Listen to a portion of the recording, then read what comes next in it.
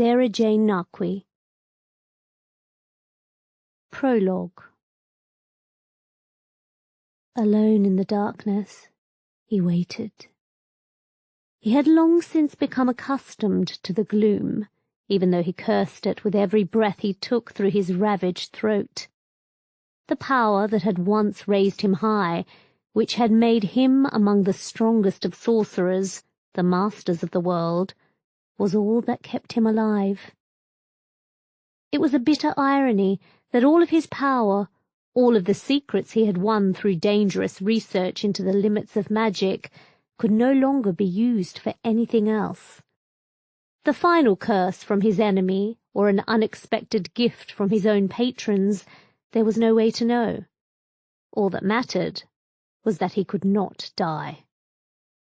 Time moved quickly in the unchanging darkness. It had been years as mortals reckoned time since his final catastrophic defeat, yet he could not help playing and replaying the struggle for power over and over again in his mind. If he'd done this, if he'd done that. But the one thought he never allowed himself to have was what would have happened if he'd chosen to avoid the temptations magic promised.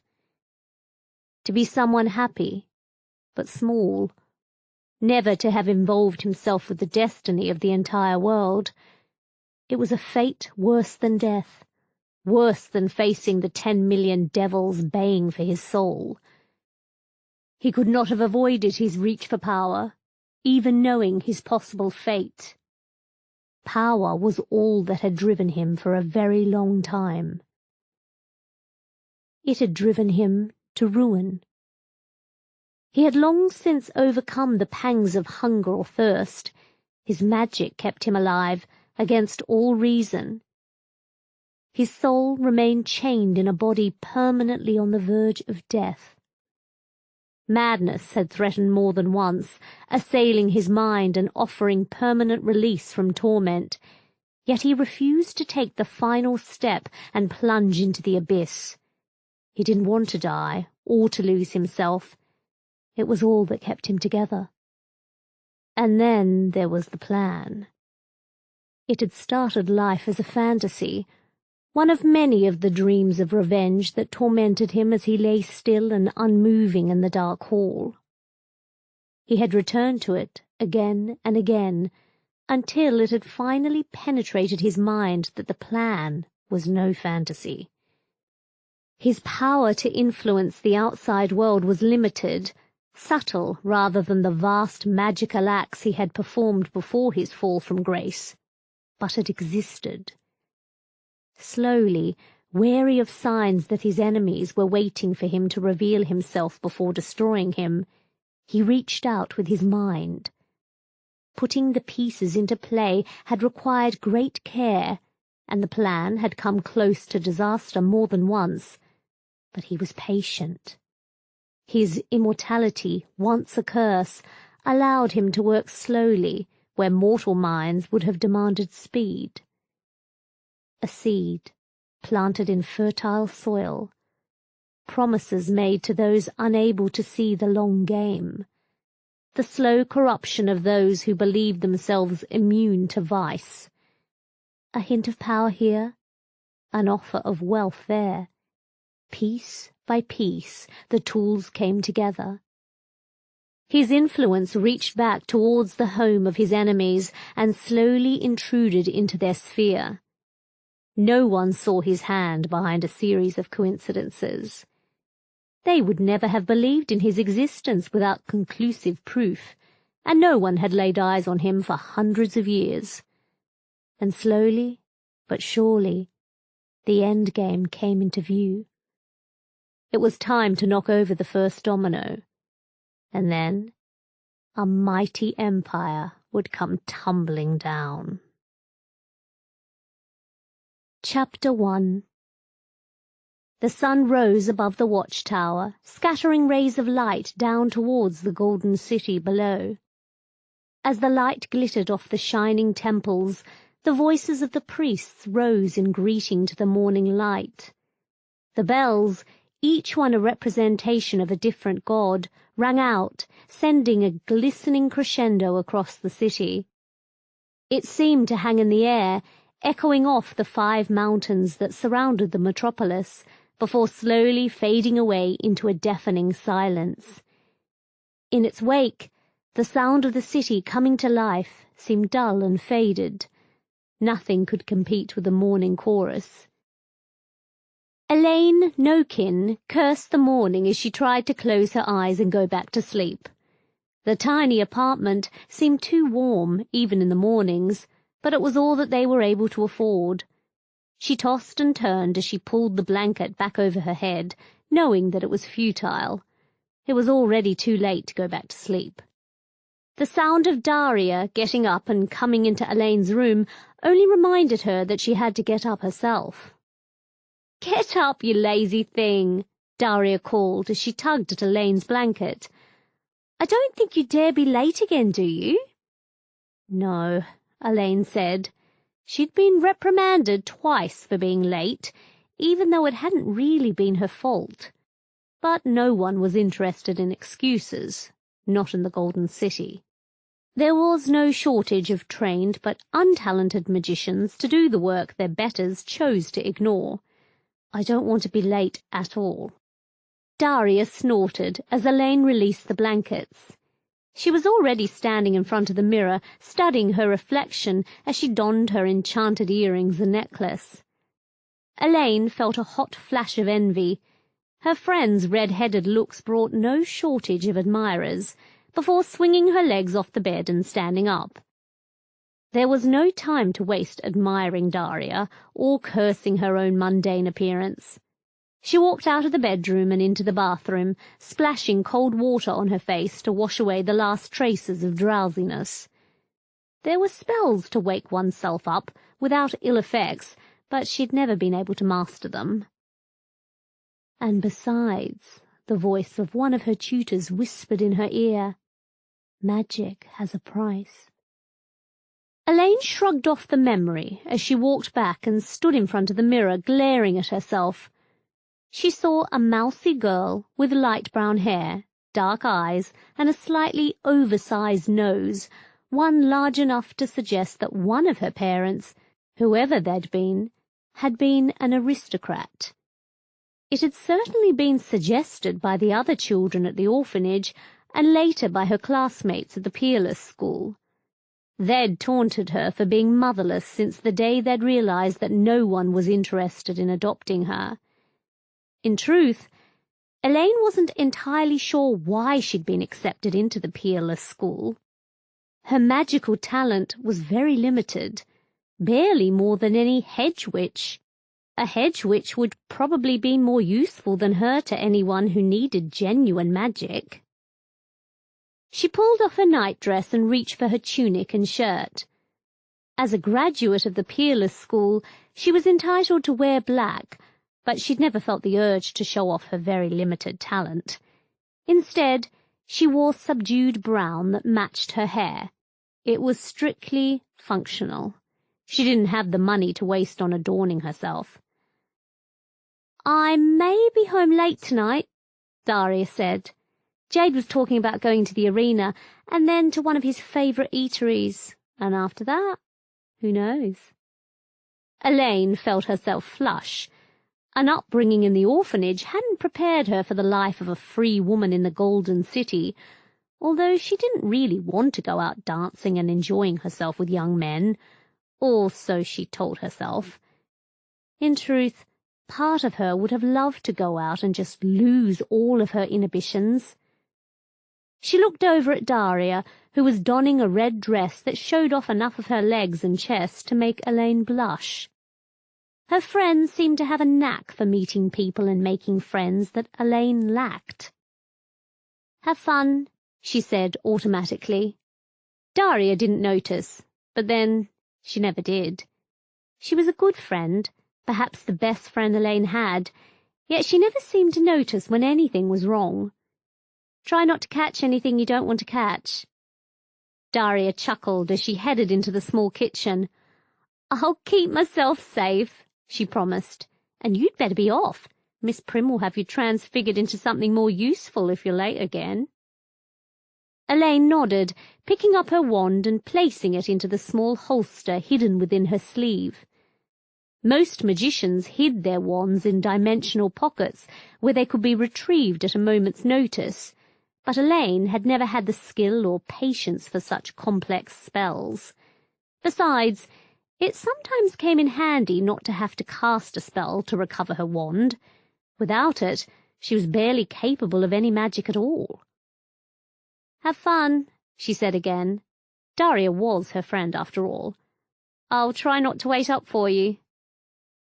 The hex on the door hissed at her as she placed her hand on the knob, reluctantly recognizing her signature and allowing her to exit. Even combining their resources, they hadn't been able to afford an apartment in the better parts of the city, not when the entire population of the Empire seemed determined to move to the Golden City. The landlord charged incredibly high rates, too high for her to afford if she were to lose her job. She silently cursed him as she walked down the stairs and out onto the streets. Whatever he did with the money he collected from his tenants, it didn't include renovating the apartments. There was no security hex on the outer door. As always, the streets were crowded with people trying to get to their workplaces or merely wandering the city, enjoying their chance to see the Empire's capital. Elaine had to smile at the expressions on some of their faces as they gawked around, looking up at the watchtower or down towards the Imperial Palace. History had been made in the Golden City, from the first necromantic war to the disappearance of the lost prince. On every corner, a statue of some nobleman from the walls or particularly legendary wizard seemed to gaze down disapprovingly at the tourists infesting the streets. In their days, Elaine was certain, the Golden City had been truly golden. She walked along the streets, careful to ignore the horses and carts as the aristocracy headed towards the Imperial Palace to start playing politics with the Regency Council and the Grand Sorcerer. There had been a time where she'd wondered if her magical talent would be enough to win her a place among the rich and powerful, but like all of her dreams, it had come crashing down into dust.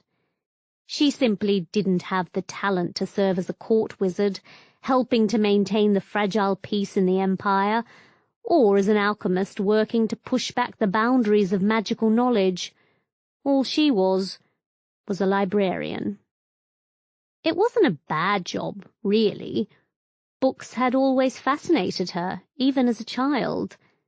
The orphanage had had quite a few books, and her guardians had insisted that she learn to read, believing that it would be easier for her to attract a family who might adopt her. That had never happened, even as she grew older, but she'd never lost the fascination for books. And if she couldn't afford her own collection, even the new-fangled printed books were expensive, at least she could work with them in the great library. It was a position of great responsibility. Miss Prim had told her so time and time again. "Read all about it!" one of the broadsheet criers shouted, breaking into her thoughts. "Duke of Tara to visit the Golden City, may be engaged to Princess Lorraine, read all about it!" Elaine ignored the proffered paper and strode past the crier. She wasn't entirely sure that she approved of demeaning the printing press by publishing stories about the rich and famous, but she had to admit that it was encouraging people to read. Not that they always printed the truth, of course. Even in her position, she knew the underlying reason why the Duke of Tara would be visiting the Golden City, and it didn't have anything to do with asking the Regency Council's permission to wed anyone. The Grand Sorcerer, the supreme authority in the Empire, was dying, and if the Duke happened to be in the Golden City when the Grand Sorcerer died, he'd be in a position to influence the outcome of the contest to select the next Grand Sorcerer. The thought made her look up towards the Imperial Palace, a dark building of towering, brooding stone. No emperor resided there now, not after the Second Necromantic War. Officially, the royal bloodline had died out when the Witch King made his desperate grab for supreme power before unleashing a nightmare across the entire world. Unofficially, there was supposed to be a missing heir, but no one had come forward and successfully claimed the throne. A vast number of pretenders had certainly tried over the years, but they'd sat on the golden throne and had never been seen again. The throne, it was said, knew the true royal bloodline. No substitutions were accepted. She halted as she turned the corner, just long enough for a line of soldiers to march past and down towards the watchtower, positioned on the north peak. Elaine had read enough history to know that the watchtower had saved the city during the First Necromantic War, but had been destroyed and rebuilt during the Second War, after which it had been maintained by the Regency Council. There was no threat to the Empire, at least as far as she knew, but doubtless they had their reasons. It was also a none too subtle reminder of their power, of the mailed fist within the velvet glove. The Golden City was the Empire's capital. No disturbance could be tolerated within its walls. The last of the soldiers tramped off into the distance, followed by a small number of young boys with dreams of becoming soldiers themselves. Elaine shook her head in wry amusement at their antics before glancing up at the position of the sun. She was running late, and she really needed to move more quickly. Miss Prim would definitely not be happy if she were late. Thanking the gods for her decision to wear her tunic rather than a long skirt, she started to move as quickly as she dared. The crowds pressed in around her, seeming to grow thicker as she approached the center of the city. They'd been joined by small children on their way to school, escorted by their mothers, or, in some cases, the family slaves. Elaine shivered when she saw them, remembering her tutors at the orphanage. They'd threatened to sell her into slavery if she didn't behave herself. She allowed herself a small pause for breath as the great library came into view. It was a towering building, although not as tall as the Imperial Palace, surrounded by statues of famous alchemists. The statues remained still as long as people were watching them, but they seemed to move slightly when they were unobserved. They were part of the great library's defences against unwanted intruders, but they had always given her the creeps. The statues seemed to hate her somehow, even though she couldn't have explained why. It was probably a reflection of her own limited sensitivity to magic. The massive stone doors opened for her as she approached, recognizing her magical signature as one who was allowed access. Successive grand sorcerers hadn't been inclined to place all their faith in the statues, no matter how many enchantments had been used to make them obedient and invincible guardians. The great library was protected with layer after layer of defensive spells, some bluntly obvious to even the merest of magicians, some so subtle and deadly that any would-be thief would have no opportunity to realize that they were there until it was far too late. Even the Peerless School, a building designed to contain magical accidents caused by trainee sorcerers, was less well defended than the library. But then, the magical knowledge stored within the stone walls was the source of the Empire's power. It could not be allowed to fall into the wrong hands. Inside, the cool, dry air left her feeling uncomfortably sweaty as she ran through the corridors, feeling them twisting and turning around her. The interior of the building lay within a pocket dimension, making it literally bigger on the inside than on the outside. Elaine had been told that the Great Library was actually alive, at least on some level, but she'd never been able to sense any governing presence. Perhaps it was just too subtle for her senses to detect, or perhaps it didn't talk to mere humans. The Great Library had outlasted both of the necromantic wars and many other conflicts besides. The corridors straightened out suddenly, and she found herself in the foyer. It was a luxuriously decorated room, covered with paintings of librarians through the ages, but there was no mistaking its purpose. Not everyone could be allowed access to the great library, or all of the collections housed within its walls. Students from the Peerless School, senior wizards, the Regency Council, they had access. Everyone else had to apply to the head librarian and convince her that they deserved to enter the great library. One day, Elaine told herself, she'd be in that position of power. It was an oddly cheerless thought. "Elaine," a stern voice said. Elaine froze and then tried to calm herself.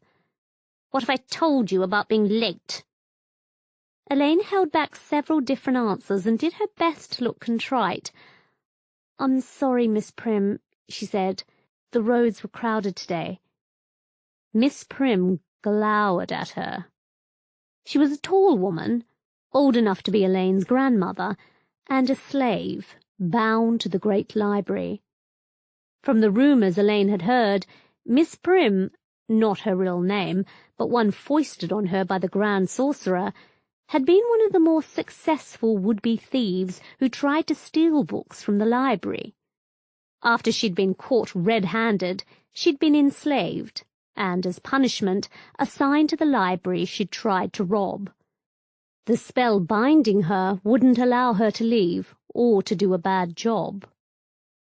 "We are going to have to do something about your lateness, my girl," Miss Prim said severely.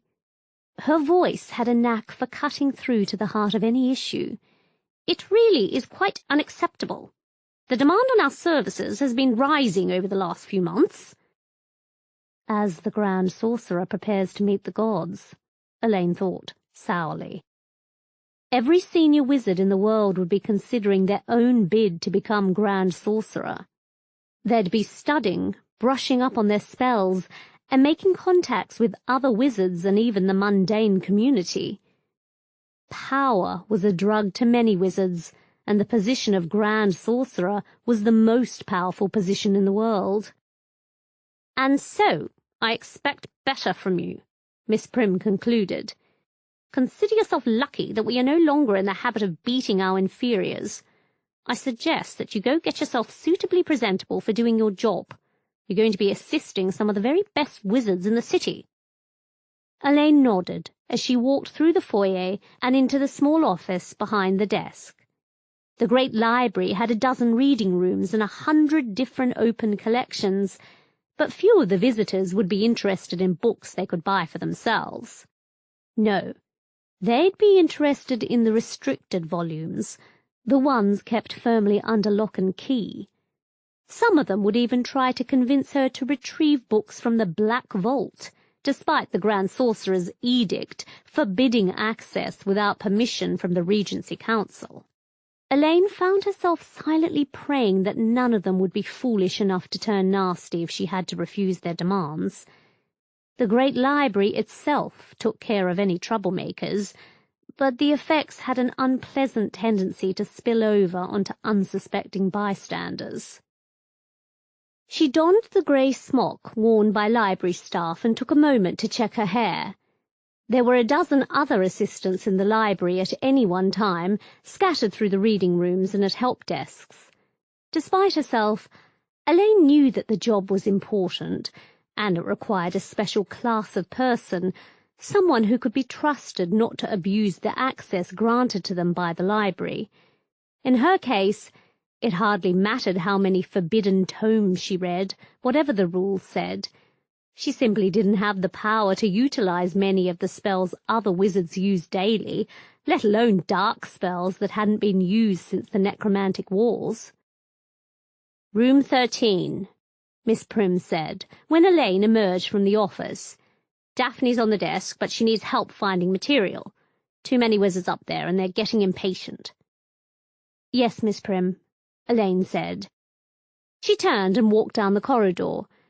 Sometimes the corridors shifted, seemingly at random, but this time the library seemed inclined to remain still. Room 13 was larger than the foyer, with a handful of desks manned by grumpy wizards reading older books and making notes. A small line of wizards stood in front of the main desk, waiting impatiently for their turn. Elaine walked around the desk and looked up at the first in line, and realized, too late, that it was someone she already knew. "Frog-Eye," a delighted voice said. "How nice to see you again." Elaine wanted to sink into the floor. Of all the people who had to visit the Great Library, and who she had to serve personally, it just had to be Millicent, the one person she'd met whom she'd never wanted to see again. Wonderful, she thought bitterly. This day just keeps getting better and better. Chapter 2. "Millicent," Elaine said, I am absolutely delighted to see you, Frog-Eye," Millicent said. She ran one hand through her long blonde hair, calling attention to the shamefully tight white shirt she was wearing. "This girl wasn't going to give me what I wanted." Elaine winced inwardly. Millicent, blonde, beautiful, and with a magical pedigree as long as her arm, had decided to hate her from the day that Elaine had been accepted to the peerless school. A young orphan girl couldn't help Millicent with her carefully planned career, so Millicent had felt free to pick on Elaine for 5 years of hell. Elaine remembered, she couldn't forget, days when she'd discovered that someone had stolen her supplies, trapped her wand and scribbled on her books.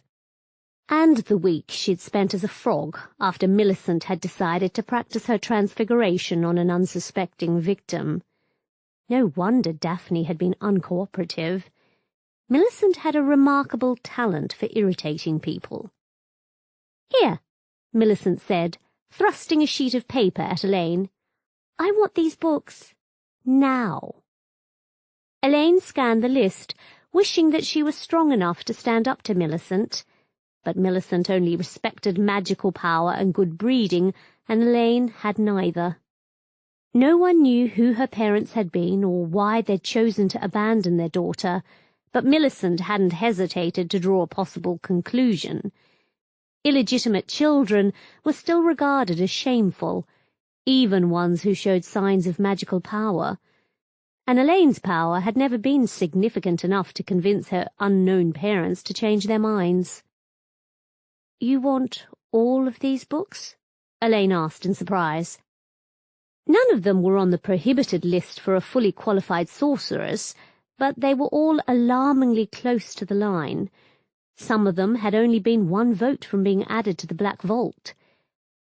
"Do you have—" Millicent grinned as she produced a scroll and passed it over to Elaine.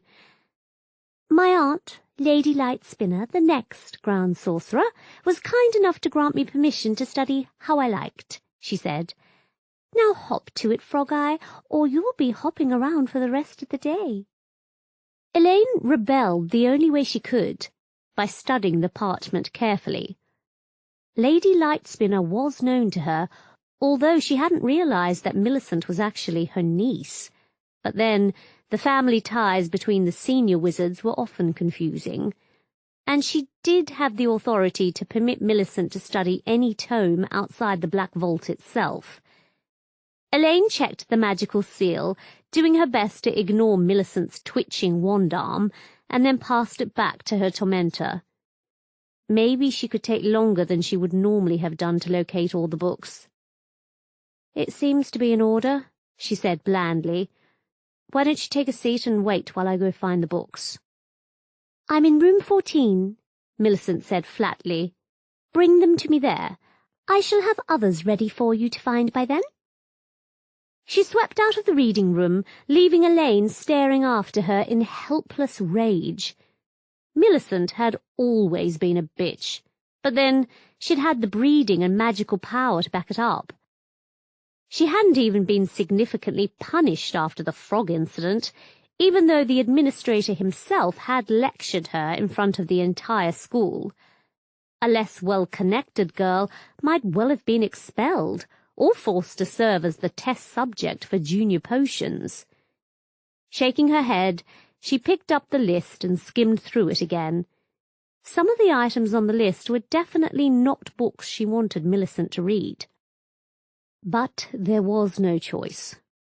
Leaving Daphne behind in the reading room, she stepped into the office and threw the hanging mirror on the wall. Like most magical buildings, the great library had a reflection within the mirrors, an alternate dimension that could only be accessed by its staff. Elaine felt her head swim as she entered the mirror world and looked around. Great stacks of books lay everywhere, some covered with dust that suggested they hadn't been touched for 1,000 years. There were some books, Elaine knew, that hadn't been opened even during the worst days of the necromantic wars. Miss Prim had told her that the sorcerers of those days had feared the secrets within the books far more than they'd feared the Witch King and his armies of undead servants. Where the mundane world had the reading rooms and other compartments for the staff, the mirrored world had endless rooms of books. Elaine picked up the list, selected the first title and concentrated, allowing the magic in the great library to guide her to the book. It had been stuffed into a nearby room and buried under a pile of other dusty tomes, as if the last user had taken care to hide it from casual view. Only the staff and the senior wizards were permitted access to the mirrored dimension, and the magic in the library made it impossible to hide anything permanently, but someone had definitely tried to conceal it. Elaine glanced at the title as she pulled it out from its hiding place, shaking her head. A tome on ways to boost one's own power reserves by uniting with other magicians was the last thing Millicent should have needed. Elaine knew, to her everlasting regret, that Millicent had power to spare. And why would her aunt have given her permission to read the books anyway? She mulled over the question as she found the other books on the list. One of them was on transfiguration, ways to maintain a change long enough for reality to catch up with the spell, while another one was on ways to brew complicated potions. Two of the books were written in a language that had been dead and gone for 1,000 years, although a simple translation spell would allow Millicent to read them. And one of them talked about bargains that could be made with the gods. Elaine smiled savagely as she added that one to the growing pile of books. There were enough cautionary tales about magicians who tried to bargain with the gods to make her hope that was what Millicent had in mind, but then Millicent was good at avoiding blame for her actions. Maybe she'd managed to charm the gods too. One of the books was out already, according to the library. It was a strange book, one that discussed ways to tame magical creatures like werewolves and mermaids, at least according to Millicent's notes.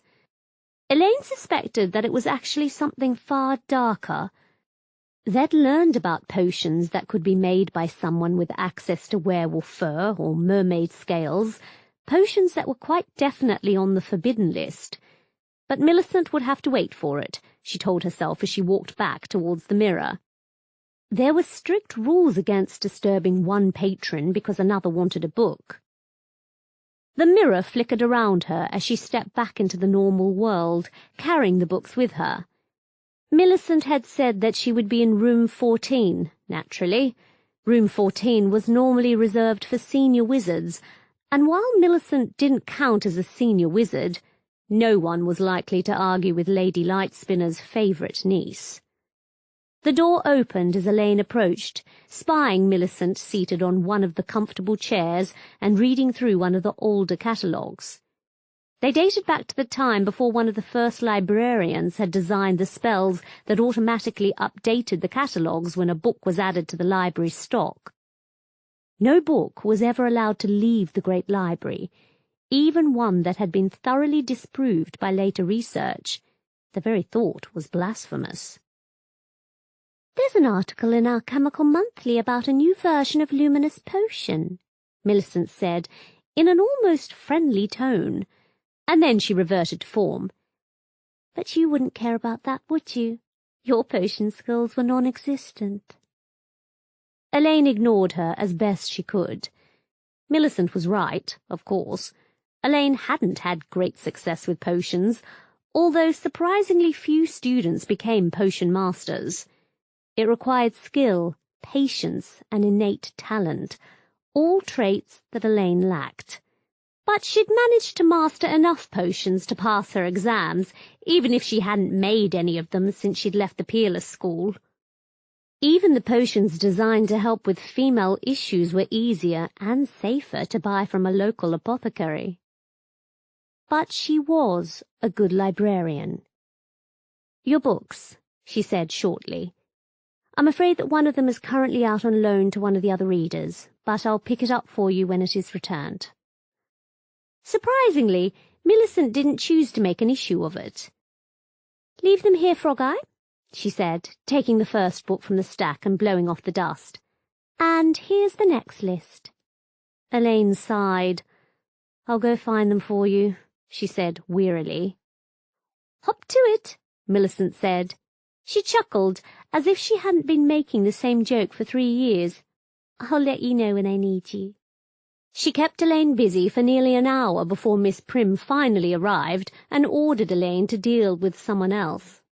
Elaine, relieved, spent the rest of the morning in a different part of the library, dealing with customers who all seemed to want to brush up on their spells and studies of ancient magic. Maybe it did make a certain kind of sense, she resolved, after finding yet another pile of books.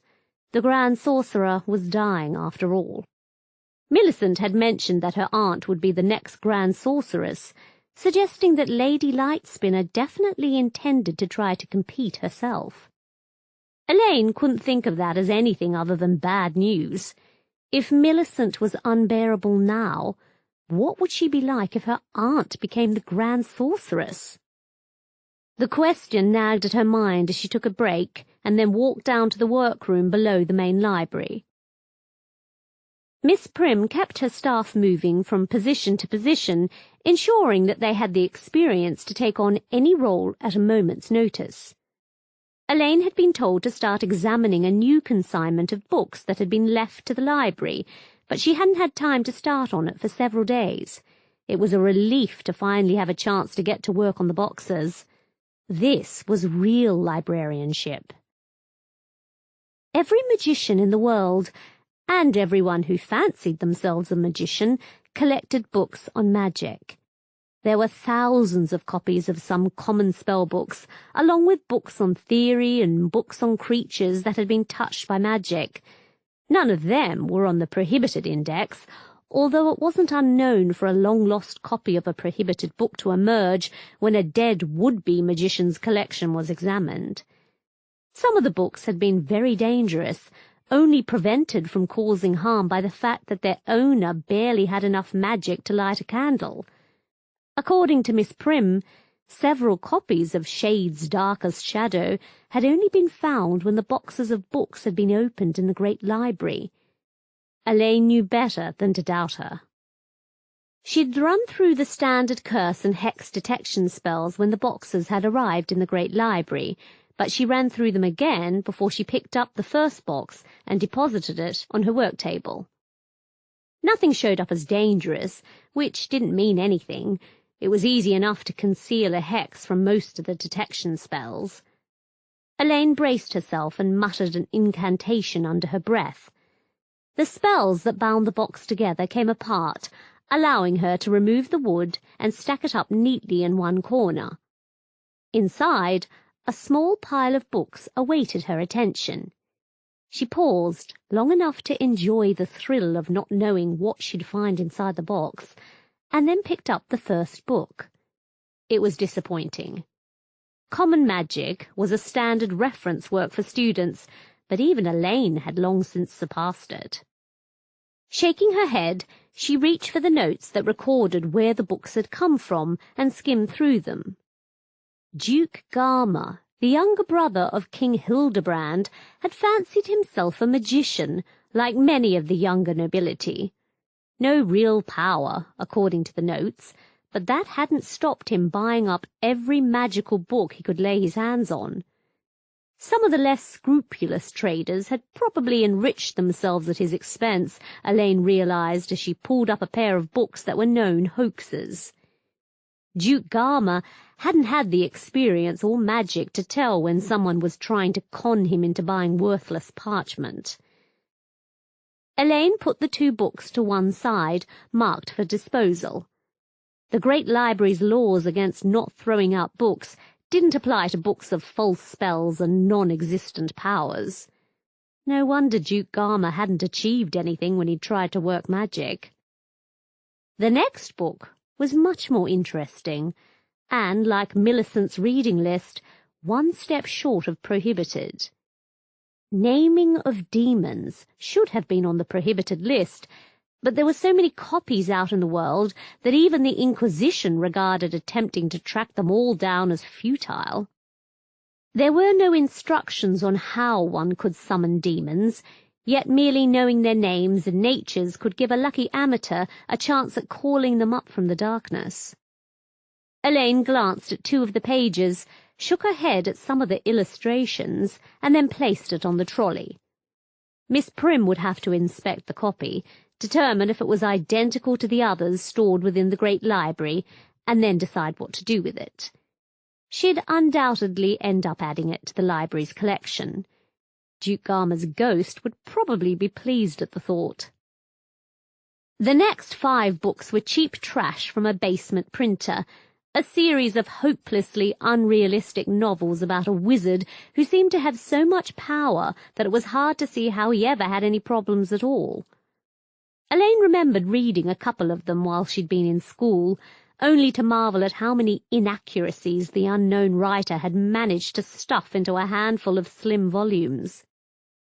Even the Grand Sorcerer would have had problems matching the hero's spellcasting ability, although maybe he would have had as many girls throwing themselves at him as the hero. Magical talents bred true. Everyone knew that. She felt herself flush as she recalled an offer made to her by one of Millicent's peers, a magician with more magic in his little finger than Elaine had in her entire body. He'd thought that she would jump at the chance to have his baby. She added the novels to the pile for disposal, and then picked up the next book, and found herself flushing again. A Guide to Sex Magic wasn't anywhere near the prohibited list, even though it was one of the more dangerous books ever written, if used by someone who didn't know what they were doing. It was possible to use sex to generate magical power. The illustrations left absolutely nothing to the imagination, but it required intense concentration and a dedication that surpassed even the most sour-faced of potion masters. Her generation of magical students had preferred to pass dog-eared copies around and use them as props when trying to pick up the opposite sex. Memories of the days when some of the boys had discovered copies and tried to talk the girls into bed, for research purposes, naturally, left her flushing darker. Why did some people like Millicent manage to glide their way through life when others, like Elaine, just kept stumbling? The final book caught her eye, and she picked it up, puzzled. There was no title on the front, not even one of the glyphs that some wizards use to represent their names. It was a small book, almost the size of the diary she tried to keep at the orphanage before 2 of the older girls had stolen it and put it down the toilet. She turned it over and over in her hand, trying to see how to release the pages from the spell holding them together. Had Duke Garma stumbled upon one of the spells that writers use to keep their work secure? Or had someone else done the spell for him? Every kingdom was supposed to have a court wizard representing the Grand Sorcerer, and making sure that none of the local rulers harbored dreams of rebelling against the magical order. Surely Duke Garma could have convinced the court wizard to cast the spell for him. She muttered an incantation under her breath, and was surprised when the book refused to open. A second spell produced no other effect, nor did a third. That was a surprise. It suggested that the spell on the book was personalized, perhaps complex enough to be the work of a senior wizard. Elaine knew that some wizards use similar spells to keep their work from being read by their peers, but she'd never heard of a non-wizard being able to use such a spell. Surely... The book seemed to flicker with magic. Elaine felt it, a sudden sense of something uncurling from within the book. She wanted to drop it as the magic field suddenly spiked, but her hand refused to let go of the pages. There was a brilliant flash of light, a sense that something was being pushed into her head, and then she crashed down into darkness. Chapter 3.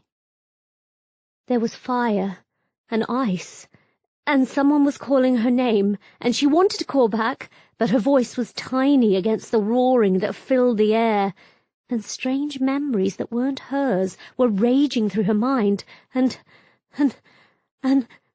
Elaine! Elaine's eyes snapped open. She was lying in bed, her head spinning as if someone had slapped her several times. Her mind felt thick and congested, her thoughts moving slowly through her brain. It took her what felt like hours to recognize the face bending over her, and then it seemed to take hours more before she could reply.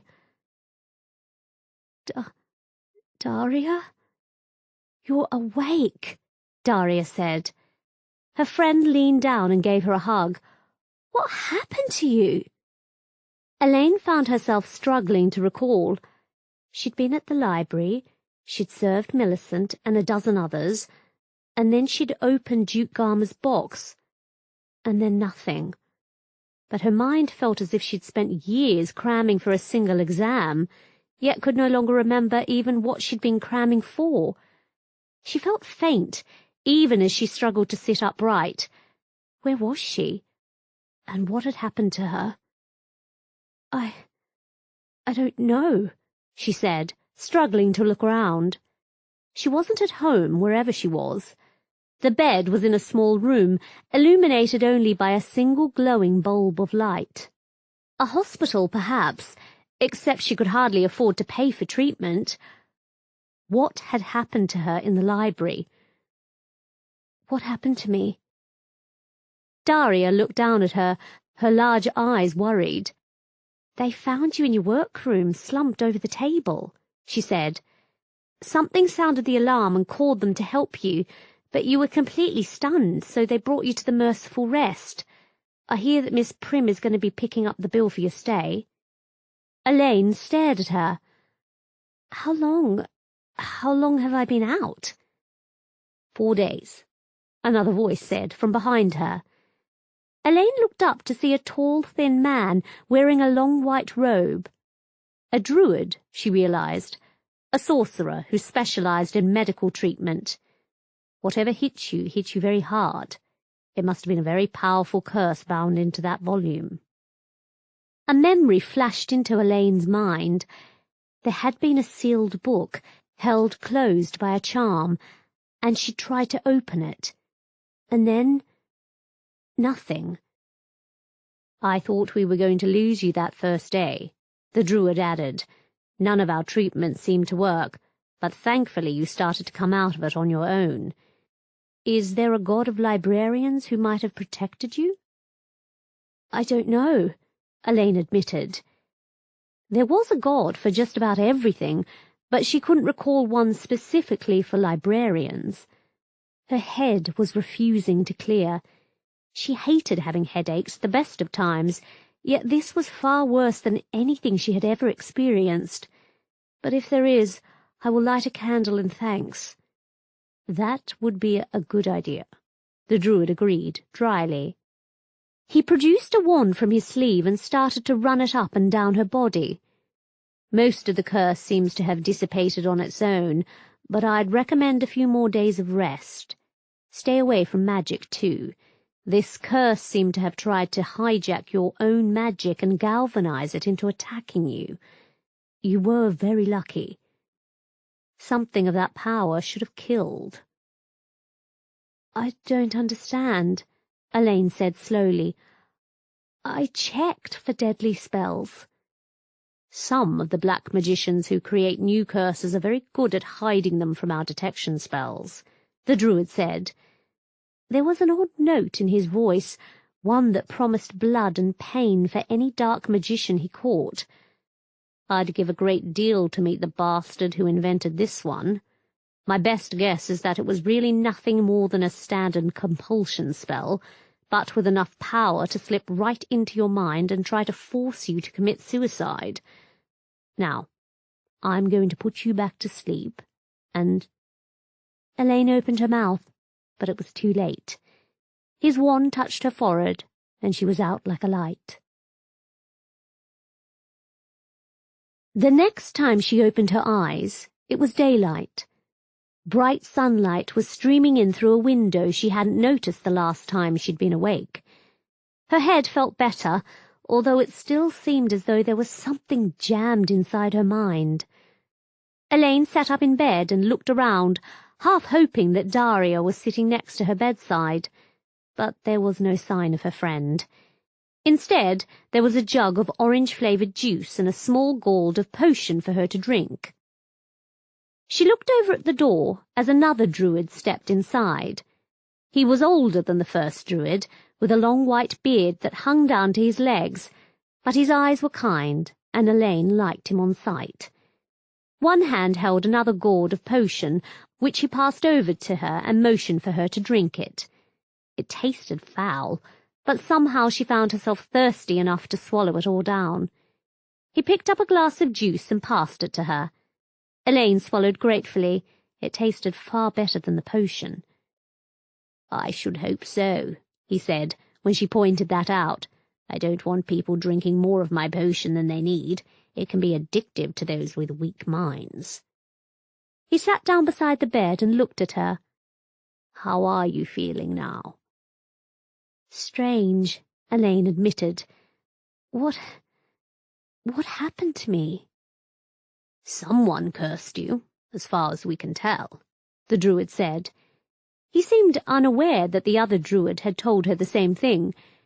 "We had to feed you ourselves over the past few days before you finally recovered enough for us to risk allowing you to awaken.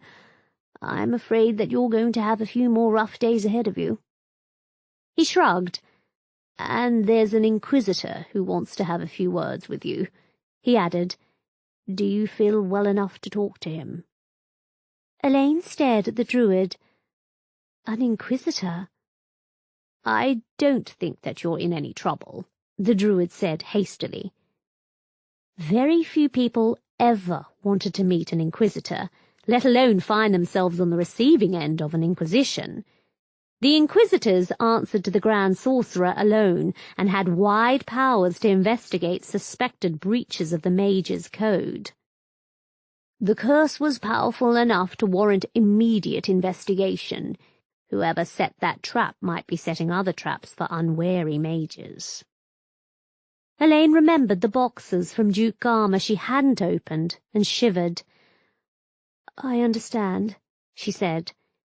She doubted that she'd ever feel well enough to talk to an Inquisitor, but it was something she had to do. Tell him that I'm ready to talk to him." "I have told him that your condition may still be serious," the Druid said. "If you feel distressed, just tell him to leave. Even an Inquisitor has limited power in my building." He stood up and walked to the door. "I can call your friend," he added, "if you should happen to want company." "Yes, please," Elaine said quickly. Daria had been with her, hadn't she? And she was the only friend Elaine had in the Golden City. "When can I go home?" "Maybe in a few more days," the Druid said as he opened the door. "I'd prefer to keep you under observation for a while. Whatever hit you was new, and we had to guess at the correct way to treat you. The next person might not be so lucky." He left the room. A moment later the door opened again, and the Inquisitor stepped into the room. Like all sorcerers who wish to advertise their nature, he wore long black robes and carried a wand at his belt, but unlike most magicians, he wore a single ring on his ring hand, a silver skull. His face was stony, half hidden behind a charm that prevented his features from being clearly seen. Elaine had never been so close to an inquisitor and had to fight the urge to back away as he sat down beside her bed. His unseen eyes seemed to be staring right into her soul. "You are not in any trouble," he said, in a surprisingly gentle voice, "but we do need to know what happened to you. I am Inquisitor Dread." He paused, as if he expected her to recognize the name.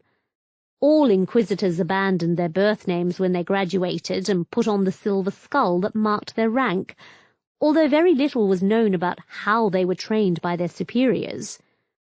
There had been any number of rumors, including some that suggested that demons were involved somewhere, but Elaine knew nothing for sure. Dread didn't seem to want anything from her in return, even her name, but then he probably knew everything about her already. His voice darkened slightly. "How much do you remember?" Elaine had to think back carefully. All of her memories appeared to be slippery, sliding away from her the moment she tried to recall them. I was opening a box from Duke Garma," she said finally. Had Duke Garma been a real magician? She couldn't imagine anyone wanting to use a curse to seal up a book unless it was their own curse. There was an unmarked book in the box. The Inquisitor reached into his robes and produced a book. "This book?"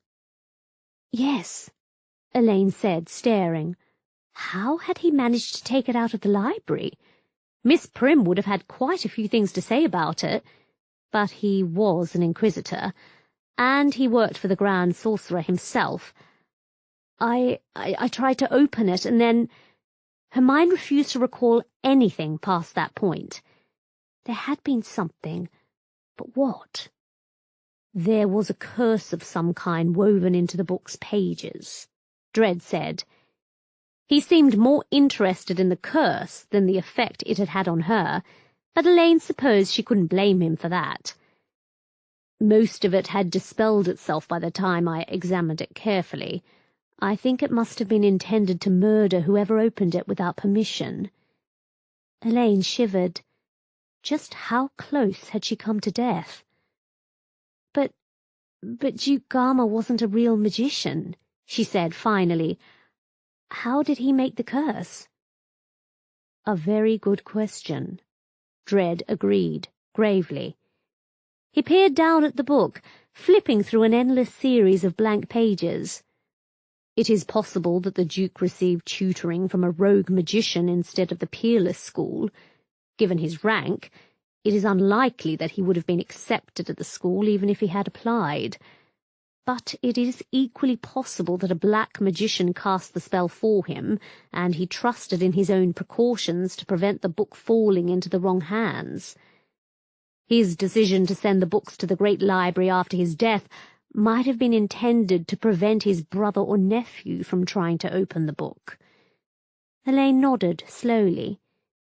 "But we will be following up on this as a matter of urgency," Dread added, before Elaine could speak. "If someone else produced the curse for him, who knows what else he may have done in the years between his work for the Duke and the Duke's death." His lips twitched into a humorless smile. "Do you have any idea what the curse was intended to do?" "Not really," Elaine said. "I thought that it was nothing more than a lock to keep unwanted people from reading his private thoughts." Dread looked at her for a long moment. "Perhaps I misspoke," he said. There was an odd note of puzzlement in his voice. "Do you know what the curse was intended to do?" Elaine felt her mouth opening before she quite realized what was happening. There were whispered stories about inquisitors, about how they possessed voices that could command obedience from anyone, no matter how powerful they were. He could have ordered Elaine to throw herself at his feet and do anything, and she would have obeyed. She couldn't have lied to him, even if she had wanted to lie to him. Elaine had experienced compulsion spells before. Millicent and her cronies had thought them a terrific joke. But this was different, far more powerful than anything she'd ever known. "No, sir," she said quietly. "I don't know what it was intended to do." "I had to be sure," Dredd said. There was no apology in his voice, even though she felt violated on a level that no one, not even Millicent, could have matched. He might have thought that it was justified, and maybe he was right, but Elaine disagreed. How dare he do that to anyone? "The Druids inform me that you will recover in the next few days. I have spoken to your superior and convinced her to allow you 2 weeks to recuperate from your ordeal. Should you learn anything else about the curse that struck you, you will of course contact the Inquisition at once." There was no compulsion in his voice this time, but it was an order. "Yes, sir," she said as he stood up. "Will you be sending someone to visit King Hildebrand?" "There will be an investigation," Dredd assured her. He walked over to the door and then stopped. "I suggest that you spend the next 2 weeks in bed. It will improve your chances of making a full recovery." Elaine hesitated, and then decided to gamble. "Inquisitor," she said slowly, "they say that the Inquisition knows everything." "We certainly like to give that impression," Dredd agreed, "but you must realize that our knowledge is not to be shared." "I just wanted to ask," Elaine said, hating just how vulnerable she sounded. "Do you know who my parents were?" Dredd for a moment looked almost kindly. "I'm afraid that piece of knowledge isn't known to the Inquisition," he said. "If there had been something scandalous about your birth, we might have had a record, but there was nothing that my predecessors knew about when you were born." Elaine flushed. Of course there hadn't been. It wasn't as if she was the secret love child of the Grand Sorcerer and the Dark Witch. Her magical talent was so weak that it was quite likely that her parents had had no magical talent of their own, and if she'd been born to a prostitute in the Golden City, her mother might have believed that she would have a better life in the orphanage than on the streets. But that wouldn't have attracted the Inquisition's attention.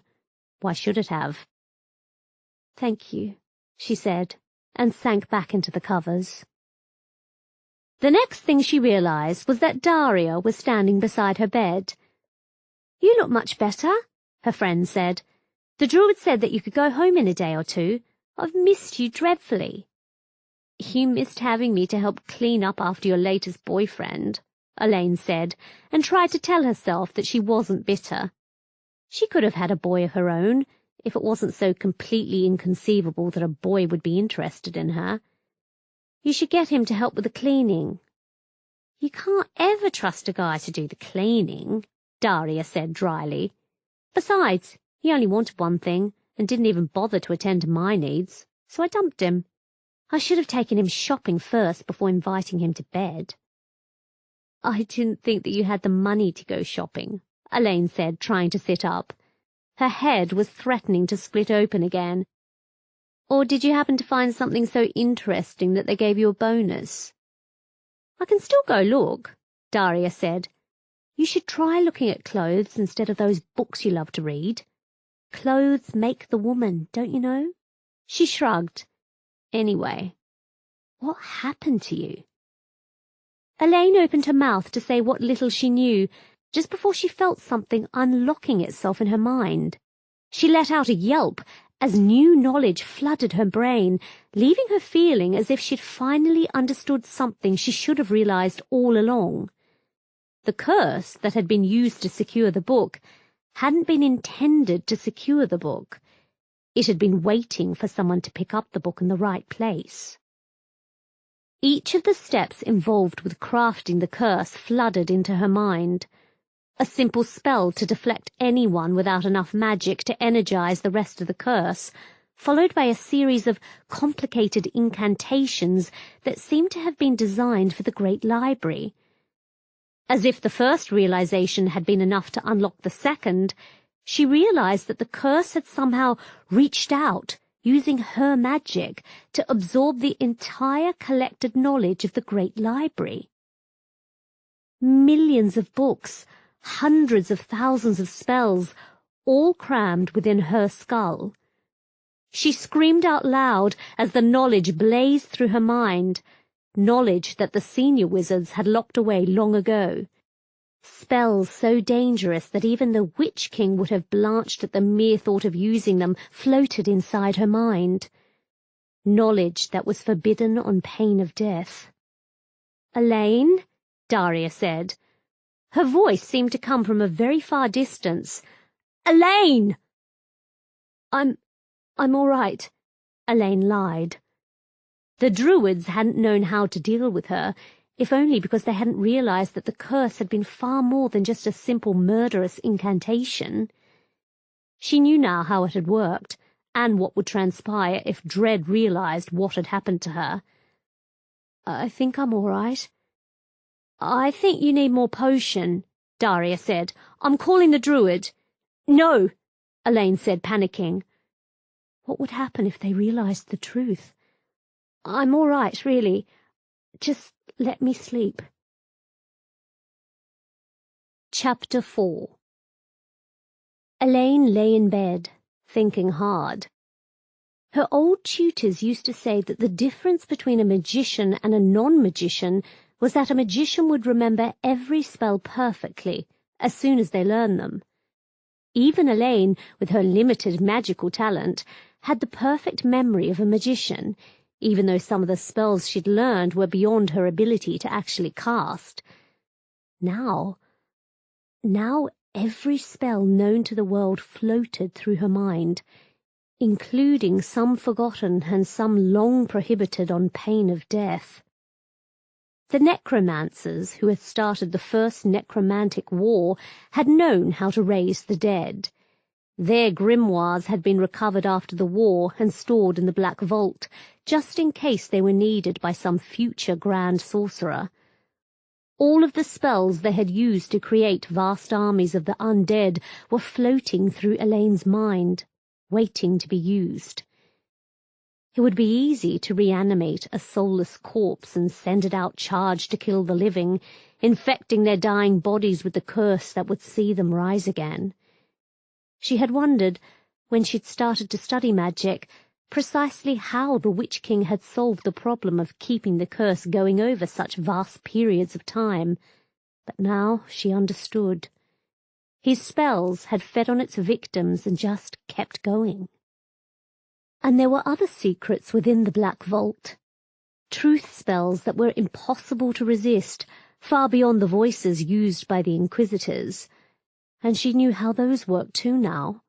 Spells that could turn someone into a frog or a cat or a slug, or an inanimate object permanently, warping reality far beyond anything Millicent had ever done to her.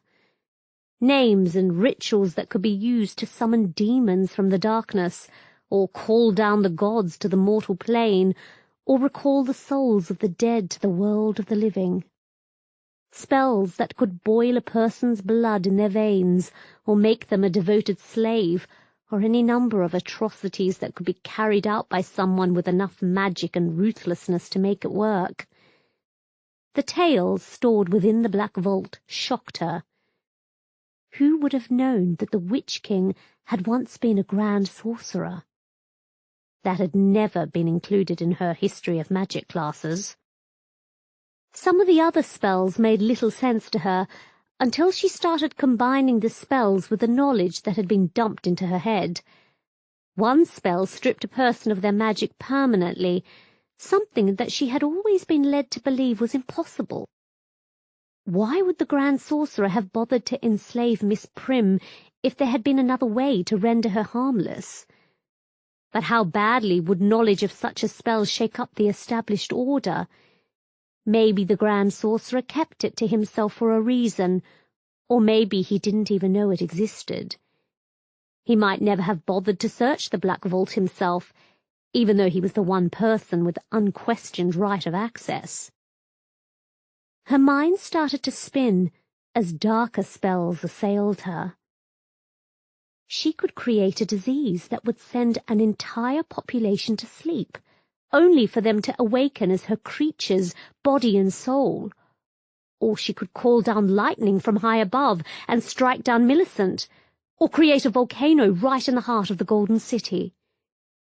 She found herself staring temptation right in the face and shuddered at what she'd learned about herself. Maybe there was a good reason why the Grand Sorcerer was the only person permitted access to the Black Vault. He already ruled the world and didn't need such powers to enforce his rule. Restlessly, she pulled herself to her feet and stared out of the window over the city. As always, it was illuminated by countless magical lights, lights she now understood how to create for herself. The watchtower, positioned on the mountain, seemed to her eyes to glow, marking the presence of sensitive magicians watching for any sign of a necromancer like those who had started the war. All of the knowledge flowing through her head seemed to confirm one thing she had been taught in school. The defeat of the Witch King had been a very near thing. The necromantic wars could have ended with the Lords of the Dead ruling over an undead world for the rest of time. She looked over into the mirror, seeing her haunted eyes and tired expression. It was a surprise that all of the new knowledge hadn't changed her, but perhaps it had in some ways beyond her ken. There were spells that could have made her as beautiful as Millicent, reshaping her body until she had the charm and sex appeal of a succubus. And yet there were less dangerous ways to use magic for cosmetic purposes, but they wouldn't have changed who she was. Even if she had been far better looking than Millicent, she would still have been the same Elaine underneath. She couldn't have hoped to compete with her. There was a click as the door opened, revealing one of the druids. "You should be in bed," he said reproachfully. "You're not ready to get up without supervision." Elaine hesitated. There were spells that could make him forget what he'd seen, even though he would be protected against accidental magical discharges from his patients. Or there were spells that could convince him to let her go now and then forget that she'd ever existed. But using them would be wrong. She'd hated it when Millicent had made her run through the corridors naked or humiliate herself in front of the other girls. It would be wrong to use her new knowledge to do the same to others. "I just wanted to stand up," she said, as she walked back towards the bed. Whatever else could be said for the foul-tasting slop the druids fed her, it did give her remarkable levels of energy. But then, most of it was meant for recovering from the curse that had hit her. "Do you have something else to drink?" "You should be eating properly now," the druid said. "I'll have something brought in for you. Eat it, and if it stays down, you can probably consider leaving tomorrow." Elaine watched him leave, shaking her head.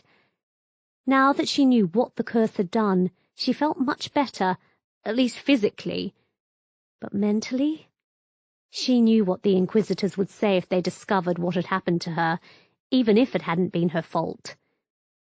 There were some magical curses that meant that their victims had to remain segregated from normal society for the rest of their lives, or transfigured into stone to ensure that they could no longer threaten anyone else.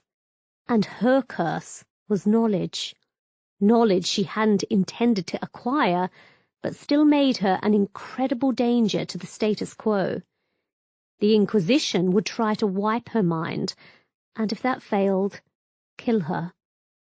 They wouldn't have any choice. She looked up as one of the nurses entered, carrying a small tray of stew. The smell reminded her of how hungry she was, even though she had been fed a number of potions over the last few hours. It suddenly seemed the hardest thing in the world to take small bites and nibble the food, hoping that it wouldn't start forcing its way out of her stomach again. Some of the potions the druids had given her didn't seem to like competing with proper food. But this time, it all stayed down, thankfully.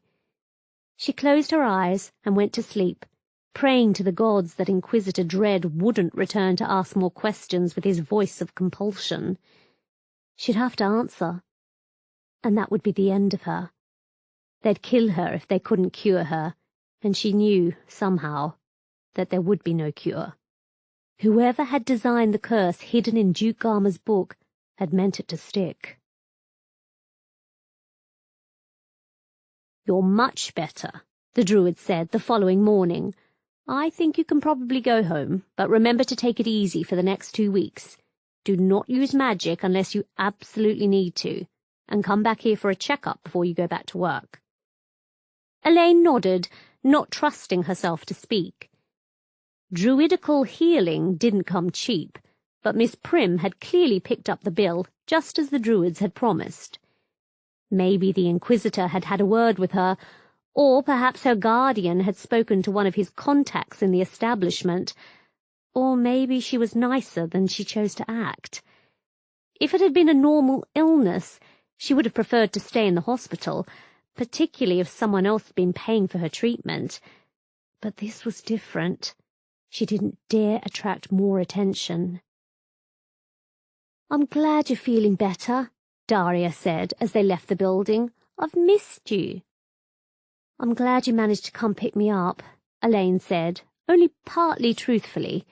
Daria was a comforting presence, but she was also alarmingly cheerful when Elaine wanted to get home and hide under the bed. "Didn't your work have something to say about it?" "I just happened to mention that there was an Inquisitor involved," Daria said with a wink. "They couldn't fall over themselves fast enough to give me a couple of days of leave to be with you. I'll have to go back tomorrow, but by then you should be settled into bed. I don't like seeing you ill." "I don't like being ill," Elaine said ruefully. "Did you hear anything from Miss Prim?" "Not a word," Daria said. "But you know how the senior wizards feel about my sort. They don't want to commit themselves to anything they don't have to." Elaine stumbled as new knowledge flooded into her mind. Daria had come from a travelling family, one of the traveller sects. The travellers had some strange magic of their own, magic that wasn't well understood by the establishment, perhaps even by the Grand Sorcerer himself. They shunned the travellers, even the ones who had left the road and taken up permanent residence in a city, but they didn't seem to put any blocks in their path. The travellers were allowed to move from state to state as they pleased. And there was something else, something so important that no one had written it down. "But don't worry about a thing," Daria continued. She hadn't noticed Elaine's sudden distraction. "Miss Prim didn't notice the curse that zapped you, did she? She's really not in a good place to complain about you taking a few weeks off to recuperate." Of course she didn't, Elaine thought coldly. Her new knowledge illustrated exactly what had happened to her and why the curse hadn't triggered any of the wards that were supposed to protect the library.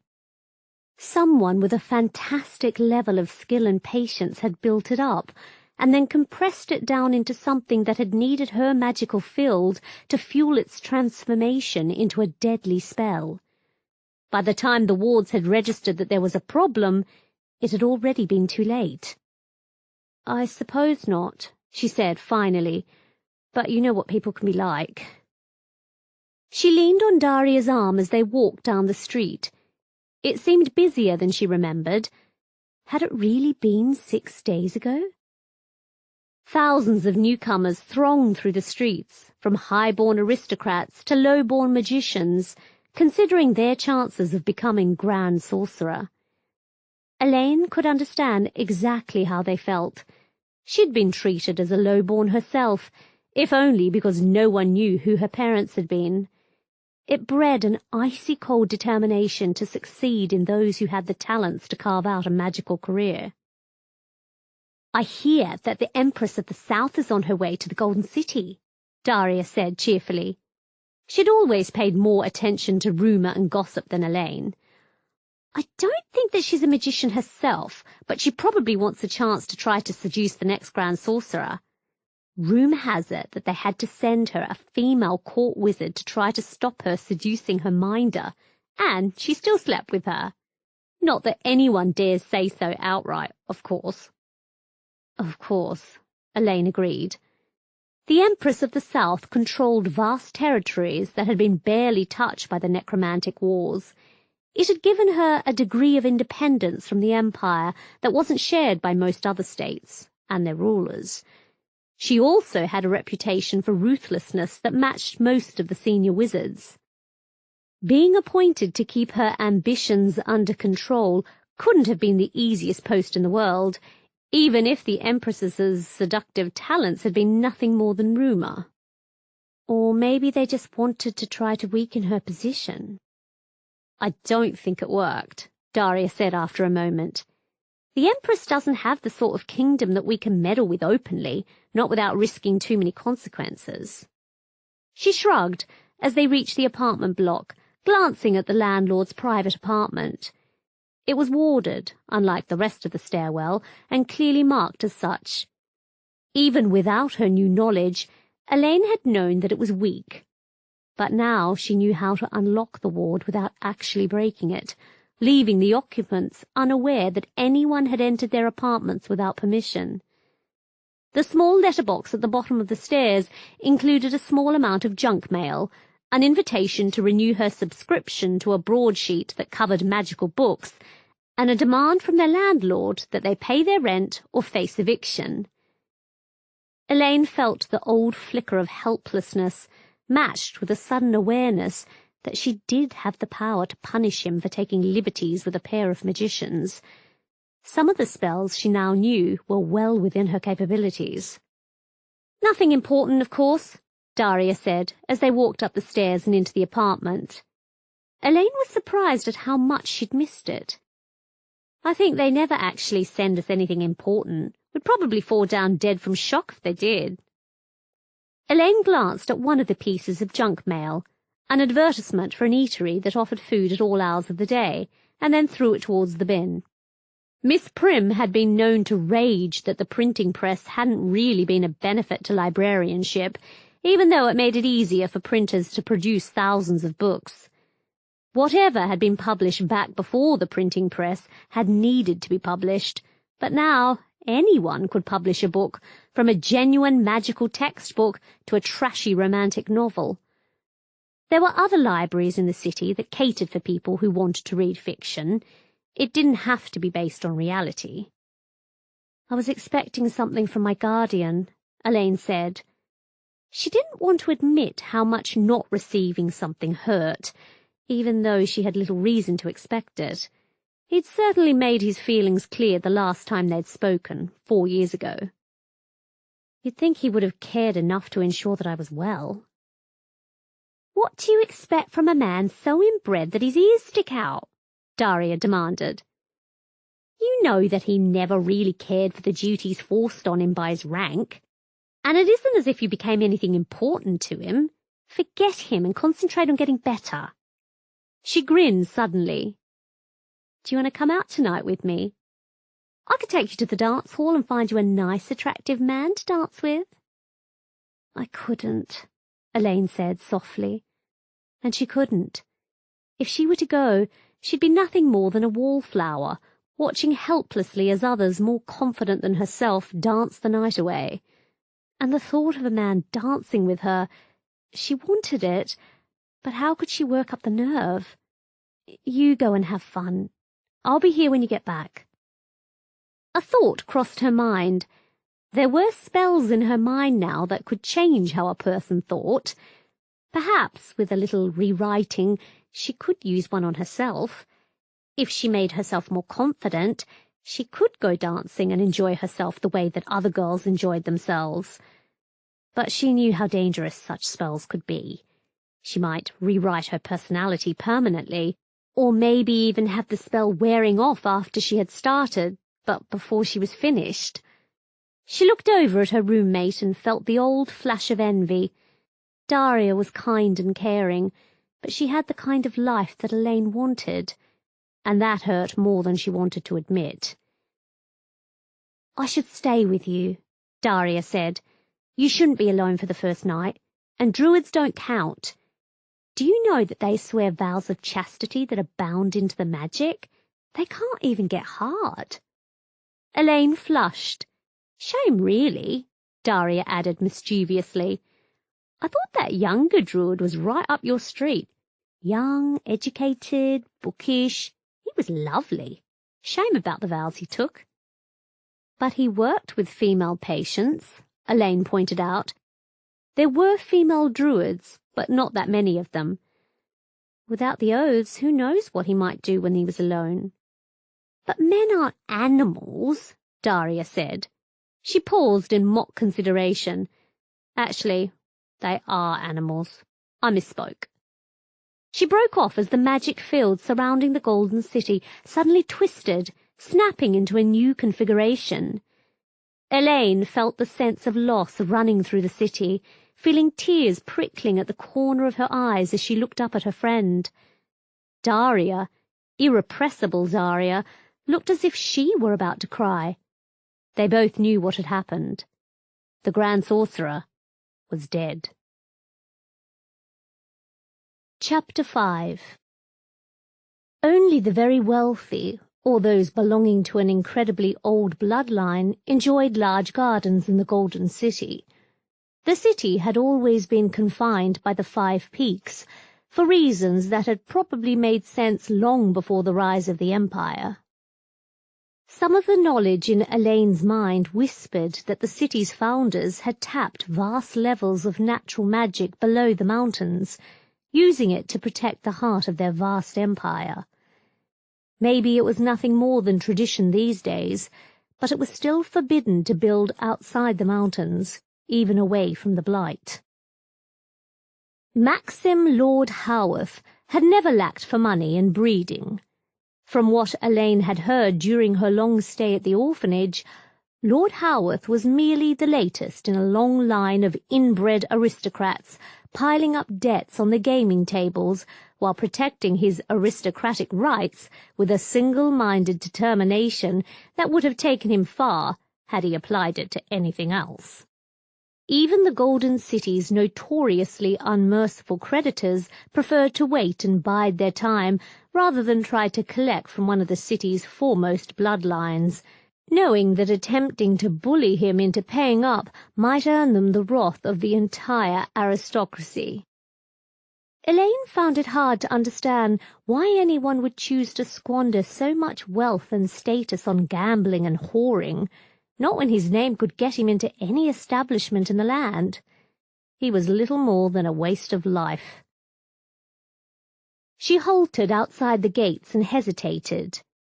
By law, each orphan who remained in the orphanage when they entered their teenage years had to have a guardian from among the aristocracy.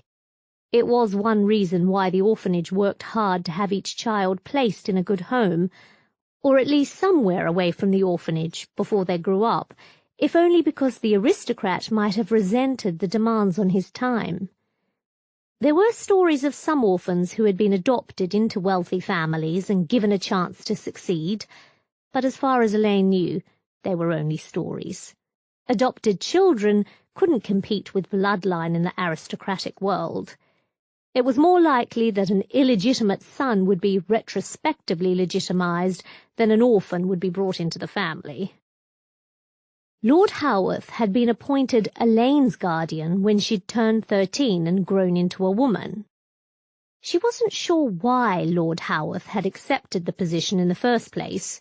Given his breeding and general reputation, he could probably have avoided the responsibility, nor why he'd never severed ties between them once Elaine had graduated from the peerless school. Not that he'd ever done much for her, she had to admit.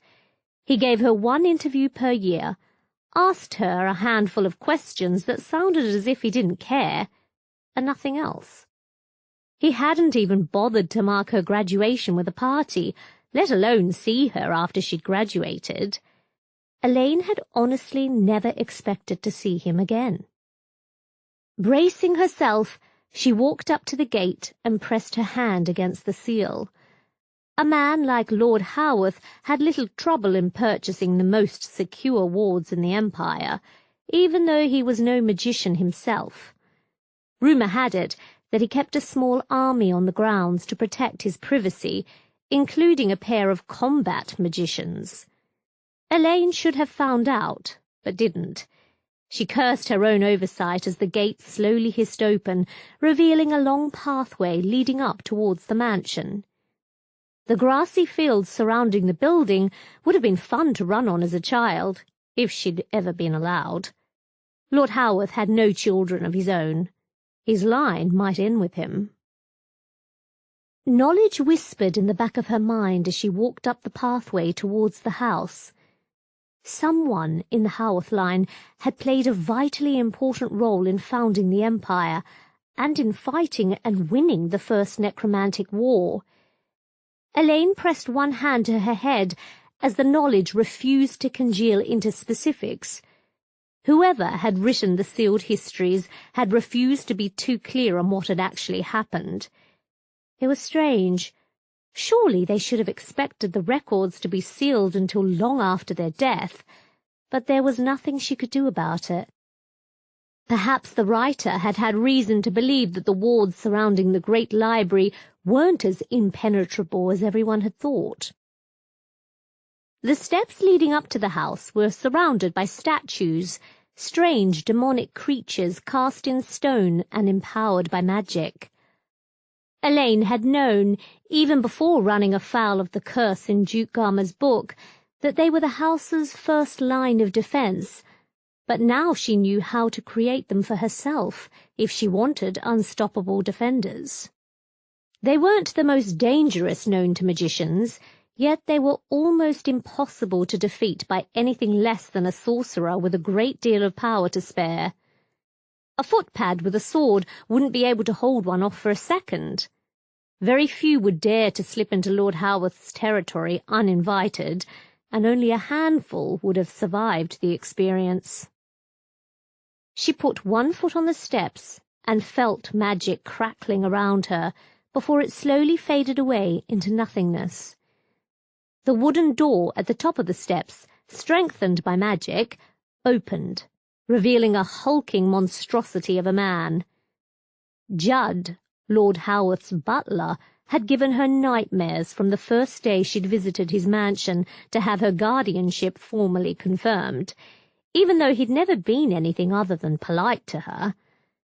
The knowledge bubbling through her mind confirmed that there had been a good reason to fear. Judd was very far from human, a rocky statue, granted human-seeming, and powered by a spellbound demon.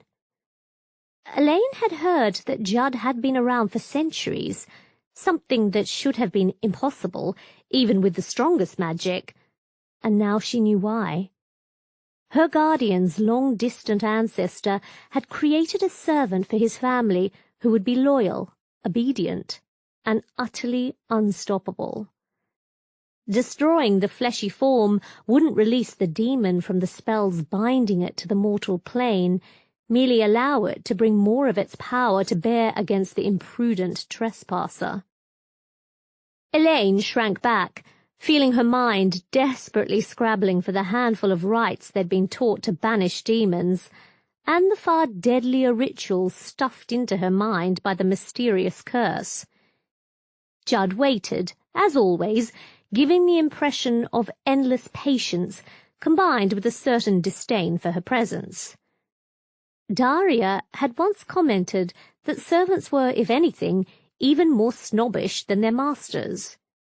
Judd certainly seemed to actively disapprove of Elaine's presence. But then, who was she really? Nothing more than an orphan girl whose parents were mysteries and whose magical talent was hardly worth considering. If Lord Haworth had hoped that she would grow into something useful, he'd been bitterly disappointed. "I've come to see my guardian," Elaine said, fighting to keep her voice steady. The same laws that insisted orphans had to have protectors from among the aristocracy also insisted that the orphan had the right to see her guardian whenever she chose, but Lord Haworth had never considered himself bound by the rules. "I trust that he will see me?" Judd seemed to consider, and then he bowed, using one great hand to invite her into the mansion. Elaine felt a trickle running down her back as she stepped inside, leaving Judd behind her to close the door before he walked past her and down the long corridor. The first time she'd visited the mansion, Judd had given her a lecture on how everything in the building was charmed to prevent anyone from taking it off the premises, as if he'd expected her to be a thief. Now, with adult eyes, Elaine could see just how tacky most of the assembled valuables actually were, although that wouldn't stop them from being worth more than her entire yearly salary. Lord Howarth's family had been determined to acquire more material goods than anyone else and never give anything up. She paused to study a tiny golden statue of one of the gods before a cough from Judd drew her back down the corridor. Lord Howarth had never been particularly religious. Elaine couldn't remember ever having seen him entering a temple. The butler paused outside a heavy stone door and knocked once. It swung open, revealing a study that had been designed for Lord Howarth's father, a man who had been genuinely interested in the books he collected before his untimely death. Elaine had wanted to read some of the volumes on the shelves, but naturally she'd never been allowed to soil them with her grubby orphan hands. They weren't books on magic, or they would have been examined by the great library after the Lord's death. He'd been more interested in genealogy than magic, but all of his breeding hadn't stopped him from drinking himself to death. "Elaine," a voice said.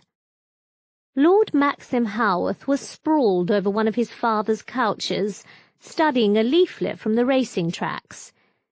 There were all kinds of magical safeguards built into the fields to prevent cheating, all of which could be subverted with the correct spell.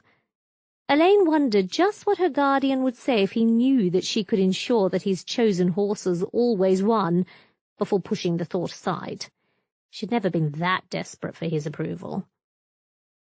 "I was relieved to hear of your recovery."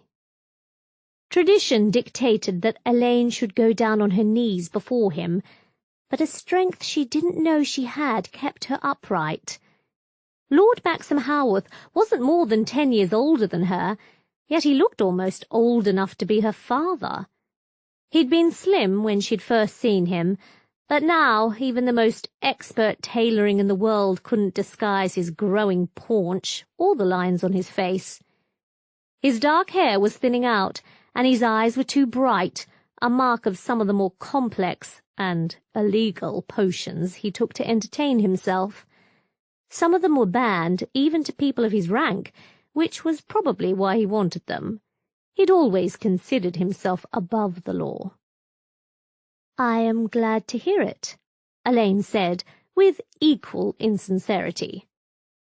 The law stated that her guardian should continue to interest himself in her well-being until she married or reached a social position where she could be reasonably assured of a long and happy life, but Lord Howarth had never bothered to show any interest in her ever since she had graduated. She was surprised that he'd even heard that she'd been ill. "It was the most unpleasant experience." Lord Howarth shrugged. He'd probably felt worse after the first drink of narcotic potion. "But you recovered, and your medical bills were met by the great library," he said. He'd probably been worried that she'd tried to make him pay for it, even though he could have afforded to finance hospital treatment for the entire city without even noticing the cost. "I fail to see what that has to do with me." Elaine felt a flash of hot anger, tempered by a dull helplessness that had been part of her ever since she'd realized that she would always be a victim. "I need to ask you some questions," she said. Spells danced through her mind, spells that could compel him to tell her the truth, or give her half of his inheritance. Judd's looming presence behind her wasn't as much a deterrent as he might have hoped. There were words that banished even the most persistent and deadly of demons in her mind. "Why did you become my guardian?" Lord Howarth shrugged languidly. "There are duties that come with one's birth," he said. Elaine felt her eyes narrow in disbelief. Since when had he even considered the possibility that his birth brought responsibilities, as well as the freedom to enjoy himself into an early grave? I merely felt that such duties had to be honoured. Something snapped inside Elaine's mind. "You never showed any concern for such duties before," she said. "Why now? Why then?" "Have a care," Lord Howarth said coldly, and yet there was something else hidden under his voice. "I can have Judd take you outside and thrash you for imprudence." Once, that threat would have stopped Elaine from pressing the matter any further. She'd known that Lord Howarth had ordered several of his servants whipped over the years, once for a crime as petty as having his bath-water slightly too cool for his enjoyment, and technically he was her guardian, with almost paternal power over her. "Of course you could," she said, keeping her voice calm, "but that won't stop me asking the question. Why did you become my guardian?" She heard Judd's hulking form rustle behind her, but kept her eyes on her guardian. "Why did you decide to take on my guardianship?" Lord Howarth met her eyes, but looked away first. "It was pointed out to me that I had a duty to uphold," he said, finally. "My father had promised to serve as a guardian when the next child required a guardian. He was one of the patrons of your orphanage, and I believe that he took it seriously. When he died, I was in the position of choosing to renounce his word or taking up the position myself.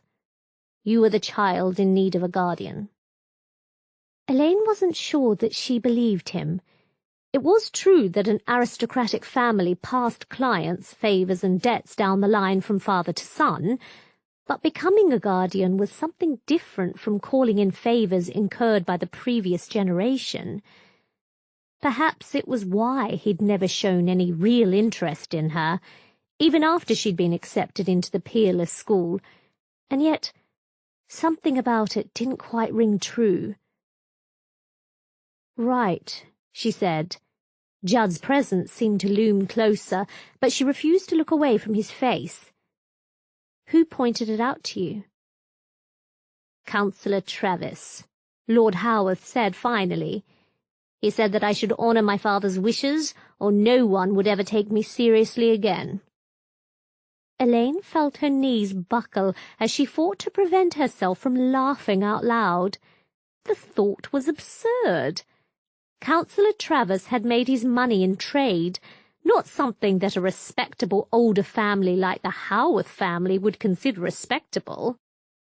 Travis would have gone to Howarth to beg favours, not the other way around.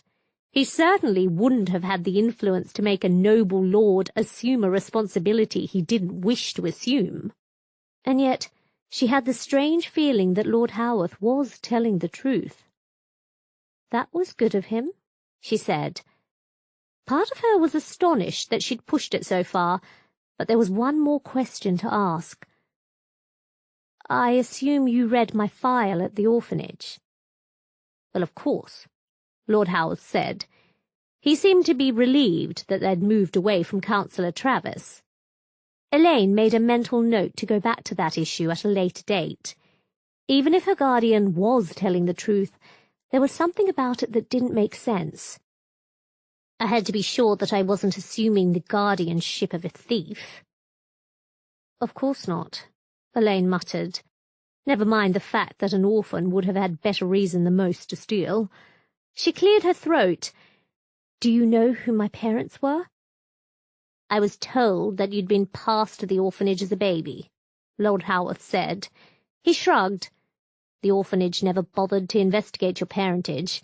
You could be the last surviving heir to the Empire for all I know, or the daughter of a scullery maid and a noble-born son. The gods know that such births are rarely treated as important to the families." Elaine nodded.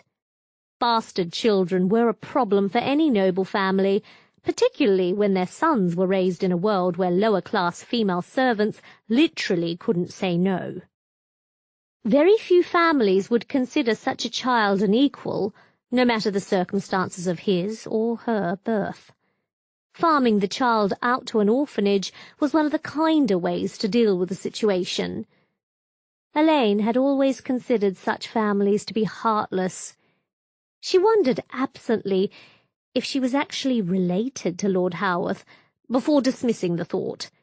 If that were true, she would have preferred to forever remain Elaine no-kin. "I suppose they do," Elaine said. Lord Howarth shrugged again. He really didn't care very much about her, she realized, but that was no surprise. She'd never been given any reason to assume he cared. "Could you ask if they kept some records they never showed you?" "They would have shown me everything," Lord Howarth said. He looked up at her sharply. "Why do you care all of a sudden? You might not like what you find out." "I don't know," Elaine admitted. She honestly didn't know where the desire to know the truth behind her birth had come from. It had always been part of her, but it hadn't been important. Not until she had been hit by a powerful curse. And then she'd dared to ask an inquisitor about her birth. There had been a time when she would have preferred to die rather than speak to one of the inquisitors. I think something clicked in her mind. "You don't have any money left, do you?" she asked. It seemed impossible, and yet Councillor Travers had been in a position to influence her guardian, and he'd seemed to worry about the cost of her medical treatment. "You've finally spent your inheritance." "Throw her out," Lord Howarth ordered, so sharply that she knew she was right. "Now."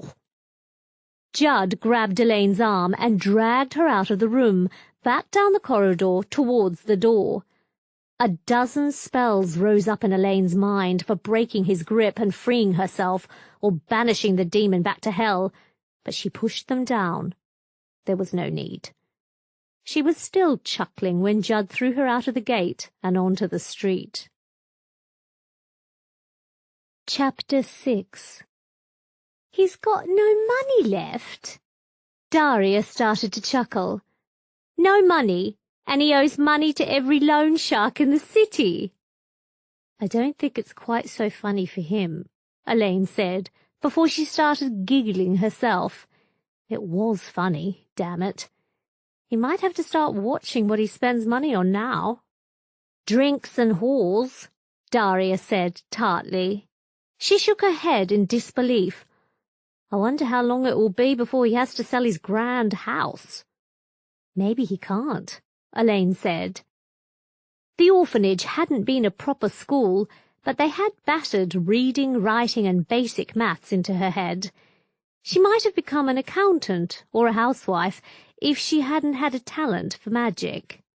The house could already be used to back a debt. Someone might be intent on claiming it even now. She grinned at Daria. "Maybe he'll have to sell some of the tacky ornaments his family has been collecting for 1,000 years, she added. "And what will happen when people realize that he's selling them off?" The great houses in the Golden City seemed strong and untouchable, which was probably why Lord Howarth had got away with his gambling debts for so long. But if the loan sharks scented weakness, they would probably start demanding more and more guarantees from her guardian before they agreed to hand over further cash. How long would it be before one of them decided to call in the debts and demand the mansion in payment? And what would happen when they tried? The aristocracy might close ranks behind Lord Howarth, or they might throw him to the wolves for fear of provoking their own creditors to demand immediate payment. It would take the Grand Sorcerer to sort out the mess, and the Grand Sorcerer was dead. "Well, he deserves it," Daria said unsympathetically. "How exactly has he treated you over the last 8 years?" "The best that can be said of it is that he largely ignored you." She paused. "You're not his adopted daughter, are you? You can't get any of this muck on you." Elaine snorted. "I'm not even a ward to him," she said, dryly. "I don't think they can demand that I pay his debts, or anything that I might have to do if I was his daughter." "Perhaps you are his daughter," Daria said mischievously. Would you inherit his debts if he spent your entire life ignoring you? He would have had to have started having kids when he was 7, Elaine said. She had wondered, back when she'd hoped that Lord Howarth would be more than a distant presence in her life, but the timing didn't work out. It was possible, she supposed, that she was his half-sister, yet that wouldn't force her to pay any of his debts. Besides, he spends more money each day at the tracks than I earn in a year. His creditors aren't going to get money out of me that I don't have, are they? She chuckled as she walked back into her room. I think we'd better get dressed, she added. It won't be long until the funeral begins. It had been nearly 2 years since she'd worn sorcerer's black. The robes had been given to her after her graduation by the staff, a tradition that Millicent and her cronies hadn't hesitated to use to make fun of the younger Elaine. Only poor graduates were allowed to keep their robes. Richer graduates tended to purchase their own tailored robes after their graduation and exchange them regularly in keeping with the dictates of fashion. Elaine had had to let out the hem herself over the last few days, using half-remembered sewing lessons from the orphanage. Neither of them could have afforded a tailor or even one of the seamstresses from the poorer parts of the city. She pulled the robe on and looked at herself in the mirror. Graduate or not, she just didn't look very impressive. She bit her lip as she picked up her wand and stowed it away in her sleeve, wondering if she should even go to the funeral. Everyone who was anyone would be there, attempting to make deals and political alliances even during the funeral itself, but she wasn't anyone. The Grand Sorcerer hadn't even been a nodding acquaintance. She'd only ever seen him once, at a dinner hosted by the Peerless School, and she couldn't even remember what he'd looked like. There had been a faint note of unease hanging in the air as she walked back to the apartment after Judd had tossed her out of the mansion's gates. The Grand Sorcerer was dead, and everyone knew that that meant the competitions to select his successor were about to begin. Once he was decently buried, the competition would start in earnest. Elaine half wondered what would happen if she'd been born with enough talent to make her own bid for supreme power before pushing the thought aside. Even with the spells floating within her mind, including ones that would see her put to death if anyone realized she knew them, she was no match for a more talented sorcerer. Anyone who thought they could be the next Grand Sorcerer would have power to spare. "Come on out," Daria called. "What do you think?" Elaine stuck her head out of her room and smiled at her friend. Daria wore black, setting off her long red hair nicely, with her robes pulled tightly around her body. She looked spectacular, even though she was going to a funeral. Elaine made a mental bet with herself that there would be no shortage of sorcerers trying to ask Daria to come out with them. The normal rules about how unmarried females should behave didn't apply to female magicians. "Striking," she said resignedly. The spells that would have made her just as stunning floated up to the surface of her mind again, tempting her. Each time she pushed them back down, it got a little harder. "You'll bring the dead back to life." "Let's hope not," Daria said. "The last thing I need is to be branded a necromancer and chased out of the city by a horde of angry sorcerers." Elaine shrugged. "I suppose not," she said. She checked her wand out of habit before heading over to the door. "Shall we go?" The streets were buzzing with people as they walked towards the Parade of the Endless, the massive arena at the heart of the city. Elaine saw hundreds of guards and soldiers trying to keep order and failing miserably, if only because thousands of magicians and sorcerers had descended on the Golden City, intent on networking while they buried their former master. Every year there was a magical convention, and every year families were dispatched out of the city by everyone who could afford to send them away to safety. Magicians loved to show off, or play practical jokes on the defenceless commoners, and there was no longer a single authority who could provide a final sanction for misbehavior. The streets wouldn't be safe until the new Grand Sorcerer was established and had a chance to impose his authority. Still, she doubted that any of them would try to pick a fight with two graduates in black robes. It was very hard to gauge a magician's power until it was too late. "Over there," Daria said. "That's Hanson. I used to date him before I graduated. Nice guy, but a little grabby in bed. Watch yourself." She pulled Elaine over towards the young man and his cronies before Elaine could object. Hanson was fairly handsome, in a bland way that suggested he used glamours to improve his looks.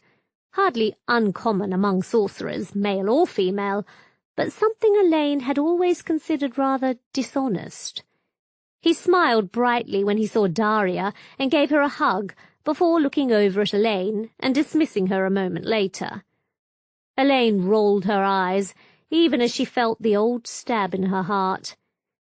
She would have loved to have a guy chasing her, just once. And there were spells in her mind now that could turn Hanson, for all his magical talent, into her devoted lover. The crowd pressed closer as they approached the gates. Elaine had only been to the Parade of the Endless once before, but in its own way it was as magical as the Great Library. No matter how many people crammed into it, it would always be large enough for more, and all of the spectators could see perfectly.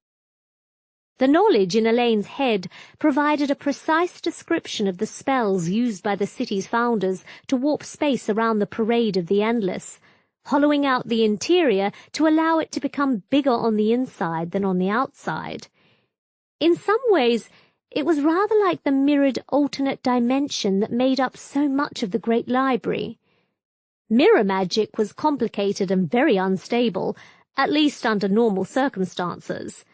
The sheer level of talent that had gone into producing the Great Library stunned her. Even knowing how it had been done, she doubted that any of the magicians of her era could have duplicated the feat. "But I'm telling you, this is my wife," a man was saying. Elaine felt a shiver as she recognized the man he was trying to speak to as Inquisitor Dread. Who governed the Inquisitors when their only master was dead and his successor not yet selected? The Inquisitor looked tired, even behind the glamour hiding his face. "One of those bastards did this to her." He was holding on to a pig's neck, despite its struggles. "You have to do something," he insisted. "She can't remain like this forever." The press of the crowd pushed Elaine and Daria away before she could hear Dread's response. With so many sorcerers around, it was unlikely that the Inquisitor would be able to catch up with the culprit before he managed to escape into the crowd. The gods alone knew what the poor woman had done, if anything. Perhaps she'd been rude to the magician, or perhaps she'd refused a crude attempt at getting her into bed, or perhaps she'd just been a convenient victim. Dread could probably break the spell once the man had stopped begging for assistance and let the Inquisitor do his job. Daria grabbed her arm as the magic caught at them, allowing the crowd to see the small party gathered at the bottom of the arena. "Look," she hissed. "See anyone you recognize?" Elaine sucked in her breath. Millicent was standing with some of the senior wizards, right next to a woman wearing a black garment that covered everything but her eyes. The woman was holding Millicent's arm tightly, as if she didn't quite trust the young sorceress to behave herself. Beside her, there were several wizards she recognized from the Peerless School, tutors in everything from potions to advanced spellbinding. She'd never liked the spellbinding teacher, she recalled, not least because of his thoroughly unpleasant branch of magic.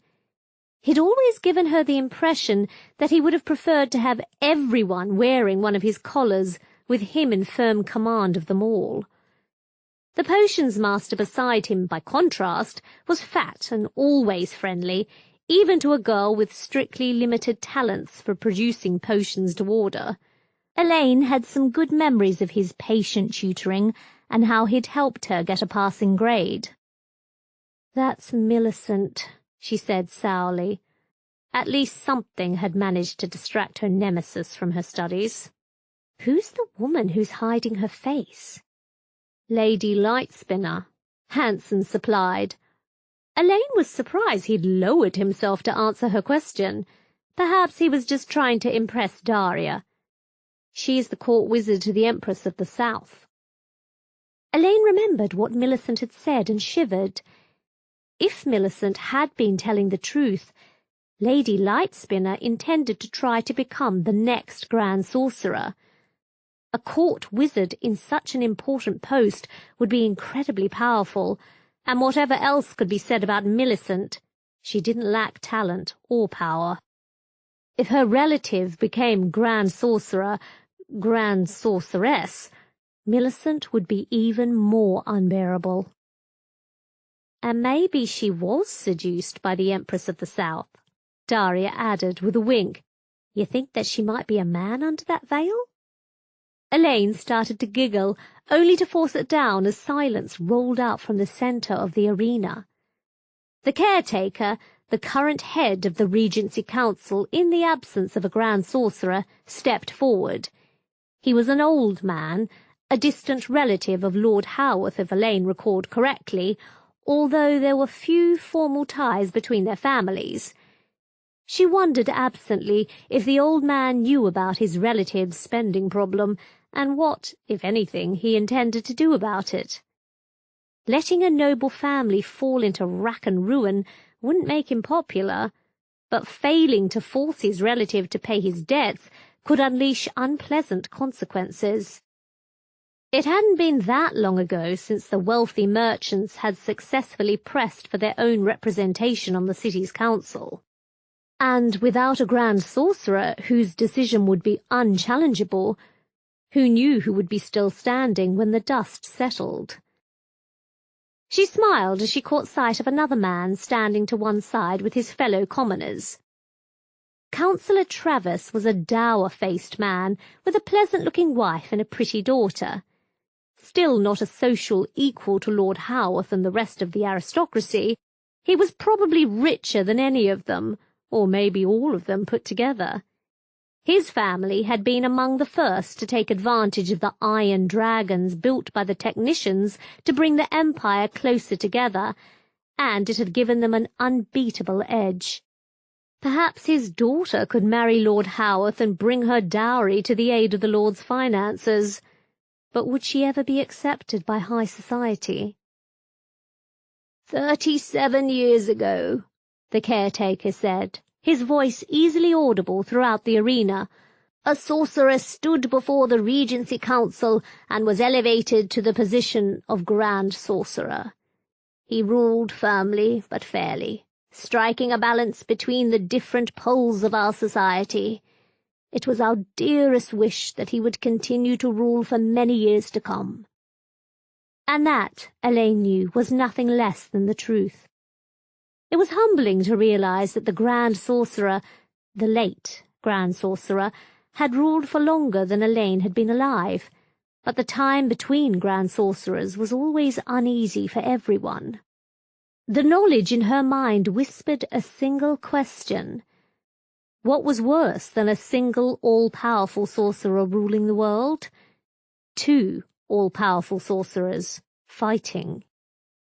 But the gods have chosen to take him from us to their realm, the caretaker continued. It is fitting that we now consider the position he held, and the responsibilities he discharged so capably. The Grand Sorcerer serves as the ultimate bulwark of our society. To rule is also to serve, and he understood that better than many other rulers. We will miss him now that he is gone. He stepped forward to the black casket positioned in the exact center of the arena. I charge you all to remember what he did for us, he said softly. His voice was still easy to hear. And remember that power alone is nothing without responsibility. May his successor be so wise." "May his successor be so wise," the crowd echoed. Elaine caught sight of Millicent and saw her staring soberly at the casket where the Grand Sorcerer lay. Millicent was part of the established order in a way that Elaine could never be, but the established order had been badly shaken the moment the Grand Sorcerer passed away. She understood, better than Elaine would have done without the new knowledge in her head, just what it meant to lose the center of their world. All of the old certainties had died with the Grand Sorcerer. The Grand Sorcerer was a great man, Administrator Mentor said. The master of the peerless school looked grim despite his youthful looks. Elaine remembered a very unpleasant interview with him after Millicent had successfully framed her for theft and shivered inwardly. She had managed to prove her innocence eventually, but it had come at a cost she hadn't been entirely willing to pay. He knew what he could do, and what he should not do, even though it was within his power. We will not see his like again. Daria nudged her. "Wasn't he the one who had you caned?" "Yes," Elaine said shortly. Millicent wouldn't have been punished like that, but Millicent had powerful relatives and Elaine had no relatives at all. "Do you think that he wants to become Grand Sorcerer himself?" "He has the power and connections," Daria muttered back. "And he has been master of the peerless school long enough to grow bored. He might want to grasp the highest position in the world." Elaine shrugged and turned back to watch the funeral. Each of the tutors and counsellors had a chance to speak. Councillor Travers spoke briefly but fittingly, commending the Grand Sorcerer for his services to the city. Millicent's aunt didn't speak at all. Finally, the caretaker stepped forward again. "We shall not see his like again," he said softly. "And now we bid him farewell." The casket blazed with a brilliant white light, so bright that Elaine had to cover her eyes from the glare. A faint after-image seemed to hang in the air for a long moment, and then it was gone, reducing the Grand Sorcerer's body to dust. His soul was long gone. And yet there were spells in Elaine's mind that would have allowed her to call him back to the world. "Goodbye," the caretaker said. Elaine saw the expression on the administrator's face and shivered. The senior wizards were sharing the same thought. Their master was dead, and the contest to select the next master was about to begin. Chapter 7. "Put a smile on your face," Daria urged. "This is supposed to be a party." Elaine looked up at her. After the funeral, Hansen had invited Daria to a party in honor of the Grand Sorcerer, and Daria, ignoring Elaine's protests, had insisted on dragging her along. Elaine felt terribly out of place. The singing, the dancing, the couples kissing in the rear of the vast hall, it all felt alien to her. How could she join the couples on the dance floor, even though part of her wanted to join them and dance the night away? "I should go home," she said, shaking her head. "I don't belong here." "Oh, yes, you do," Daria said. "You deserve a chance to have some fun, you know. Come and dance." "I can't dance with you," Elaine protested. That's not decent." "I think no one bothered to tell those two that isn't decent," Daria said, nodding towards two boys who were dancing together. "Which one of them is the girl, do you think?" Elaine flushed as Daria pulled her to her feet. "But I wasn't going to dance with you," Daria added. "You, come over here." One of Hansen's friends came over, staring blankly at Daria. "You two are going to dance," Daria said firmly. She leaned closer to the boy's ear and whispered something in it that made him flush. "And if he lets you down, I'll cut off his—" The boy pulled Elaine's stumbling form onto the dance floor before Daria had a chance to finish her threat. He clearly didn't doubt that Daria's wrath would be terrible if he messed up with Elaine. It felt harder to dance than Elaine had expected, even with a surprisingly patient tutor who didn't seem to mind if she trod on his foot. The beat of the music was difficult to follow, and she kept placing her feet wrongly until she finally realized how to dance. And then the dance came to an end. "You just need practice," the boy said, as the dancers filed off the floor. And now— Elaine watched him go and sighed inwardly. Of course he hadn't wanted to dance with her. Daria had bribed or threatened him into cooperating, and he was now off to collect his prize. The gods alone knew what Daria had offered him, but Elaine could guess. A dance, a kiss, or something more intimate. She really didn't want to know. "That's enough of feeling sorry for yourself," Daria said firmly, as Elaine appeared next to her. "I saw you smiling on the dance floor. Get back out there and get another guy." Elaine flushed bright red at the very thought. "Come on," Daria said seriously. "This dance needs 2 couples." She waved to a pair of strange boys and invited them to join the 2 girls. Elaine had barely any time to think before the band leader started calling out instructions, ordering the partners to take hands and start moving through the steps. This dance was more complicated than the last one. She looked up and saw her partner smiling nervously at her. He was just as worried as she was. Oddly, that made her feel better about herself. The music started and they fell into the steps, moving slowly through the first 2 circles, and then the music started to speed up. Elaine was laughing as the dance came to an end. Daria smiled at her, gave the boy she'd been dancing with a kiss on the cheek, and then winked at Elaine.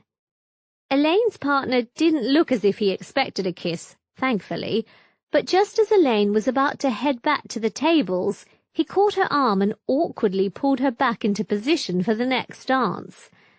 Elaine opened her mouth to object, saw Daria's firm stare from the side of the room, and allowed him to lead her without further objection. The next dance went well, but the one after it was too complex for her to follow easily. It was a relief to note that several other dancers had had to leave at the same time.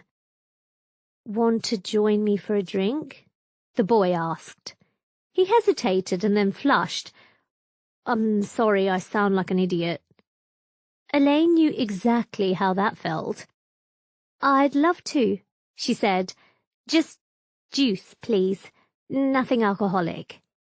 The boy nodded and headed over to the bar, where a pair of half-naked girls were serving drinks.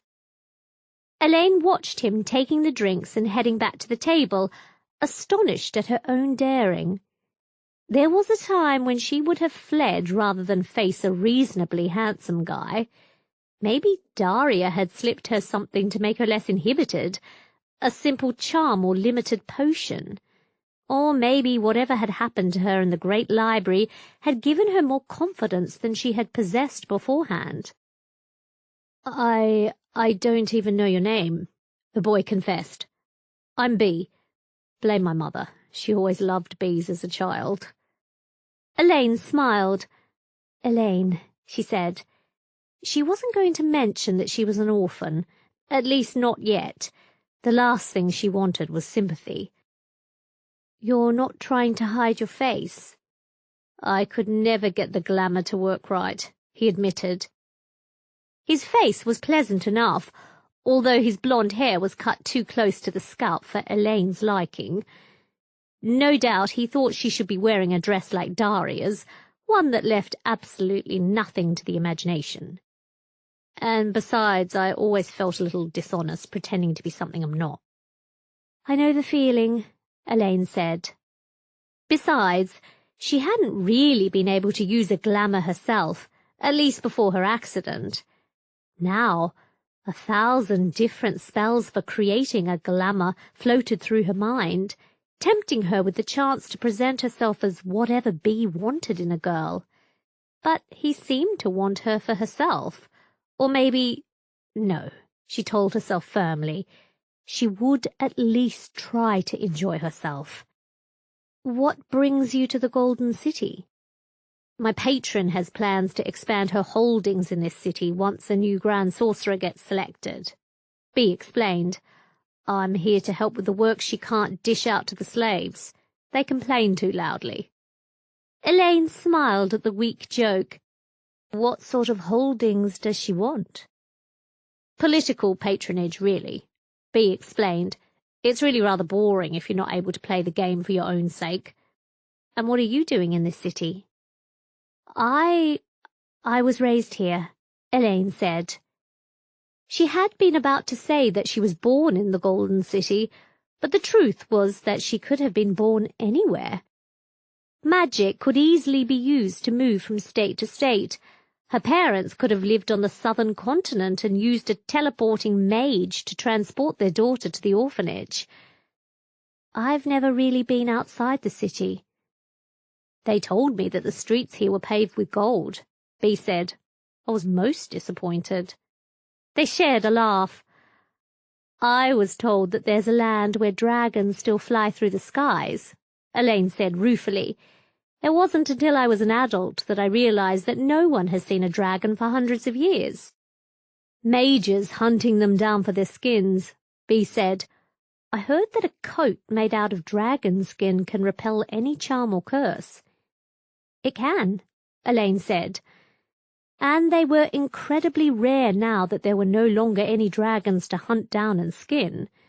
The Grand Sorcerer had had one in his small arsenal of magical tools and weapons, but she didn't know of any other sorcerer who possessed one in this day and age. It was tempting to think that there might be more dragons out there, somewhere, yet if there were, they were keeping a very low profile. She staggered as a series of memories suddenly roared into her head. Not dragons, not really, but something close enough to a dragon raised by the necromancers from the pits of hell. They'd sacrificed countless lives for each fire drake, knowing that the sorcerers desperately scrambling to stop them would have no way to counter the monsters, unless they used necromancy themselves. And necromancy corrupted far faster than any other kind of magic. Each memory seemed to trap her within an eternity. The monsters devastating entire armies with their fiery breath, leaving their charred corpses behind on the battlefields, where the necromancers had raised them once again in their service. Each magician battling to stop the undead hordes, dying in fire as the monsters hunted them down and killed them. Children, barely old enough to walk, being herded into death camps to have their life energies drained away by the necromancers, who were already becoming bloated with the power they'd stolen from the act of murder. And the Witch King, a dark figure towering over the battlefield, acknowledged by all of the necromancers as their master. Bee touched her shoulder, and Elaine snapped out of it, breathing hard. Are you all right? I think so, Elaine said quickly. She didn't know what to say to him. Bee wasn't a sorcerer in his own right. She doubted that he had any magical talent at all. How could he understand what she was going through? And if she told any magician, they'd be obliged to call the Inquisitors and tell them what had happened to Elaine. I think the air just got to me for a second. That's not good, Bee agreed gravely. Elaine cursed herself for her timidity. The closest she'd gotten to a likable guy, and she just had to scare him away. Would you like to go outside for a few moments? Elaine flushed. She knew what Daria did with some of the boys she picked up at parties. I didn't mean like that, Bee assured her hastily. I just thought you might like some air. I think I'd like to dance again, Elaine said, surprising herself. Let's go back onto the dance floor. The music had changed again, becoming a style that was surprisingly less formal than the earlier dancers. Elaine found it harder to follow, if only because there was nothing real to follow at all. The dancers seemed to be inventing their own steps, some managing to look good, others managing to look like idiots. Elaine wished for the first time that she had worn a shorter skirt. Daria had tried to talk her into borrowing one of her dresses, but Elaine hadn't been able to bear the thought of revealing too much of her legs. Besides, if she'd fallen down, the guys would have all been able to look up at her undergarments. She looked over and saw Daria holding a guy she didn't recognize, kissing him with a desperation that seemed oddly out of place. Her friend had always been more sociable than Elaine, with an entire string of boyfriends, yet could she be worried about the future too? Elaine had known what was likely to happen even before all of the forbidden knowledge was dumped into her head. The next Grand Sorcerer was likely to turn everything upside down just to stamp his own authority onto the world. B looked down at her. "Are you sure you're all right?" It would have been easy to kiss him. Perhaps that was why she didn't. "I think so," she assured him. In fact, someone slammed into her back, knocking her to her knees. B caught her and helped her to her feet, just in time to avoid a second blow that nearly clipped the side of her head. Elaine knew who was standing there before she even saw her. Millicent and her cronies had arrived. She hadn't even considered the possibility of running into her old enemy at the dance club. Daria had certainly never mentioned her. "Well, well, well," Millicent said. The other dancers were giving them a wide berth, knowing that Millicent wasn't someone to challenge unless their magical powers were great enough not to have to care about her, or her relatives. "Look who decided to get above herself and come join us tonight." She looked over at B. "And couldn't you find someone better to dance with?" B met her gaze evenly. Elaine would have been impressed if she hadn't realized that B simply didn't know who Millicent was. "I do not need you to tell me who to dance with," he said coldly. "I suggest that you leave. Now."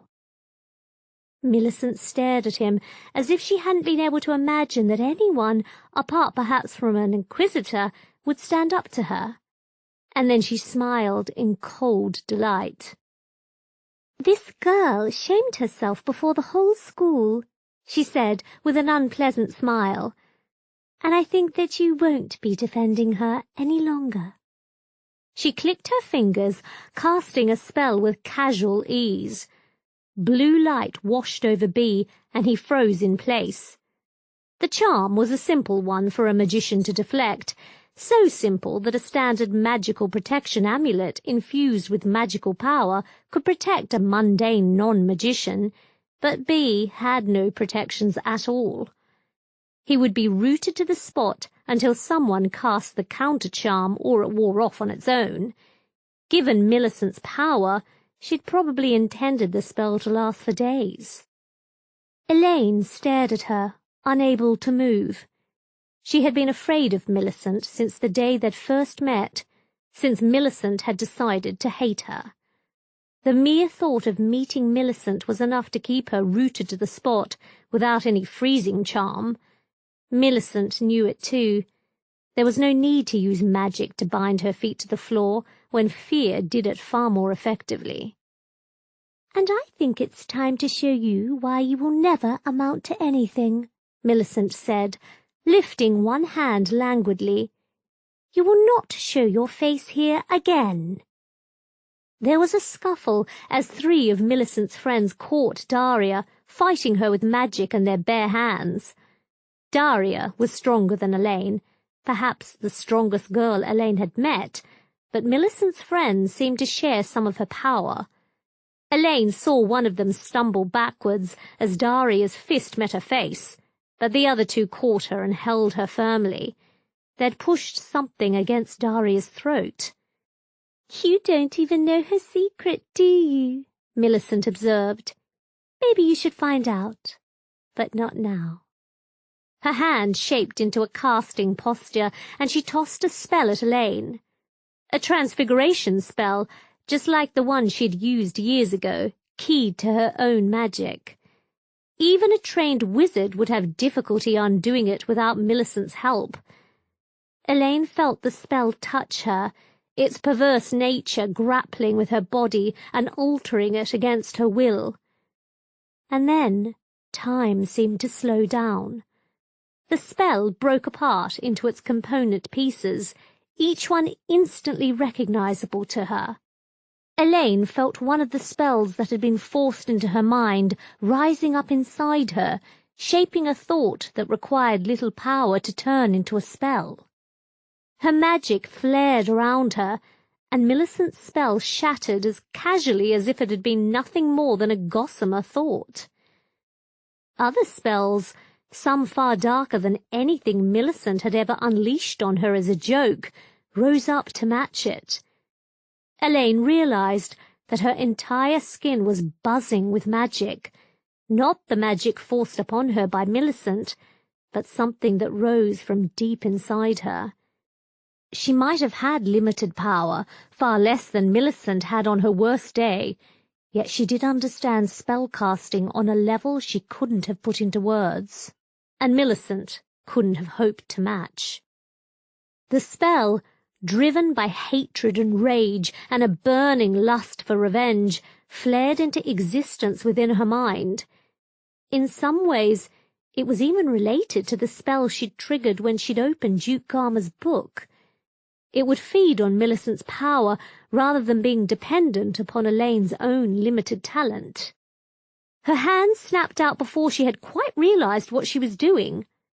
Millicent was staring at her, shocked beyond words. She'd known that Elaine didn't have the power to throw off her spell so casually. Elaine didn't let her have a chance to react, as power throbbed through her mind, magic feeding upon magic, until it was beyond her ability to contain. The spell flashed from her power to Millicent and overwhelmed her. Any sorceress knew how to counter spells, but this was different. Her desperate attempt to counter what Elaine had unleashed was too late to save herself. Millicent let out a yell as she shrank, shrinking so rapidly that she made a whirring sound. Her hands went up in a desperate attempt to strike back, but they turned to stone before she could do anything more than shape the first part of the thought that might have saved her. Before Elaine's astonished eyes, not quite believing what she had done, Millicent became a tiny statuette of herself. Power danced in front of her eyes, sending her staggering forward almost as if she were drunk, forcing Millicent's friends to step back in horror. They'd joined her because she was a bully, because it was safer to be one of her cronies than feel her wrath and become the butt of her jokes. And now their patron had been transfigured against her will by someone she had always despised. And even her aunt might be unable to restore her to human form. Elaine had no time to think. Her head buzzing, her thoughts feeling as if they were on fire, she stumbled forward and ran into the night. Chapter 8. The darkness seemed to reach out for her like a living thing as Elaine ran, barely aware of the crowds of people wandering the streets. Few of them showed any sign of concern, but why should they? The Golden City was not always kind to those caught up in conflicts between magicians, or those who served as the butt of magical jokes. Elaine finally slowed to a stop, panting desperately to find herself in a darkened alleyway. There was no one else around as far as she could tell. Her skin hurt as if she'd been sunburned, and it was only just starting to ache. She'd felt something like it before as a student, when her magical abilities were being studied and gauged by her tutors, but this was different. Even she had gained the control and discipline to keep a single spell from rebounding on her, yet she hadn't unleashed a single spell. She'd unleashed hundreds, perhaps thousands of tiny spells that had worked in unison to produce an effect she didn't have the talent to create with a single spell. No wonder Millicent had been taken so badly by surprise. All of her countering charms had been used on the assumption that there was only one spell that needed to be deflected. She could have countered half of the spells Elaine had unleashed and still not saved herself from an unwanted transfiguration. There would be consequences, Elaine knew. She wasn't a well-connected magician or a student out on the town who knew that her idea of fun would be indulged, but someone without power and connections. Maybe the Inquisitors would have let it pass if she'd worked her spell on a mundane, without power or connections, but Millicent was connected to the very highest levels of society, and yet the thought of seeing her most hated enemy so savagely and suddenly reduced was satisfying on a level Elaine couldn't begin to comprehend. Power, the kind of power she'd never had, tempted her. All the knowledge that had been poured into her head offered ways to enhance her magic or to use it more efficiently than she'd ever learned in the Peerless School. But there would be a price. She looked up sharply as she heard a snuffle, as if there was a dog sniffing its way towards her, but saw nothing in the semi-darkness. There were thousands of spells that could produce light, but somehow casting even one of them seemed beyond her power. She lifted a hand, peering into the gloom. Yet there was still nothing. She wasn't even sure where she was. And then Daria stepped out of the darkness towards her. "Elaine!" she called. Her dress was torn, leaving her forced to use one of her hands to hold it together or lose whatever remained of her modesty. "Elaine, are you all right?" Elaine stared at her. "How did you find me?" "Carefully," Daria said. She winked at Elaine, who could only stare back at her. "I decided to leave the chaos behind and come after you before they recovered from their shock." Elaine fought down the urge to giggle. All of Millicent's cronies followed her because they had known, that she was an incredibly powerful and well-connected young woman. Better to laugh at her jokes and indulge her sense of humour than to be on the receiving end of her torments. Better to watch someone else suffer than suffer themselves. But they would just have seen their leader transfigured against her will, forced into a form that would make being a frog seem comfortable and familiar, and transformed by someone they had believed to be barely strong enough to light a fire. Their world had just turned upside down. She winced, remembering B. And B? "I saw a pair of Inquisitors on their way to the club," Daria said. "I think they'll take care of him. He may not be very important in himself, but his patron is important enough to command attention even from the skulls. I wonder what they will make of Millicent." Elaine shuddered. Inquisitor dread had terrified her, even when she hadn't been the target of his investigation, only the unwilling victim. What would he say to her if he had to hunt her down for breaking the rules? And yet she hadn't really broken any of the rules, not when Millicent had done the same to her in the past. But convention, the same convention that gave magicians free rein to wreak havoc as they experimented with their powers, probably didn't apply when the victim's family was so powerful. "I should run," Elaine said. Millicent would surely tell the Inquisitors what had happened to her, and who had done it. She'd lose a great deal of her reputation, and maybe many of her cronies, but that would be no consolation for Elaine. "But where can I go?" "Home," Daria said, firmly. "You need a rest and a chance to eat something. I don't think they're going to waste too much time trying to catch you." "Not if I go home," Elaine said, through a sudden wave of dizziness. Magic had a price, and she'd never worked such a complex series of spells before. It will be the first place they look. "If they bother to look at all," Daria pointed out. "Do you really think that Millicent is going to be honest with them about what happened to her? The entire city would hear about it by the morning, and they'd all be laughing at her. I dread to imagine what her aunt would say to her after she recovers from being a tiny statue." There were hundreds of witnesses, Elaine said, with some irritation. They could tell. They won't want to get caught up in a feud between magicians, Daria said. I think they'll suffer the kind of memory loss that even the most complex of memory charms couldn't produce. And besides, what are they going to charge you with in the absence of a grand sorcerer? She reached out and took Elaine's arm. Besides, you don't want to stay here, she added. Do you realize how close you came to the blight? Elaine shivered. If she hadn't been so tired, she would have sensed the wild magic floating through the air, mocking her with its promise of power unleashed by the wizards who had called the blight into existence.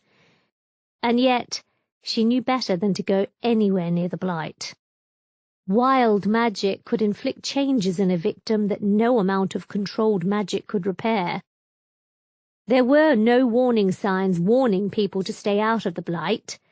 The Golden City's council felt that anyone stupid enough to go into the most dangerous place in the world, short of the scorched continents that had once played host to the Witch King's armies, deserved everything that happened to them. Centuries ago, a cabal of wizards had experimented with a branch of necromancy that wasn't, technically, forbidden. Murder offered vast magical power to the necromancer willing to take it.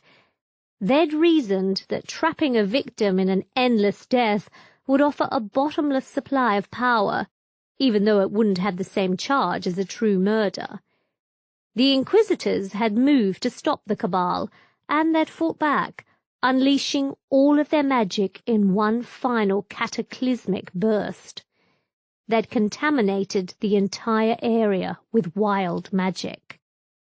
And wild magic was difficult, almost impossible, to control. It surged through the blight like waves crashing over a beach, threatening random transformations or death to anyone caught up inside the field. No one lived in the blight, not even the lowest of the low. With space in the Golden City so limited, the council had offered a vast reward for anyone who cleaned up the wild magic and opened the blight to habitation again. So far, no one had succeeded. Spells floated through her mind as Daria pulled her away from the alley and back onto the streets. Wild magic couldn't be dispersed. It had to go somewhere. There were spells that would tap the wild magic and use it up slowly but surely, spells that no one knew even existed, perhaps not even the Grand Sorcerer. Elaine had known how many books of secrets were stored in the Great Library long before they'd all been jammed into her skull. One man, even the Grand Sorcerer himself, could not have read them all. And he could never have seen how to take some of the more complex spells apart and reassemble them in a form that might have served to drain the blight. Elaine had never been ambitious, but then she'd known she had neither the talent nor breeding to be ambitious. What if she cleared the blight? The council had offered thousands of crowns to the sorcerer who succeeded, and with that sort of money, who knew what she could do? Millicent would certainly never try to hurt her again. And yet, it would attract attention. The Inquisition would start asking questions until they worked out what had happened, and then they would execute her for being in possession of forbidden knowledge. It didn't seem fair at all, but they would have no choice. The secrets within her mind whispered that there was a price to pay for greatly expanding one's power, a price that was most often paid in sanity. There were ways to make oneself more powerful than the Grand Sorcerer, capable of working enough magic to destroy the entire city, but if she tried, she would go insane. They claimed that that was what had happened to the Witch King. History, the history she'd never been taught in the Peerless School, started to drift through her mind. The first necromancers had been evil. They'd wanted power and hadn't cared how many thousands they'd had to butcher to gain enough power to turn the world into a living nightmare. They'd had to be stopped, and it had taken 6 bloody years of fighting in the First Necromantic War to stop them. But that victory had come at a price. The sorcerer Valiant, a name even the most uneducated knew from legends passed down from the wars, had absorbed the collected knowledge of the necromancers directly, using it to defeat them at the end of the war. And then he'd become the Witch King and unleashed a necromantic conflict more horrific than the first. Power had driven him mad. Dark knowledge had fueled a quest for power that had threatened the fragile peace he'd helped create. And when the conflict finally came, there had been little left of the sorcerer who had saved the world. He'd become the maddened Witch King. No one knew that, outside the senior wizards. No one knew that the heroic Valiant and the dreaded Witch King were one and the same. But Elaine knew. And in a moment of insight, she wondered if the spell that had been worked on her, that had jammed all of the library's knowledge into her head, was related to the spell that had started the long process of turning Valiant into the Witch King. She stopped dead, staring at the stone beneath her feet. It was so hard to focus, but most of her tutors had been very capable at imparting knowledge to young minds, and she remembered most of what she'd been taught. Many compulsion and enslavement spells worked by placing irrepressible thoughts into helpless minds, commands that the victim couldn't even begin to disobey. Could it be possible that placing vast amounts of knowledge into a mind would start corrupting the mind and eventually driving the victim mad? The thought was terrifying. Could she become a new Witch King herself? And yet Valiant had been an incredibly powerful sorcerer even before he'd started to tap the secrets of becoming a necromancer. Elaine had far less power to use as a base for becoming a monster. Maybe she should go to the Inquisition. They would kill her and end whatever threat she posed long before she went mad. "Come on," Daria said encouragingly. Her friend sounded remarkably composed for someone who looked to be on the verge of exposing her breasts to the crowds around them. "We're nearly there. Or maybe—" She let go of Elaine's hand and walked over to one of the roadside stalls. Elaine had never fully trusted the meals one could buy on the streets, even the ones cooked by people who understood the concept of basic hygiene. Daria seemed to eat far more meat than was good for her, and never seemed to get ill, while Elaine had learned the hard way not to eat more from the street eateries than she needed to barely satisfy her hunger. Elaine watched as Daria haggled briefly with an older woman standing behind the portable stove and eventually purchased 2 wrapped parcels of meat. Her mouth started to water as she smelt the cooked chicken and bread inside the packets. Daria opened one, sniffed it quickly, and then passed it to her. "I had all the toppings on mine," she said by way of explanation. Elaine nodded in understanding. Daria seemed capable of drinking spicy sauces that set Elaine's mouth on fire. That one should be fairly sedate. "I wonder if it's edible," Elaine muttered as she picked up the first piece of chicken. Her stomach growled, and she swallowed it without hesitation. It tasted surprisingly good, although there was a faint aftertaste of cooking fat. "What about yours?" Daria held up a piece of chicken covered in bright red sauce. "I've had hotter meals," she said. Elaine caught a whiff of the sauce and shuddered. How anyone could eat it was beyond her. "Did I tell you that I once dated a guy from Cinnabar? Now he knew how to cook the hottest of meals." Elaine remembered B and shuddered. "Do you think he's ever going to want to see me again?" Daria seemed to understand. "I think that he's a nice guy," she said seriously. "And he seemed to like you. Perhaps he'll want to go out somewhere a little quieter in the future." "If he ever wants to see me again," Elaine repeated. "Just once. Just once," She would have liked to meet a guy and indulge herself without any fears for the future. He'll probably hate me for the rest of time. Maybe he'll find it exciting, Daria said and winked. There are some guys who just love the thought of being enchanted by a woman. Elaine flushed. She'd never been part of the inner circles when she'd been a teenager, but she'd heard rumours. Some of them had been so absurd she'd been sure that her peers were trying to trick her into believing their lies. And yet, some of the knowledge forced into her head left her wondering if the rumours were actually true. How could anyone get addicted to the sensation of being enchanted against one's will? Then surely he'd want Millicent, not me, Elaine said bitterly.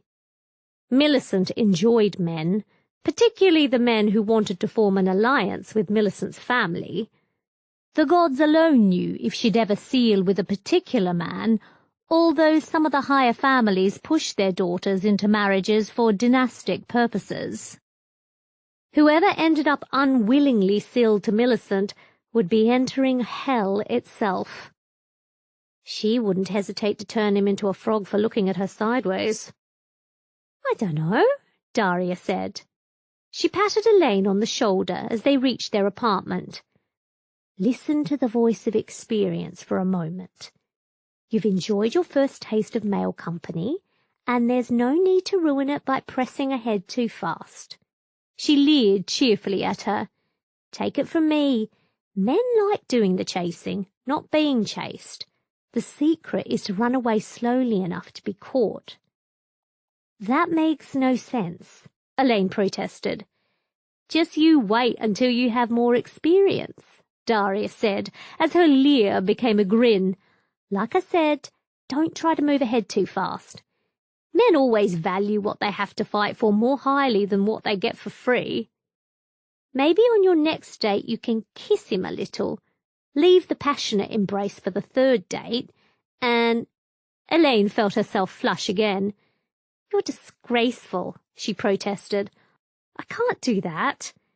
You said you couldn't dance either, Daria said, not in the least bit offended. And yet tonight you were dancing as if you've been dancing for years.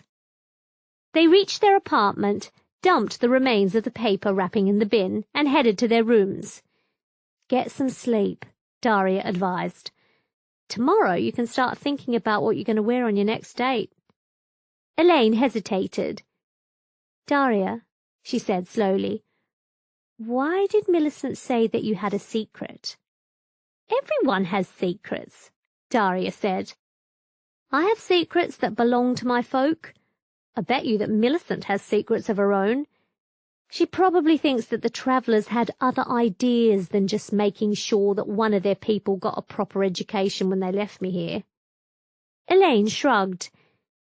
Do you think that the travellers will take me in? Only if you married one of my brothers, Daria said. Elaine blinked. Daria had never mentioned brothers before, let alone the rest of her family. Take it from me, you don't want to do that. They're dreadfully traditionalist, set in their ways. And besides, your children would be accepted, but you'd never be fully one of us. I see, Elaine said.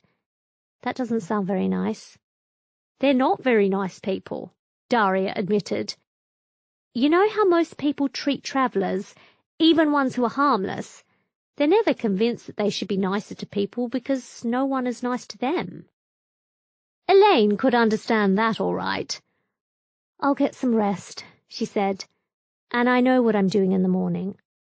Looking up protection spells just in case? Daria hazarded. Research, Elaine said firmly. It was time that she started to try to figure out what had happened to her, preferably before the next surprise caught up with her. Maybe I'll even go back to the library. Daria grinned unpleasantly.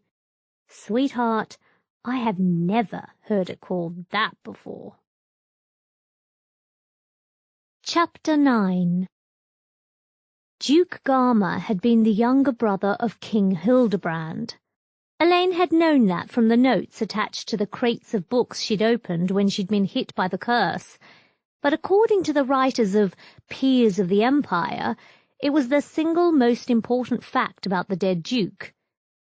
The writers waxed endlessly on the subject of how worthy his bloodline was of the highest positions in the Empire, but they were remarkably short of actual details that might be of some use to her. King Hildebrand was the ruler of Ida, a small state only a few hundred miles from the Golden City, whose son had been angling for a marriage alliance that would tie them to the strongest magical families in the world. It took 17 pages to tell Elaine something that could have been said in a few sentences. But maybe it wasn't too surprising, Elaine told herself. Ever since the last emperor had died, killed in the necromantic wars, the Grand Sorcerers had worked hard to keep the nobility from having any real power. They'd helped start the first necromantic war because they'd feared that the magical bloodlines and magic's seemingly random choice of new magicians would eventually swamp the non-magical bloodlines. Now, after the wars, the kings and dukes and even empresses were subordinate to the wizards. The whole system of court wizards was intended to keep them in their place. There would be no repeat of the necromantic wars. Some of it she'd known from reading between the lines back at the Peerless School, but other details only made sense when viewed through the prism of the new knowledge that had been poured into her head. Magicians were intensively competitive. The first necromancers had worked their dark deeds intending to make themselves supremely powerful rather than unleashing hell purely for fun. Now, magicians had an opportunity to develop their magic and climb the ladder towards Grand Sorcerer, something that required them to uphold a system that limited their freedom of action. And the Peerless School steered its students towards developing what talent they had rather than attempting to gain new power. There would be no more necromancers. But perhaps there would be. Elaine shivered as the spells started to jostle their way through her head. She could raise the dead and set them out upon the land to consume their way through the living, or summon a dead person's shade back to the world to answer questions, or... Her sleep hadn't been peaceful at all. All of the images of the past, of the hero who'd become the Witch King, had marched through her dreams, warning her of what she might become. And the potion she'd taken to ensure a dreamless sleep had failed badly.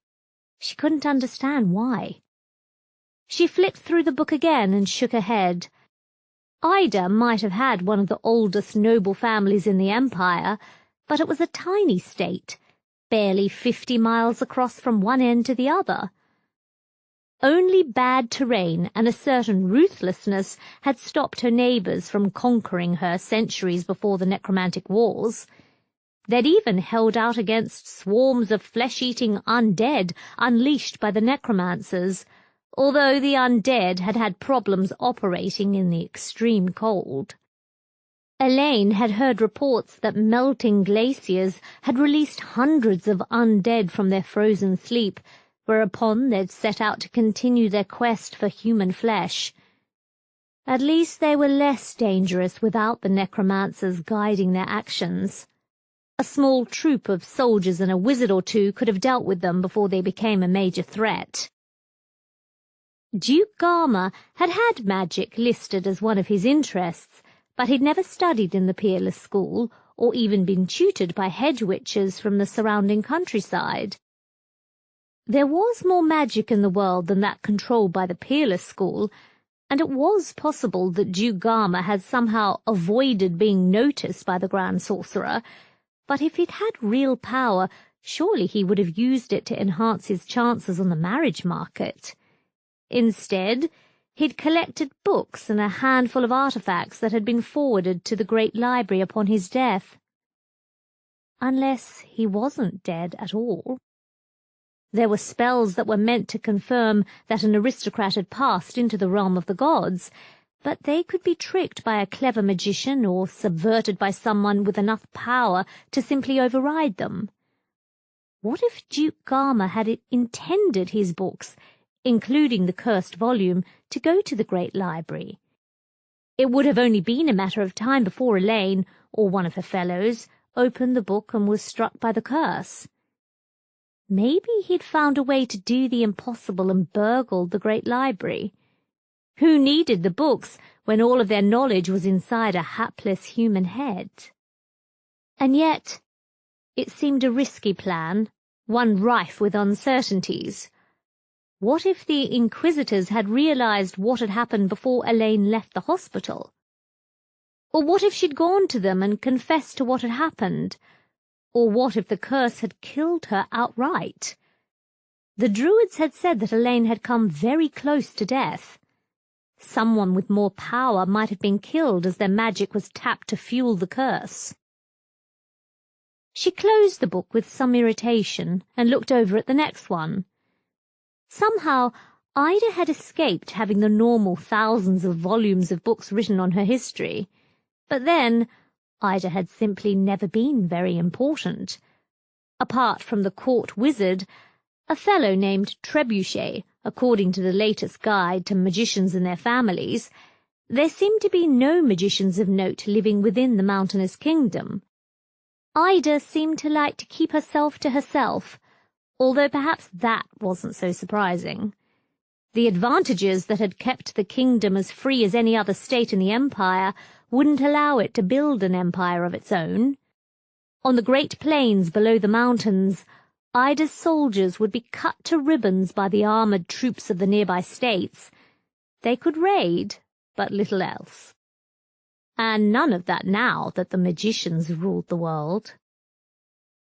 A crash from below, followed by footsteps coming up the stairs, announced Daria's arrival in the apartment building. She came in through the door, holding a set of papers, and smiled cheerfully at Elaine before taking the seat opposite her and picking up one of the books. "This doesn't look like a guide to protection spells," she observed. "What do you think you are doing?" "Researching," Elaine said crossly. She'd borrowed the books from one of the smaller libraries, borrowing everything she could find on Ida and its ruling family, which hadn't really been very much. "I don't have time to think about guys." "There's never a better time to think about guys," Daria said, putting down the book. "I thought you liked B." Elaine snorted. "Do you think about anything else?" Daria smirked. "By the gods, I do believe I don't," she said, deadpan. Naughty Daria. Very naughty Daria. "I'm thinking about paying Ida a visit," Elaine said. "You want to come with me?" "I thought of a way we could make money," Daria said. "You know that there are thousands of touts in the city, right?" Elaine nodded. "So why don't we join them in betting on who will be the next Grand Sorcerer?" "It's only been a day since the funeral," Elaine said. It was strange how it felt much longer, but then the funeral had been a minor event compared to accidentally turning Millicent into a statue. Had she even been transformed back into a bitch yet? Don't they have any decency at all? "They have a week to register before they actually begin the competition," Daria said. "Rumour has it that some of the senior wizards actually dropped out of the contest before their names were even listed. Do you think that that is remotely likely to be true?" "I don't know," Elaine said. Putting one's name forward as a possible candidate meant accepting the rules of the contest as laid down by the first Grand Sorcerer. He'd been the most powerful survivor of the Second Necromantic War, and no one had dared to dispute too openly with him. And yet, there was no rule against withdrawing from the contest. Maybe someone is just trying to fiddle the odds. "No doubt," Daria agreed. She picked up a sheet of paper and glanced at it. "Ready?" Elaine blinked. "For what?" "First on the list of declared candidates is Administrator Mentor, our old master from the Peerless School, Daria said. The tout's like his chances. He was the old Grand Sorcerer's friend, and he has access to all the books stored within the Peerless School. And don't forget that he played a role in directly shaping the last few generations of magicians. And if he wasn't powerful, he would never have been able to hold his post. Elaine, whose only close contact with Administrator Mentor had been when she'd been punished for one of Millicent's pranks, shrugged. He didn't really shape me, did he? He certainly helped shape Millicent and the others like her, Daria pointed out. They probably owe him a few favours, if only for covering things up and even protecting them from the wrath of their families. Millicent's family might not care what she does outside of their houses, but others would certainly be very angry with their children if they knew the half of it. The administrator certainly has a very good chance. She smiled. The next person on the list is Count Lucas, who is supposed to be the illegitimate son of the Duke of Randor, she continued. Unlike most of the parents of bastards, the Duke of Randor saw to it that his son got a good education and eventually went to the Peerless School. He graduated with high honours 2 years before we went into the school, and since then he doesn't seem to have done much. But he could have been doing anything, even if he didn't build a proper reputation. The name is familiar, Elaine said. She grinned as she put it together. He used to go to the Great Library. Probably still is going to the Great Library while I've been off work. I think he was studying rare magical hybrids from the outer continents. Or maybe he thinks he has the power to defeat all comers in the arena, Daria agreed. The touts aren't sure what to make of him. He doesn't have the reputation of the administrator or most of the other senior wizards, but surely he wouldn't put his name forward unless he was fairly sure that he could back it up. Or maybe he'll just back out before the contest actually starts. She leant forward. I don't suppose his recent fields of interest taught you anything about his aims? Nothing, Elaine said. Despite herself, she was getting interested. Who's next? Millicent's auntie, Lady Lightspinner, Daria said. She's supposed to be an initiate into the Elysium Mysteries, as well as one of the Peerless School's most powerful graduates in the last 30 years. Unsealed, which is interesting given her breeding. Maybe she couldn't have children, or maybe she just had the power to tell her family to go to hell. She served in a couple of minor roles before becoming court wizard to the Empress of the South after the scandal broke out about how the last wizard had been seduced by the Empress. And apparently she hasn't even resigned from that post, even though she's competing in the arena. Elaine snorted. Senior wizards loved their status. She'd have to resign if she became Grand Sorceress, she pointed out. And what do the touts say about her chances? Second, under the administrator, Daria said. It doesn't hurt that her family is connected to many of the more powerful magical bloodlines. I have no doubt that they will bring pressure to bear on her opponents if necessary. But there's only ever been one other female Grand Sorcerer, and that wasn't the best experience the Empire ever had. She smiled humorlessly. Countering her is Vlad Deferens, one of the more politically outspoken sorcerers in recent years. She added, You've probably heard of him. Yeah, Elaine muttered. The one who keeps claiming that female magicians are unnatural and should be allowed to serve as nothing more than breeding stock. What do you expect from someone who grew up in Gaul? Daria asked wryly. Half of their magic, and their culture, is based around keeping their females properly respectful to the males. Even 10 years in the Peerless School and then the Golden City hasn't convinced him that women are more than baby factories on legs. Let him have the power of the Grand Sorcerer and there will be riots in the streets.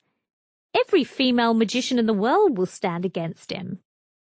She shrugged. But he has power and one hell of a reputation for squashing magicians who break the rules, she added. Rumour has it that he was the one who suggested that your boss should be enslaved rather than killed outright.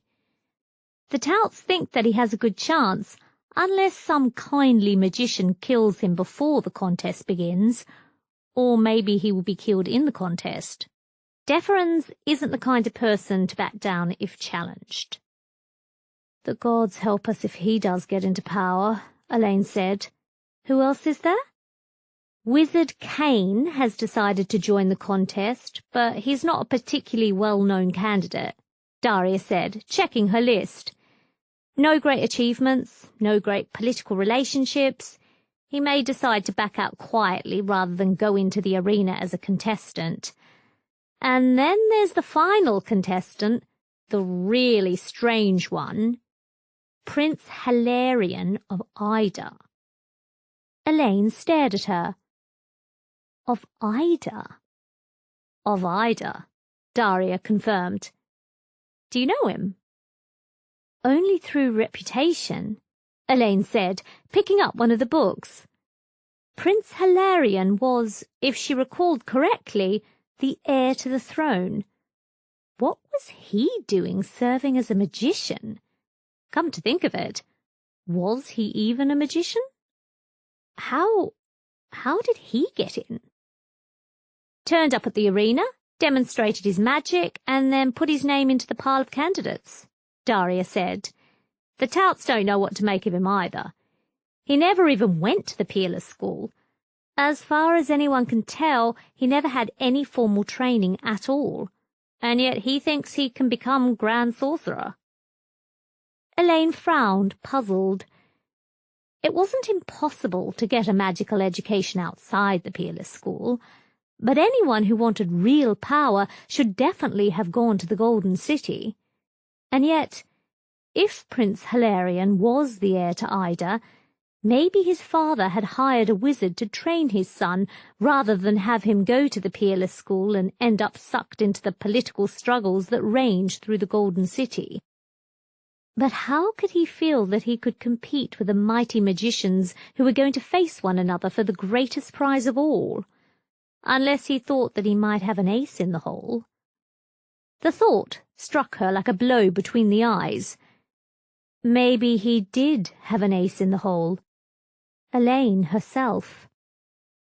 What could someone who hadn't sworn the Mage's oath do with the knowledge loaded into Elaine's head? The thought was terrifying. He could boost his power, push himself into a position that matched the Witch King himself, and then win the contest. But the Inquisitors would act, wouldn't they? Unless they couldn't. How could they when they were sworn to uphold the orders of the Grand Sorcerer? Daria leaned forward. Are you all right? She asked. Does he sound familiar to you? I was reading about Ida, Elaine said. Daria had provided the piece that linked the puzzle together. Duke Garma might not have been a magician, but his nephew definitely was. He could have enchanted the book Elaine had opened, and then waited for her to emerge from hospital, complete with the knowledge he needed to make himself the most powerful sorcerer in the world. I think I definitely need to go visit the kingdom. But the action is here, Daria protested. Think about our chances of winning money. I could clean up the blight and win money, Elaine thought sourly, if I dared risk exposing myself like that. I have to go, she said. Someone needs to follow up on what Duke Garma did to the book that stunned me, and besides, I don't want to be anywhere near Millicent when she returns to normal. I suppose there is that, Daria said reluctantly. You go if you want. I have to stay here and try to make money. She grinned. Do you want to place a bet? If Prince Hilarion does become Grand Sorcerer, anyone who bids 100 crowns will win 1,000,000 from the touts. If I had 100 crowns, I'd find something better to do than place bets, Elaine said. I'd prefer to bet on the administrator myself." She broke off as there was a furious knocking on the door. Daria walked over and opened the door while Elaine cringed, certain that it was an inquisitor intent on asking her precisely what had happened to Millicent. Instead, it was a tall footman wearing a bright red uniform that made him look faintly absurd. No one would have risked laughing openly at him, not with the gold braid that denoted his mistress. "Magician Elaine Nokin," he said, as he marched into the room. His voice boomed through the tiny apartment, the voice of a man who was used to getting his way. "You are commanded to present yourself before the Lady Lightspinner. Attend on her, or face the consequences." Elaine and Daria shared a look. "Maybe," Elaine said finally, "and maybe not." Chapter 10. The footman stared at them.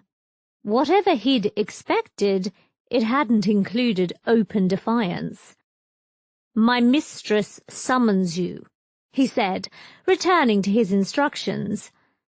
Elaine caught sight of the jeweled collar around his neck and shuddered. He wouldn't have any choice but to do exactly as he was told. The enslavement charms worked into the collar would see to that. "She insists that you attend upon her." "Very well," Elaine said tiredly. There would definitely be consequences for what she'd done to Millicent, no matter how much the bully had deserved a nasty shock. "I will come with you." Daria caught her arm. "Do you want me to come with you?" The honest answer to that was yes, but Elaine shook her head. If Lady Lightspinner had decided to punish her personally, Daria would just be caught up in the crossfire. "I'll be fine," she said slowly. "You stay here and I will be back soon enough." She allowed the footman to lead her down the stairs and into a gaudy carriage that was waiting outside the door. The two horses in front of the vehicle snorted as Elaine climbed into the cabin and then started to pull the carriage down the street. They didn't have to worry about the crowds on the roads, not with the sigils on the carriage marking it as belonging to one of the most powerful women in the world. And besides, anyone who tried to block its path would probably wind up tasting the coachman's whip. Elaine tried to calm herself as the coach rattled its way through the streets, concentrating on exercises she'd learned at the Peerless School. They didn't really help, not when she knew that a very unpleasant interview awaited her. Who knew how Millicent's aunt would react to what had happened to the bully? Even if she disliked Millicent and everything she did, she would certainly not take her forced transformation into a statue very lightly. It would only give her enemies ideas. She caught sight of a pair of gates outside the carriage before it rattled to a stop in front of one of the oldest mansions in High Tory. At least Lady Lightspinner couldn't afford a garden of her own. Perhaps she'd buy Lord Haworth's when it became clear that he needed a large infusion of cash. If she waited long enough, she'd probably get it very cheaply. The door opened, and the footman helped her down onto the pavement. A pair of dark-skinned maids awaited her, wearing fancy uniforms and collars around their necks. Absurdly, Elaine found herself wishing that she'd worn something a little more formal than her dark shirt and second-hand trousers. If she'd known that Lady Lightspinner wanted her to call on her, of course, if she'd known, she would have taken more care to hide herself. The inquisitors weren't the only ones who'd want answers from her. She smiled as she was led into the building and up a long flight of stairs that seemed to stretch upwards into infinity. Like the Great Library and the Parade of the Endless, the building had been tied to a pocket dimension that allowed it to be far larger on the inside than on the outside. It was a testament to the power and wealth of the bloodline that had produced Millicent and Lady Lightspinner. What they couldn't do for themselves they could buy on the open market. A long corridor decorated with paintings that seemed almost alive, opened up in front of her. Elaine was impressed, despite herself. It took serious magic to create soul figments that would live on after the person in the painting was dead. Lady Lightspinner could call upon all the knowledge and wisdom of her ancestors, something that reminded Elaine that she had no ancestors. Her family was still as much a mystery as ever. The maids escorted her into a small sitting room and pointed to a chair. Lady Lightspinner entered a moment later, still wearing the black garment that hid everything but her eyes. It was difficult even to get a sense of the outline of her body. Something crashed down beside her, and Elaine jumped. The statuette lay on the table, with Millicent's stunned and frozen eyes staring at her. Elaine felt herself shiver again as she saw her rival's helpless form. Lady Lightspinner and all the other magicians in Millicent's family had clearly been unable to reverse what Elaine had done. If it were possible to reverse it. There were spells in her mind that touched on wild and chaotic magic, using it to cause permanent transformation. She thought that she hadn't done that to Millicent, but she'd been so dazed that it was impossible to say for sure what she'd done that night. Had it really only been yesterday that she'd faced and beaten Millicent for the first time? Whatever happened to her, it was difficult not to feel a certain pride in what she'd done. Millicent would never think of her so lightly ever again. "You transformed my niece into a statue," Lady Lightspinner said. Her voice was cold, almost emotionless. "You will undo the transformation. Now." The old Elaine would probably have done as she was ordered, at once, but the new Elaine had different ideas. "Millicent treated me badly ever since we first met," she said, trying hard to keep the pain out of her voice. But what had she done to deserve such a powerful tormentor? Why did you allow her to treat anyone like that? "Millicent needs to learn certain lessons for herself," Lady Lightspinner said. "You will undo the transformation now." Elaine felt cold rage bubbling up within her. How dare the woman lecture her like that, or try to force her into doing anything against her will? "She turned me into a frog for a week," she said, remembering all the humiliations that Millicent had forced upon her. "Why shouldn't I leave her like that forever?" "Because if you do, I will be forced to deal with you," Lady Lightspinner said. She held up a single gloved hand and clicked her fingers. Elaine felt her body suddenly frozen helplessly, just as Millicent had done to Bea. The charms she'd used to shield herself had failed completely. "And you will not enjoy that experience." She waved a hand dismissively, and Elaine found that she could move again. "At least you're not trying to pretend that Millicent is somehow a good person," she said after a moment. She wanted to yell and scream, but she had the feeling that that would be pointless, perhaps worse than pointless. Why did you allow her such freedom of action? "You know as well as I do that it is power that determines a person's place in society," Lady Lightspinner said. It was hard to be sure, but she sounded reluctant to talk openly. "Millicent will discover that even her power has limits, and on that day she will discover her true place in society. Those who are weak are the servants of the strong." And that, Elaine knew, probably explained why Prince Hilarion had been so desperate to learn magic. As a king, even of an isolated state like Ida, he would still have had to defer to the magicians. His court wizard wasn't just the power behind the throne, but the person who would stop him if he tried to get above himself. And if he'd managed to gain a proper education without ever having to swear the mage's oath, who knew what he might be capable of doing? Maybe he'd already enchanted and enslaved his court wizard, who should have warned the Grand Sorcerer if his charge was developing formidable abilities. "Millicent is a bitch, plain and simple," Elaine said. It felt good to finally let it all out, all the hatred and resentment she'd been forced to feel over the years. Why should I do anything for her? They stared at each other for a long moment. "I can offer you power and wealth beyond anything you could obtain for yourself," Lady Lightspinner said, finally. It was clear that she had limits on how far she could push Elaine. But then, magical compulsions worked poorly on magicians, at least if their mistresses wanted them to perform actual magic. "Or I can ensure that Millicent never bothers you again." It was a tempting offer. "Very well," Elaine said, finally. "If I can free her, you will have to swear an oath that you will keep her away from me, and that you will pay me 1,000 crowns in payment for helping her return to normal."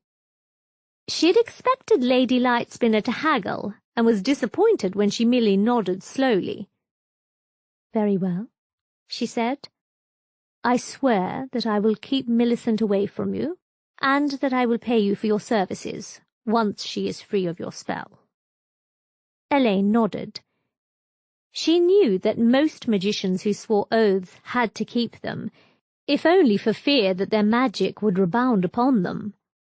Lady Lightspinner wouldn't have become so powerful without swearing the Major's oath, would she?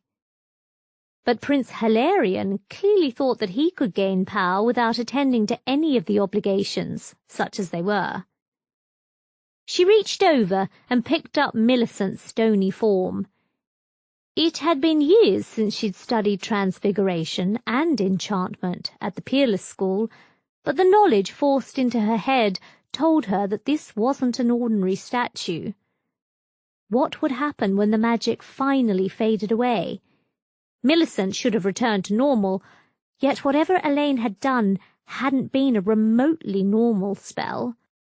Maybe her awareness would just drift away into nothingness, like some of the unluckier victims of the Blight. Magic crackled along her fingertips, yet it seemed curiously reluctant to slide into Millicent's form.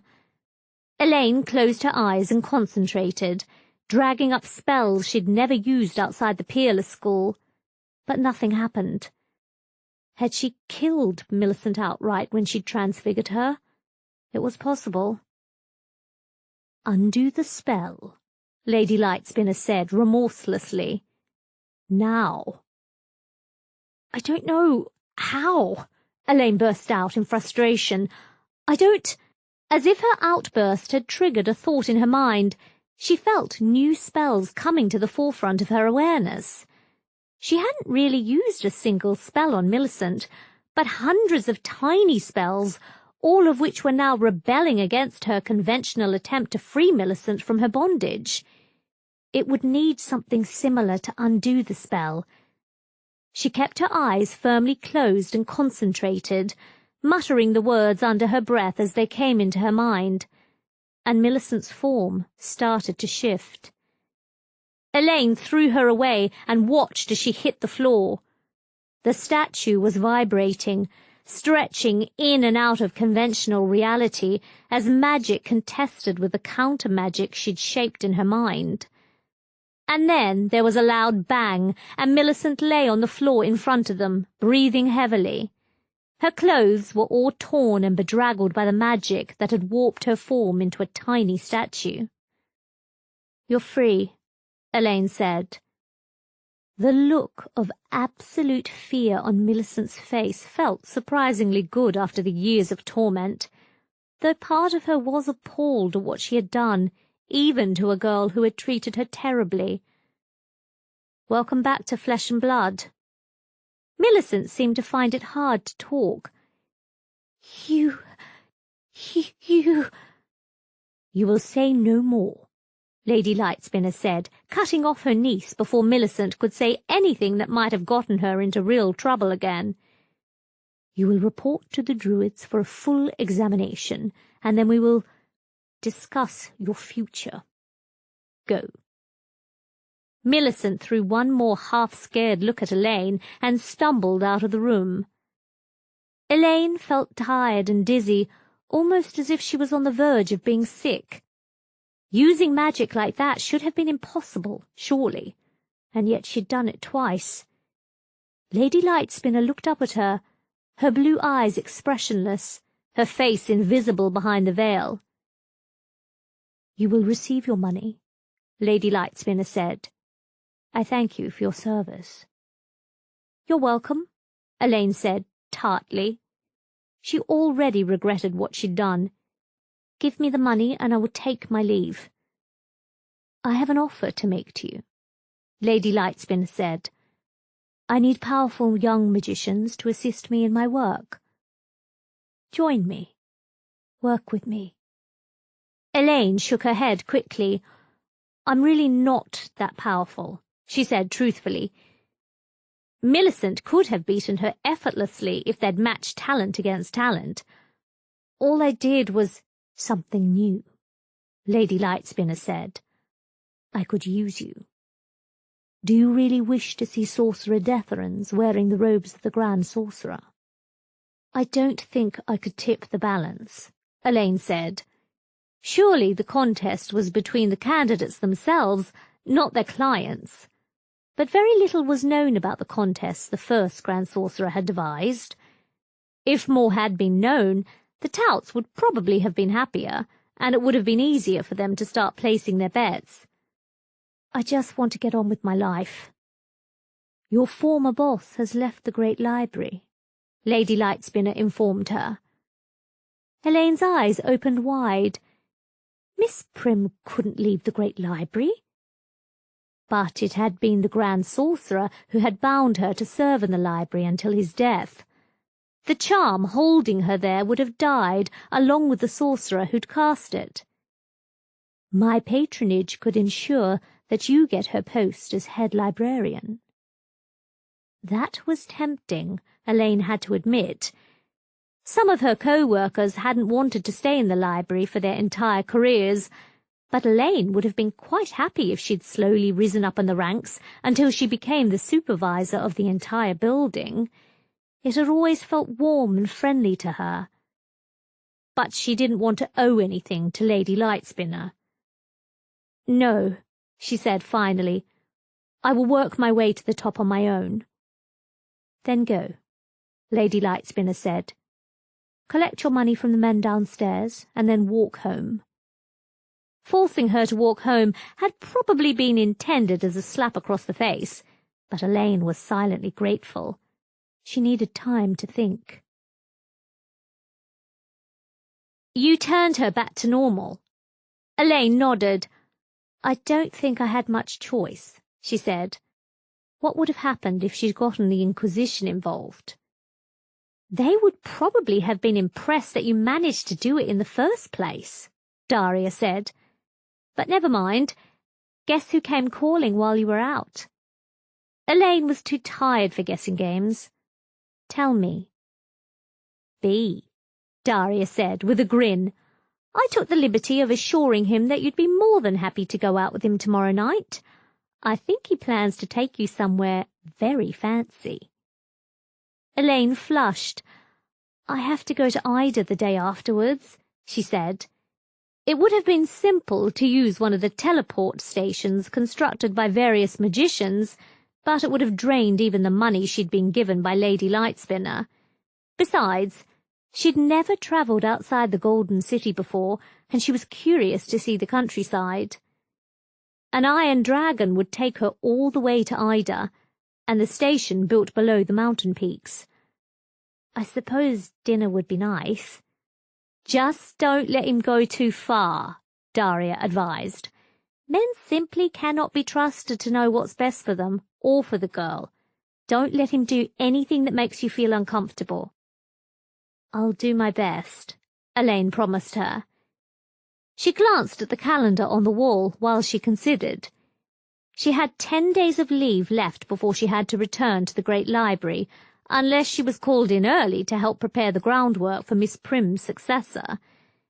It was possible that they would call her in, but she was ill. The Druids would probably have told them not to bother Elaine unless it was vitally important. "Are you going to be coming?"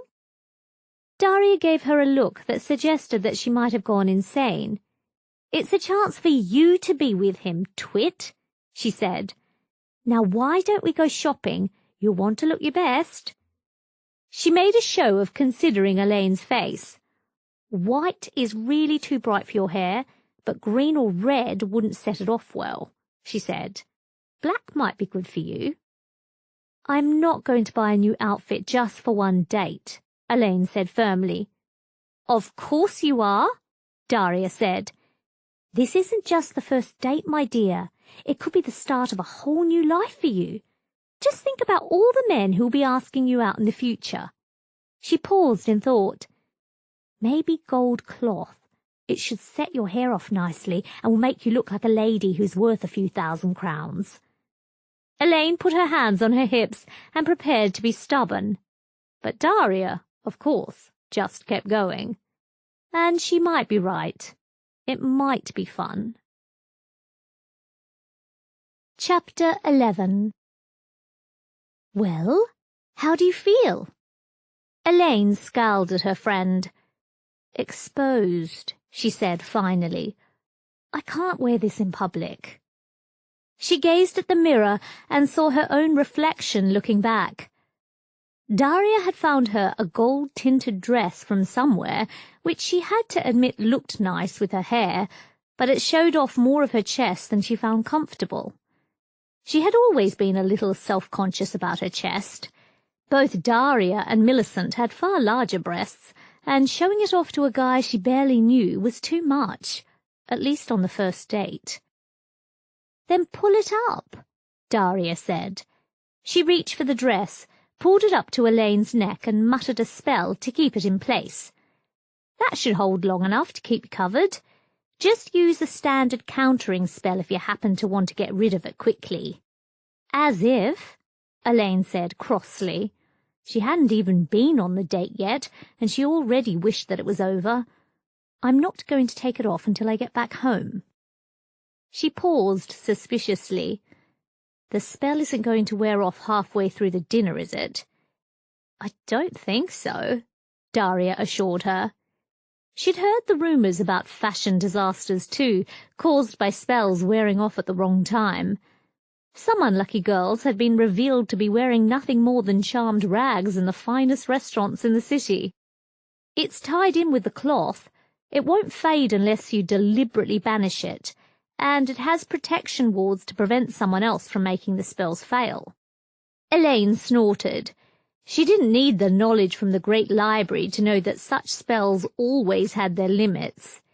If she was particularly unlucky, she might even discover that her dress fell to pieces when one of Millicent's cronies set out to embarrass her, although maybe that wouldn't happen in a hurry. Lady Lightspinner had sworn her oath to keep Millicent from bothering Elaine any longer. Although Elaine wasn't sure how far she could trust Millicent to do as her aunt commanded. The girl was a bully, someone who considered herself superior to everyone else, particularly Elaine. She'd be more likely to believe that her transfiguration was an unlucky accident rather than Elaine suddenly developing the power to make her pay for years of torment and humiliation, and that might lead her to believe that she could win a second magical jewel. "I'm dressed," she announced, pushing the thought aside. She was going to have a good time tonight, damn it, even if she had to kiss Bea. The funny thing was that thought wasn't even remotely repellent. "Now, should I undress and wait for this evening?" Daria blinked at her owlishly. "Of course not," she said. "We have to do your makeup and brush your hair. You should be ready just in time for when he arrives." "But," Elaine began. She'd never taken much time over her appearance. Getting dressed only took a few minutes, even when she'd had to wear her graduation robes for the funeral. And there were still 3 hours before Bea was due to arrive. "I can't wear this until then." "Of course you can," Daria said. I've known girls at the parlour who have worn their dresses for hours rather than go to all the trouble of getting undressed and then redressing later. You're lucky you don't have to go in for semi-permanent beauty transfigurations. Some of the girls I know would probably be in real trouble if their magic ran out suddenly and their faces tried to snap back to normal. She chuckled mischievously. Elaine shivered at the thought. Transfiguring a person, or even part of a person, placed a strain on reality. Repeated transfigurations made someone or something flexible, capable of changing its form without needing the massive level of magic needed to overwrite reality, but it also made their form somewhat fluid, without even a clear idea of what it should be. Losing the spells that pinned the new form in place might leave the victim nothing more than a fleshy mass, struggling to breathe, or kill them outright if they became stuck between transfigurations. Anyway, hold still, Daria added. It's time for the next part of the program. She pushed Elaine gently back onto a stool and started to work on her face with a tiny pair of charmed brushes. Elaine almost giggled as the brushes tickled her, just before Daria held up a mirror in front of her face, showing how her skin had paled under her touch. The porcelain doll look was popular right now, but Daria had pointed out that it wouldn't really suit Elaine at all, and what she really needed was a minimal effect that showed up her eyes and hair. Elaine had found it hard to follow the technical terms and had resigned herself to doing as Daria said, and hoping. She could have changed herself using one of the new spells if necessary. She sighed as Daria prodded at her cheekbones, thinking about the blight.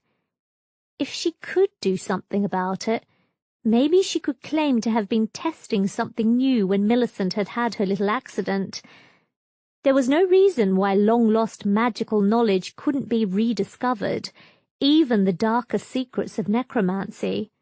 But she'd never had a reputation as a researcher into magical techniques, and someone would probably start asking questions until they got to the truth, whereupon they would execute whatever was left of her for possessing illicit knowledge.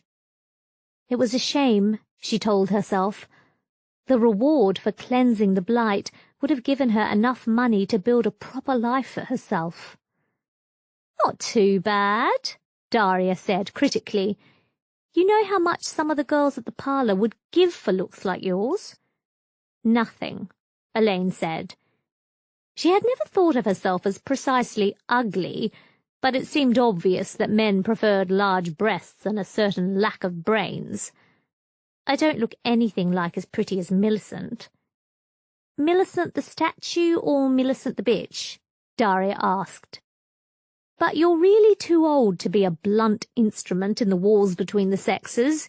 You have a more subtle beauty that comes out as you grow older." Elaine laughed. "And how much would I have to pay for compliments like that at the parlour?" "We don't lie to our customers," Daria assured her in mock horror. "That would be bad. We just tell them the better news and gloss over the worse news, like the fact that showing off too much of one's chest makes it easy for the boys to see everything they want to see." Elaine narrowed her eyes.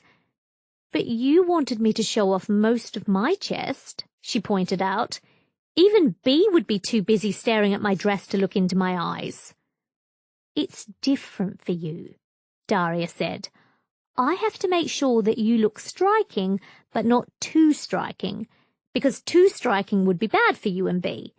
You just want to look spectacular without giving too much away." She winked. "Men value things they actually have to fight for more than things that are given away for free." Elaine blushed. "You keep telling me that," she said. "And it never stops being true," Daria agreed. She stood up and peered down at Elaine. "You look good, so why don't you wait here while I go and get you a snack? I'll have to make sure you know how to eat properly before you go. Food on the dress isn't good." "So much trouble for a date," Elaine said. "Maybe next time I should just go naked. It would save a great deal of trouble." "Only in one of the weird sex clubs," Daria said firmly. "Everywhere else, it would just make you look like a prostitute. There used to be an entire series of prostitutes who went naked around the city. I never found out why. Maybe they thought it would save time too." Elaine blushed. "I don't think I could eat anything," she said, changing the subject quickly. "I feel too nervous." "That's why you have to eat something," Daria said. "You can't rely on a guy to know what's good for a girl to eat.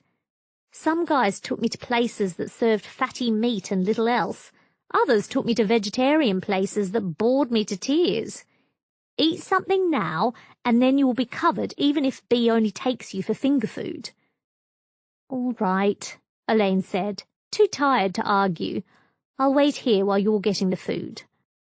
"I'll expect you to do the same for me the next time I have a date," Daria called as she headed towards the door.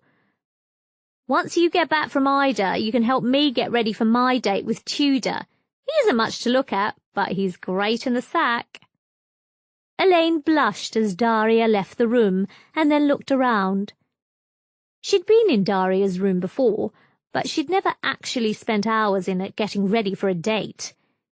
Going out with B would be the first real date of her life.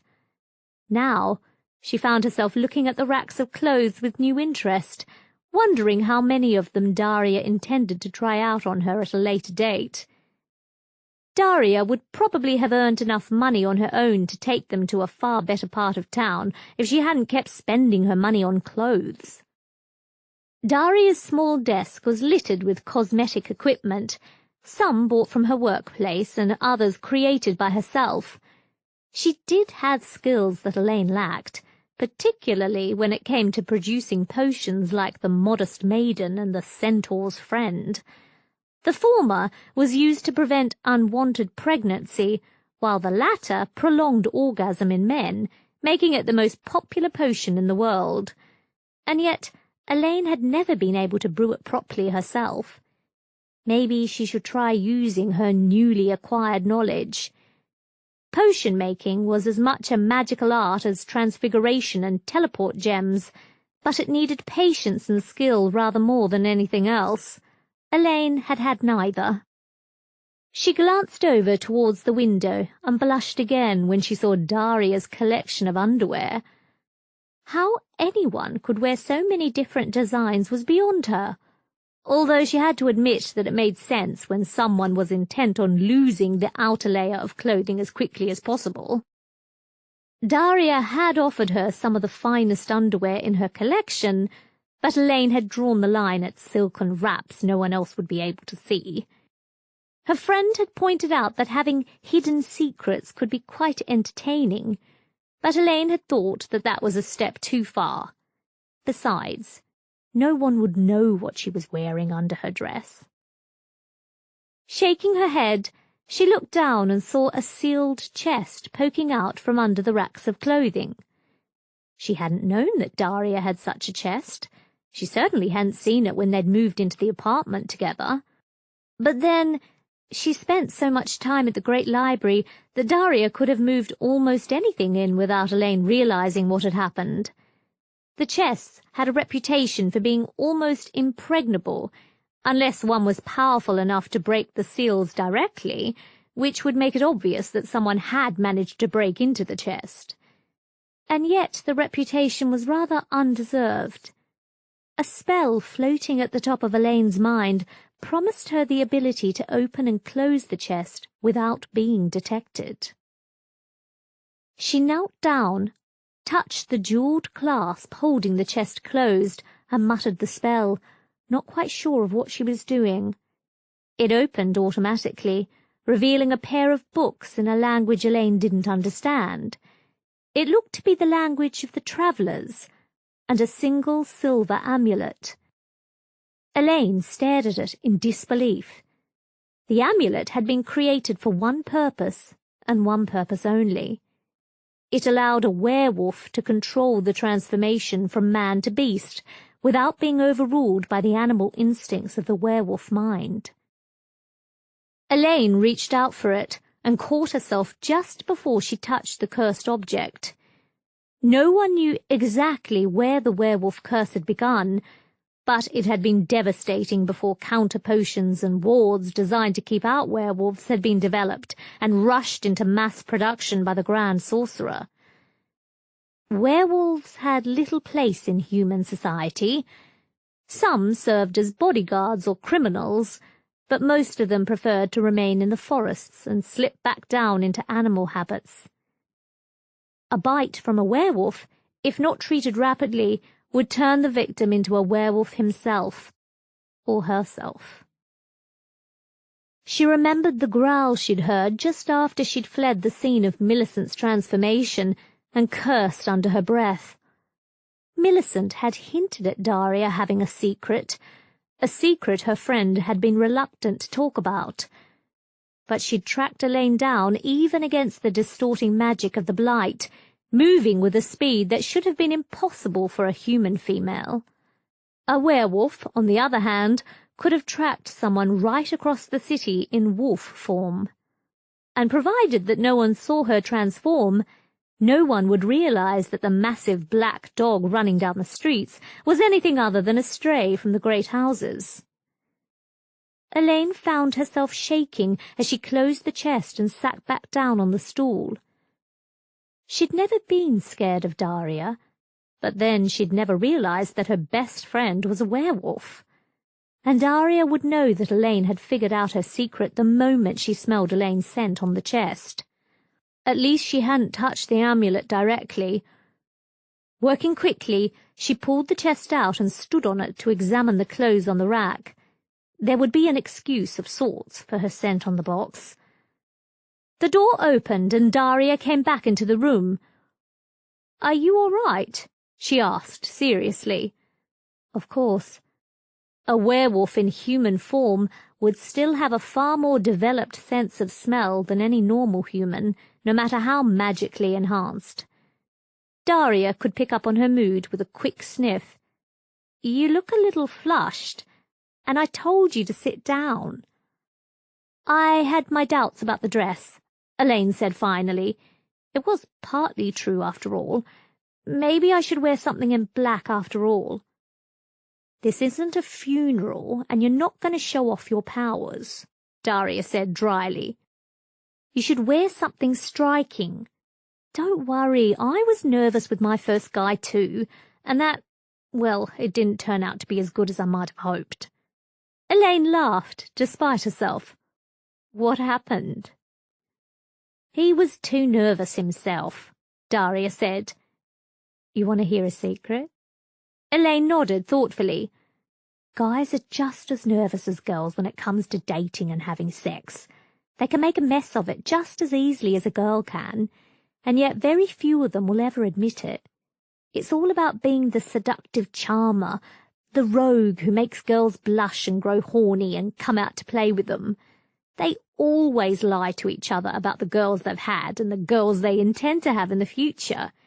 You can never believe anything a guy tells you about his past experience with girls. I've seen guys who are complete virgins boasting about the girls he's enjoyed back home." Elaine nodded slowly. Daria would know, of course, if a guy was trying to lie to her. She could smell him and know when he was being untruthful, or at least when he knew he was being untruthful. Most girls didn't really have that advantage. She looked over at Daria, remembering what she'd said about the travelling folk. Were they all werewolves, forced to wander from state to state because few places would take them in permanently? Or was Daria merely the victim of another werewolf during a brief stop in a forest? There was no way to know, short of asking her, and it was the one question she couldn't ask her friend. "This may not work out," Daria said, more seriously. "Some guys who are nice are also complete bores, but consider it experience. And you never know. B might be your one true love, if you're willing to go back to the southern continent with him." Elaine flushed. It hadn't occurred to her, but Daria was right. If she did become B's girlfriend, as strange as the whole idea felt to her, what would happen when he wanted to go home? Would she follow him, or would she break off their relationship because she didn't want to leave the great library?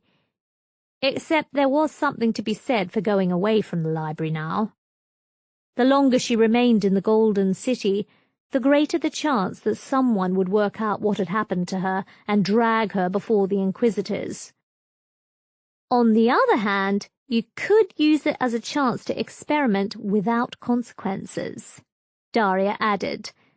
She picked up the bottle of Modest Maiden and passed it over to her. Take one sip now and another afterwards if you actually do decide to go all the way with him. And relax. This is meant to be a fun evening out for you. Yes, boss, Elaine said. Daria laughed at her. I'll do my best. And just relax, Daria insisted. Nerves will ruin this evening far more than anything else, my dear. Relax. Chapter 12. I reserved a table for us at the Darlington, Bea said, as they walked down the streets. Elaine wasn't too surprised that he hadn't bought a carriage. Outside the nobility, few people could use one to get from place to place quickly through the crowded streets. I hope that meets with your approval. Elaine hesitated and then nodded. The Darlington was expensive, suggesting that Bea had plenty of money, or a complete lack of concern about where the next few 100 crowns were going to come from. But she'd never been on a real date before, so she wouldn't have minded if it had been a simple eatery and maybe some dancing afterwards. Daria's only word of caution had been not to go back to the guy's apartment or hotel room unless she really did want to go all the way. Guys couldn't be relied upon to be sensible when sex was concerned. I've never been before, she said truthfully. Do you know what they're showing tonight? Apparently a set of tribal dancers from the Western Islands, Bea said, as they turned the corner and walked up into the outskirts of High Tory. Elaine had thought that Daria had overdressed her, but judging from some of the women walking beside their men, it was clear that she was actually rather underdressed for the night. There was a woman wearing a garment made of magic alone, clinging to her curves and revealing just enough to make the men stare in the hope that it would reveal more. I've never been there before either. The Darlington was a large blocky building on the edge of High Tory, where the nobility blurred into the wealthy merchants who paid most of the city's taxes. Elaine had heard from Daria that some of the councillors were actually pressing for a greater share in the city's affairs, seeing that they paid for most of them, something that the next Grand Sorcerer would have to resolve somehow. Ruling in favour of one side would only irritate the other, who might then start trying to find a way to roll back the decision. It was a responsibility she was glad she didn't have to endure. A small crew of security personnel, wearing the formal outfits handed out by the club's owners, were checking tickets as the crowds walked into the building.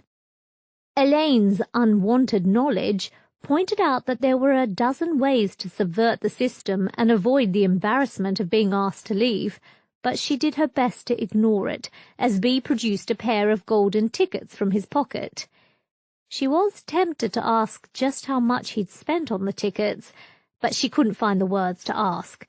He might find the question offensive. The guard took the tickets, passed his wand over them, and then handed them back to Bea. "You're on the ground floor," he grunted. "Walk inside and down the stairs." "Thank you," Bea said politely. Elaine clung onto his arm as they stepped inside. She'd never really liked crowds, and the Darlington was heaving with the great and the good, and the wealthy. She caught sight of a councillor she vaguely recognized with his hand around the shoulder of a girl who was wearing a white dress that left little to the imagination, before the press of the crowd separated them. Down the stairs, the confined corridor suddenly opened up into a vast arena built under the city. At least this one didn't feel to be a pocket dimension held open by formidable spells. The vast floor was littered with tables, each one illuminated by a set of burning candles and marked with a single golden number. B glanced at the tickets and then started to push his way towards the table at the rear, half hidden in shadow as some of the light orbs hovering high overhead started to go out. Their table was set up for only 2 people, much to Elaine's relief. The moment they sat down, the golden number winked out of existence.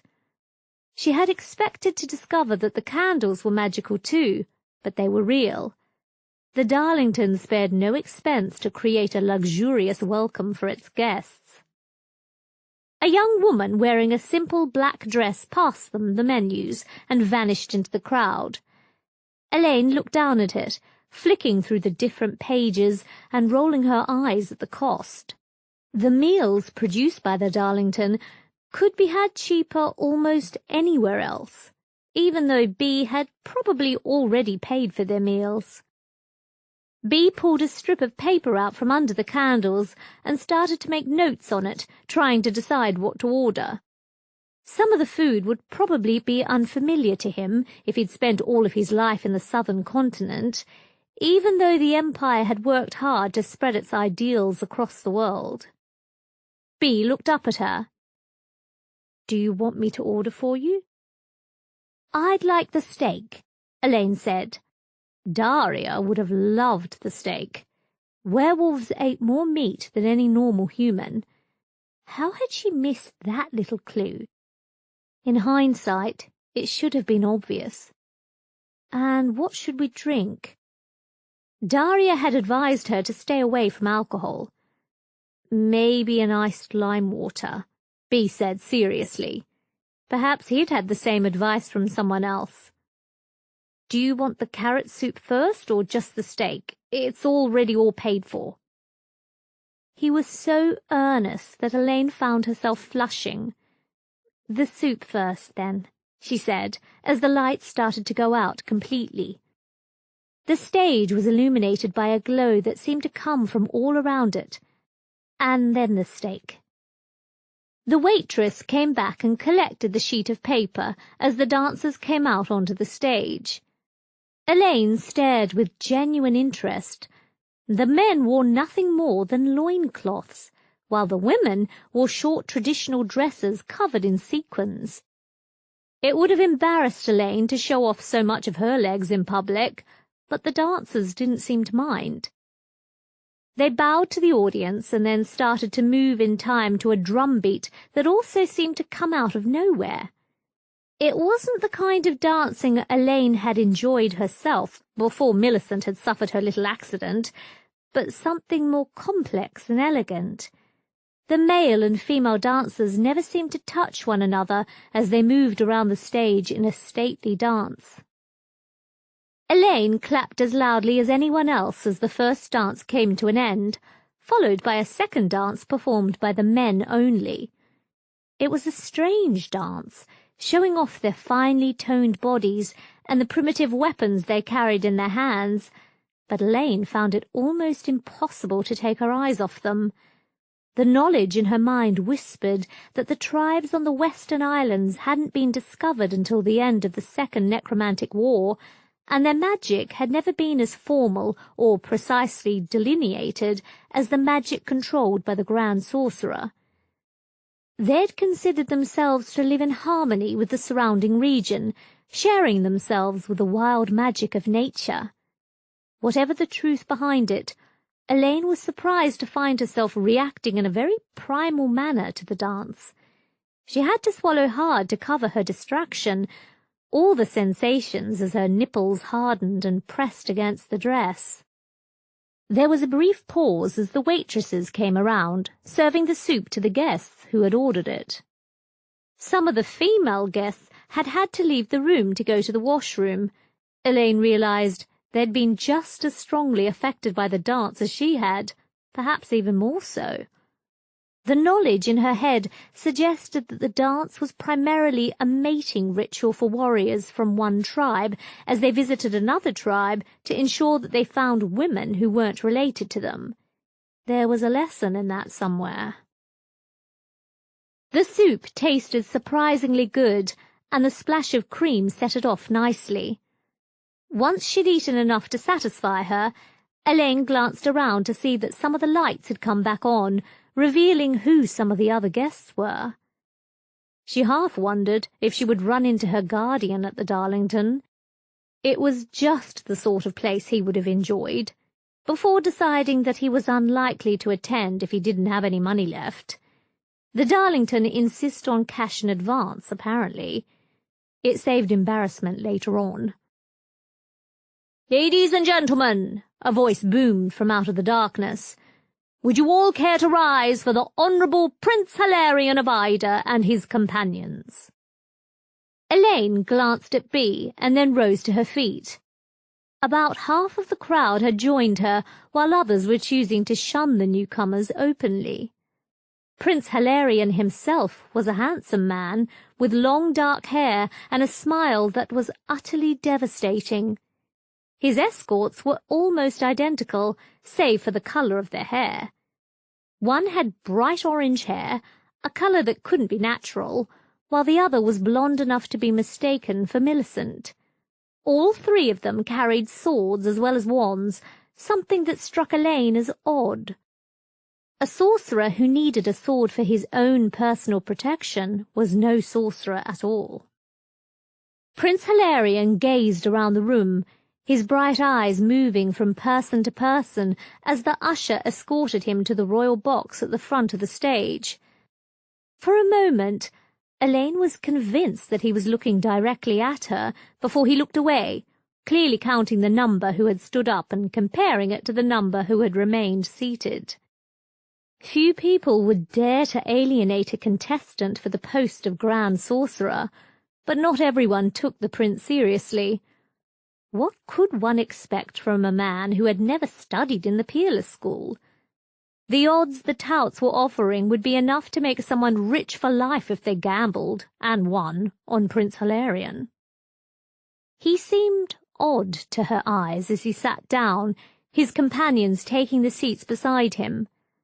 A thought nagged at the back of her mind until she remembered the work of the great sorcerer Niven. It was simple for a magician to use a sword as a cure for impotence, provided that one took the blade to bed with oneself. Any sorcerer who carried a sword was almost certainly impotent. But would Prince Hilarion know that?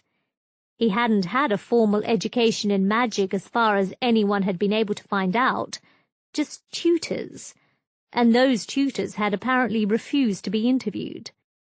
Bea caught her sleeve as the lights dimmed again and the female dancers came back out onto the stage. Does his sword mean that he's impotent, or merely doesn't have enough faith in his magic to defend himself? I don't know, Elaine admitted. Trust a guy to remember what use a sword had for a magician. He could be hoping that people will underestimate him by wearing the sword. She shrugged as the dancers came into view. They'd changed, removing their traditional dresses for loincloths that covered their thighs and placing shells on the nipples. Elaine glanced over at Bea and saw him staring in awe as the dancers started to move, using their arms to call attention to their breasts and thighs. If the dance the males had performed was intended for the women, this one was intended for the men. Even with wards surrounding the stage, its effects were spectacular. Who knew what it would be like for a tribal boy, barely on the verge of manhood, to be confronted with such powerful evidence of feminine sexuality? Or for the girls when they saw the men? The dancers finally bowed, the shells covering their nipples dropping off as they turned and retreated from the stage. A long series of sighs ran through the room as the men were released from their hypnotic trance, staring around at their wives and partners. Bea at least had the grace to look embarrassed, although he'd probably seen her staring at the men with just as much interest and enthusiasm. Some of the men also had to leave the room as the waitresses started serving the main course. Elaine smiled at Bea, who'd ordered a complex dish of chicken and beef before she started to dig into her steak. The meat was surprisingly tasty and tender, although, given the cost, it had better be good. Most of the Darlingtons' customers wouldn't have hesitated to complain if they felt that they hadn't had their money's worth. Prince Hilarion didn't seem to be eating, Elaine noticed. Instead, he was sitting in his seat watching the other guests with undisguised interest. There was something oddly composed about his expression, as if he wasn't particularly interested in anything apart from the guests, some of whom would be trying to work against him when the contest began. He should be trying to win their favour, or at least neutrality, but instead he was just watching them as though they were not important to him. None of the guests were going to like that kind of attitude from someone who hadn't even been through the Peerless School. Elaine puzzled over it as she devoured the last of her steak. Prince Hilarion had to know that he didn't have the connections to make a proper bid to become Grand Sorcerer, yet he didn't seem to be interested in attempting to make those connections. And there was the fact that he was related to the man who'd sent Elaine the charmed book. The Peerless School had taught that there were more coincidences in the magical world than anyone really understood or recognized. But Elaine was convinced that that was too unlikely a coincidence for it to be possible. There had to be a connection somewhere. She was tempted to walk over to Prince Hilarion and ask him directly, but she knew she couldn't take the chance. If he'd wanted the knowledge from the Great Library, he had to be looking for her, and he presumably didn't know who'd picked up the book. Or perhaps he would have tried to convince her to join him by now, or had her kidnapped. One advantage about going to Ida was that it would be the last place anyone would expect to find her. Or so she hoped. Bee smiled as the waitress started to take away the dishes.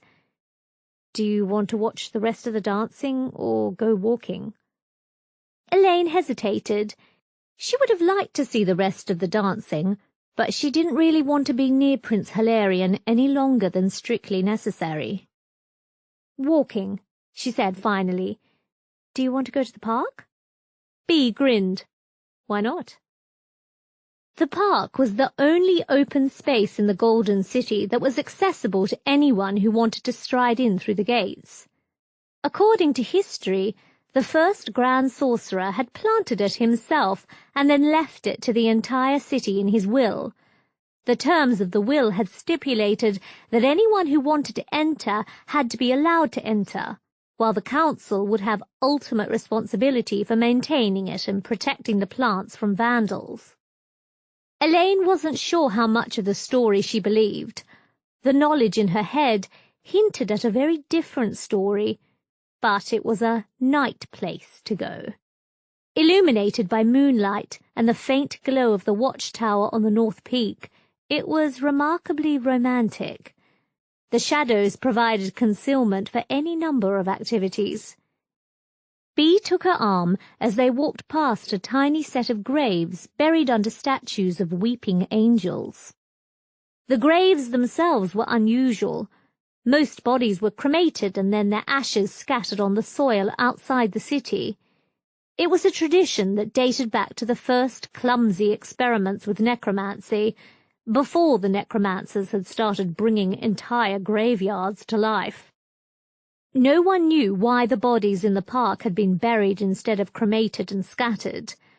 Some people commented that they were probably older than the park itself, and the Grand Sorcerer had hesitated to remove or defile the bodies. Elaine wasn't sure that she believed that at all. "Thank you for this evening," she said, as they halted under a tree that draped a concealing shadow over them. There was magic in the park, old magic that might have more in common with the Blight than anyone cared to think. "I'm sorry about the last time we met." "It wasn't your fault," Bee assured her. He took her in his arms, and it dawned on Elaine that he was about to kiss her. "Your friend was very clear on that point. It definitely wasn't your fault." Elaine flushed. Daria had stood up for her, believed in her, and Elaine had rewarded her by peeking into a locked chest and discovering a horrible truth about her friend. "She's a good person," she said. All of the stories about wild werewolves didn't seem to apply to the one werewolf she'd actually met. And Bee's lips descended and touched hers gently. Elaine felt her heartbeat starting to race as long-suppressed desires came to life in her mind. She kissed him back, feeling his lips steadily increasing the pressure on her body. It was suddenly very hard to breathe as his hand touched her breast and started to stroke it through the dress. Part of her wanted to tear off the dress and make love to him right now, even though they were in the park. And part of her knew that that would be a very bad idea. "I can't go too far," she said between kisses. Her hand had somehow found its way to his crutch. "I can't—" "Hush," Bee said very gently. "I do understand." Chapter 13. "Well, someone had a good night," Daria said the following morning. "How far did you go with him?" Elaine flushed. "How can you tell?" Daria chuckled. "Did you look in the mirror when you woke up this morning?" Elaine turned and glanced into Daria's mirror. She saw a girl with smeared makeup staring back at her, with faint traces of male lips on her cheek and neck. Her face was almost unrecognizable, and she had only an hour before her iron dragon was scheduled to leave for the north. She let out a yelp and ran into the washroom, splashing water on her face and trying to wash off most of the smeared material. Some of it refused to come off until she muttered a simple charm to cancel the magic binding it to her skin. "So?" Daria said, following her in. "How far did you go last night?" "We kissed," Elaine said. She could still feel his fingers stroking her breast, sending strange yet remarkably pleasant sensations running down her body. Who knew what she would have done if he'd pressed the issue? "And we touched, and we didn't do anything else." "Good for you," Daria said. She winked and passed Elaine a towel as she removed the remains of her underclothes and splashed water all over her body. "Did you decide you liked the experience after all?" Elaine flushed again.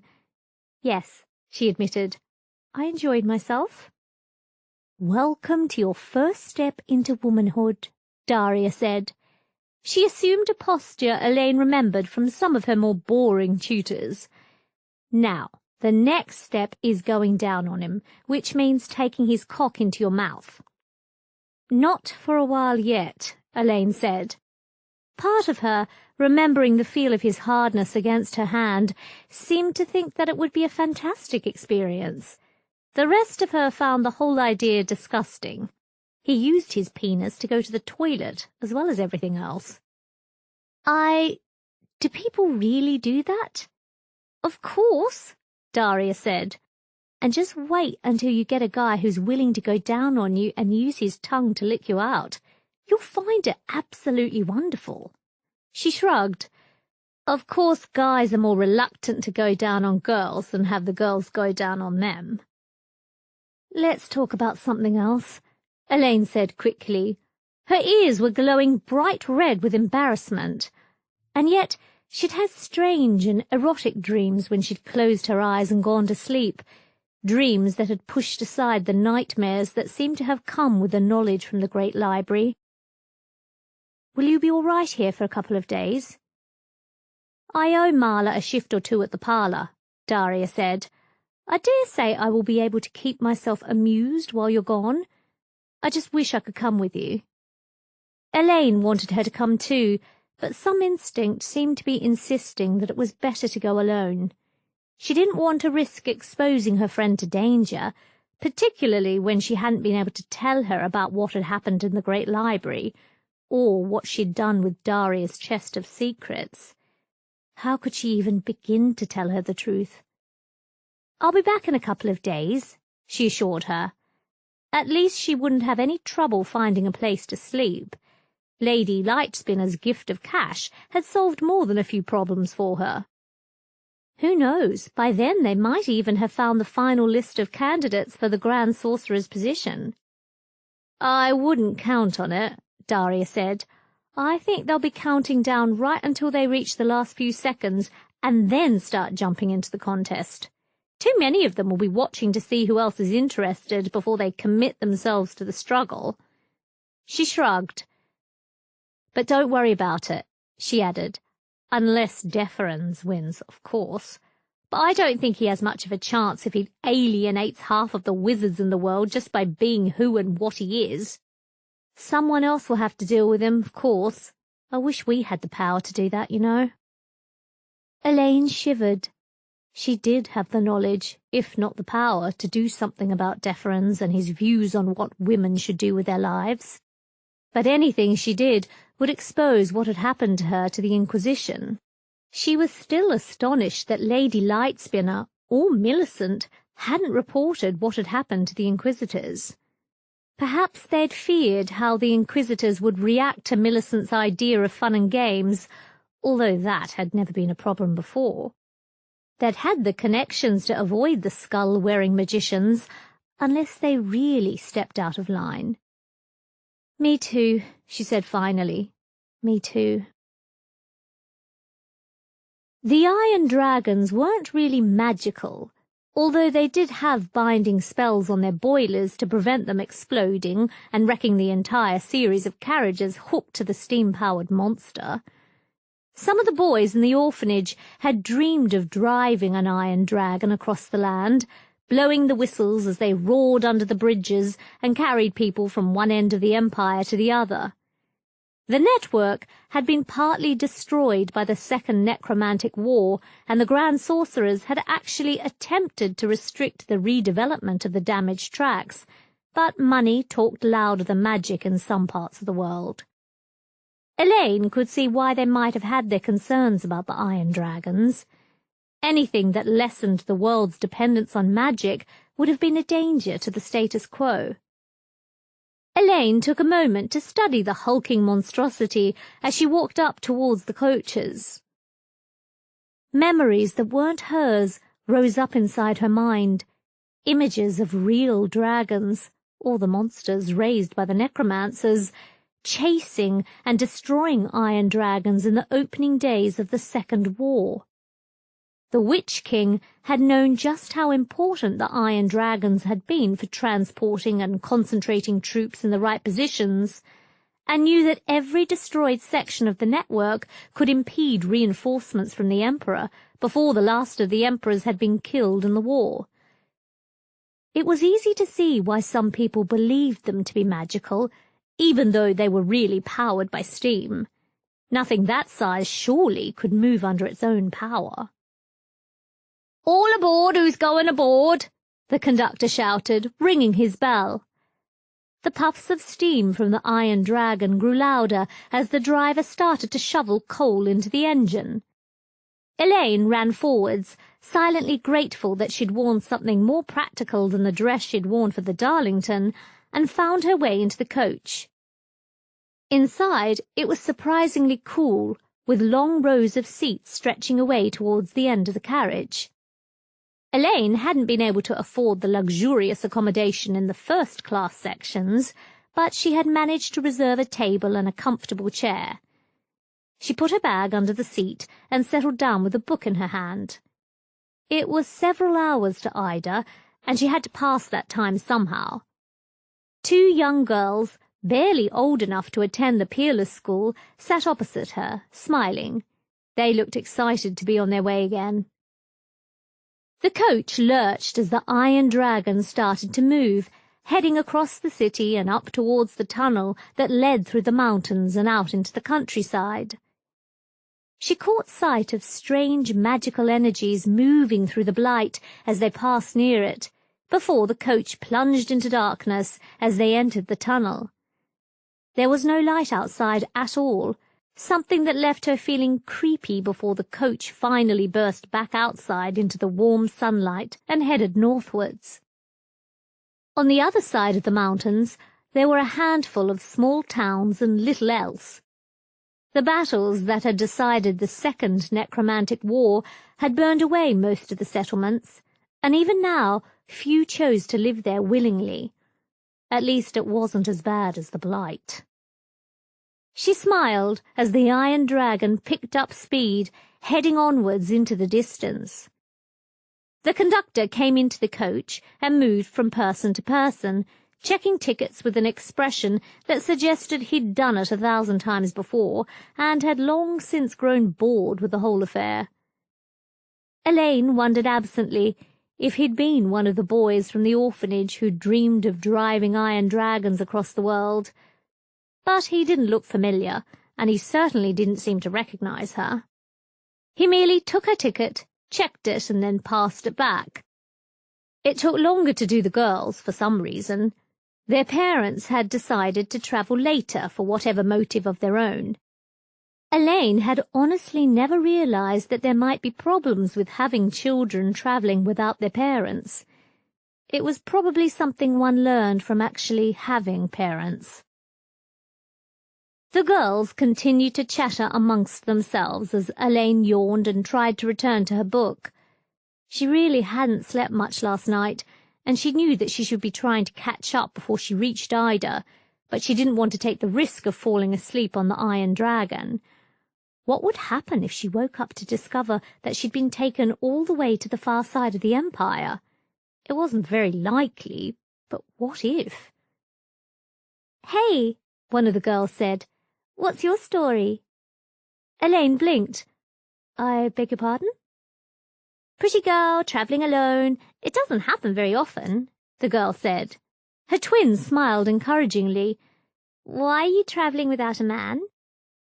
"I have no husband," Elaine said. She wasn't sure if B counted as a boyfriend or not by now.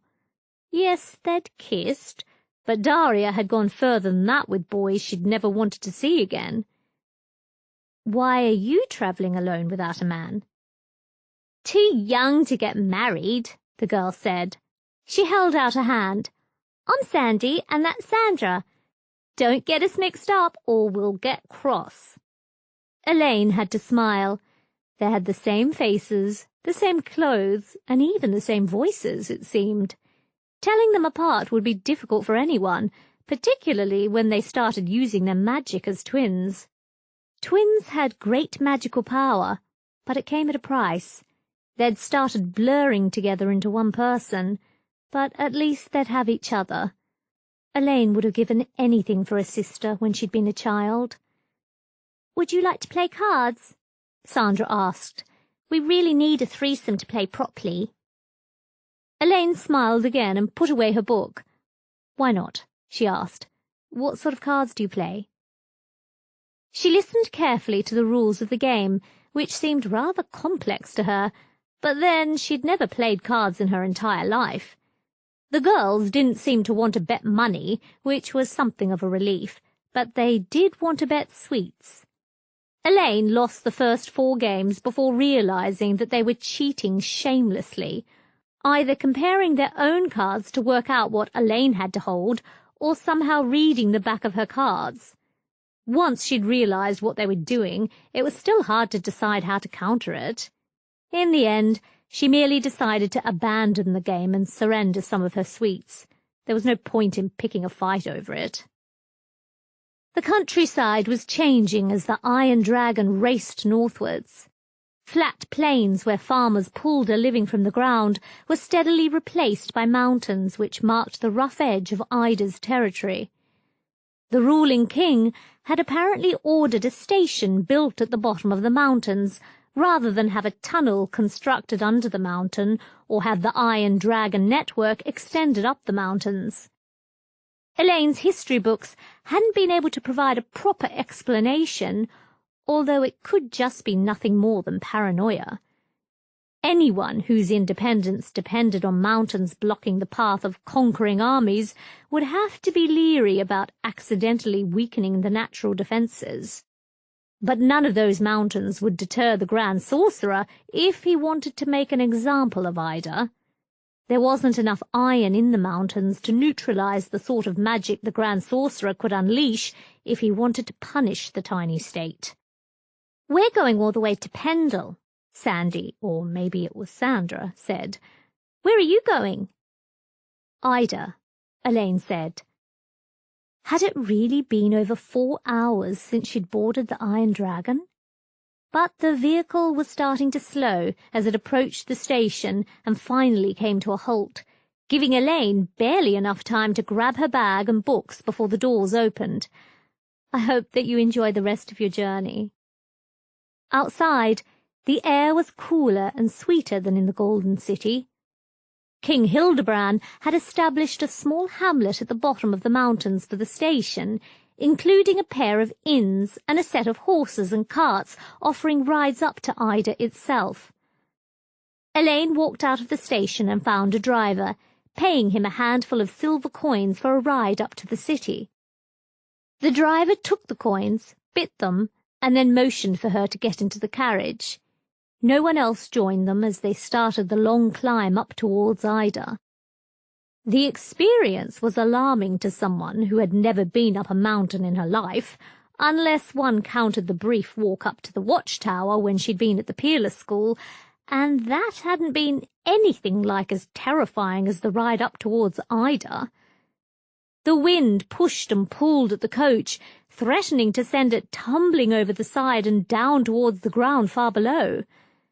The handful of habitations actually cut into the mountain caught her attention, and she winced. How could anyone live in such conditions? She stared around as they finally inched past a pair of forts and into the road leading to the city itself. Ida was very different from the Golden City. Like the habitations below, half of it seemed to be cut into the rock itself, while everything outside the Rocky Mountains was made of the same grey stone. Even the royal palace, a towering fortress on the top of one of the mountains, was the same colour as the rest of the city. There was none of the variety in the population either, Elaine realised in shock. They all wore the same drab clothes and rarely looked up as they moved from place to place. How many people even lived in the city? Maybe there were so many people that they had to ignore one another just to get some space between them. The toilets at the Peerless School had followed the same basic idea. The coach drew to a halt, and Elaine made her somewhat unstable way off the vehicle. She had planned to visit the court wizard at once, but her legs were arguing strongly that it might be a better idea to find a place to sleep first and go to see him in the morning. She asked the coach driver where she could find a place to stay and followed his directions to the nearest inn. It cost more than she expected, but she was almost past caring. All she really wanted to do was sleep. The room had nothing more than a bed and a glass of water for her to drink, but she lay down and went to sleep anyway. In the morning, she told herself, she could carry out her plan. She was awoken several hours later by the sounds of bells ringing to greet the new dawn, just like in the Golden City. It seemed that Ida honoured the gods in the same way, although there was no way to tell if they had the same gods or worshipped others of their own. The Grand Sorcerer had never attempted to discourage anyone from worshipping any or all gods if they saw fit, apart from the gods who were little more than actual demons. Not that it mattered. Those who claimed to have messages from the gods invariably discovered that the messages weren't quite what they'd expected them to be. Dressing quickly, she walked down to the eatery and stopped dead. Seated on the opposite side of the room was a man she recognized, a man she'd never wanted to see again. Inquisitor Dread. Chapter 14. The Inquisitor wore the same black robes as she remembered from earlier, his face distorted behind a glamour that she now understood perfectly. It wasn't something that shaped his appearance in his own eyes, but something that shaped his appearance in the eyes of the beholder, giving him an impression of relentless determination to see criminals brought to justice. Elaine started to step backwards when he looked up at her and waved with a single hand, inviting her over to his table. It was very definitely not a request. "Inquisitor," she said as she reached his table. Up close, he didn't even seem to have a smell, and his black robes seemed to fade into the shadows. "Welcome to Ida." Dread looked up at her, his half-concealed eyes locked on her face. "What are you doing here?" It honestly hadn't occurred to Elaine that she would run into an Inquisitor, let alone one she recognized, even though hindsight told her that the Inquisition would have dispatched someone to make inquiries about what Duke Garma had been doing before his untimely death. She would have thought that the Grand Sorcerer's death would have distracted the Inquisitors, but they did have a reputation for never forsaking their goals for anything. Try to bribe an Inquisitor, and you'd spend the rest of your life in the salt mines.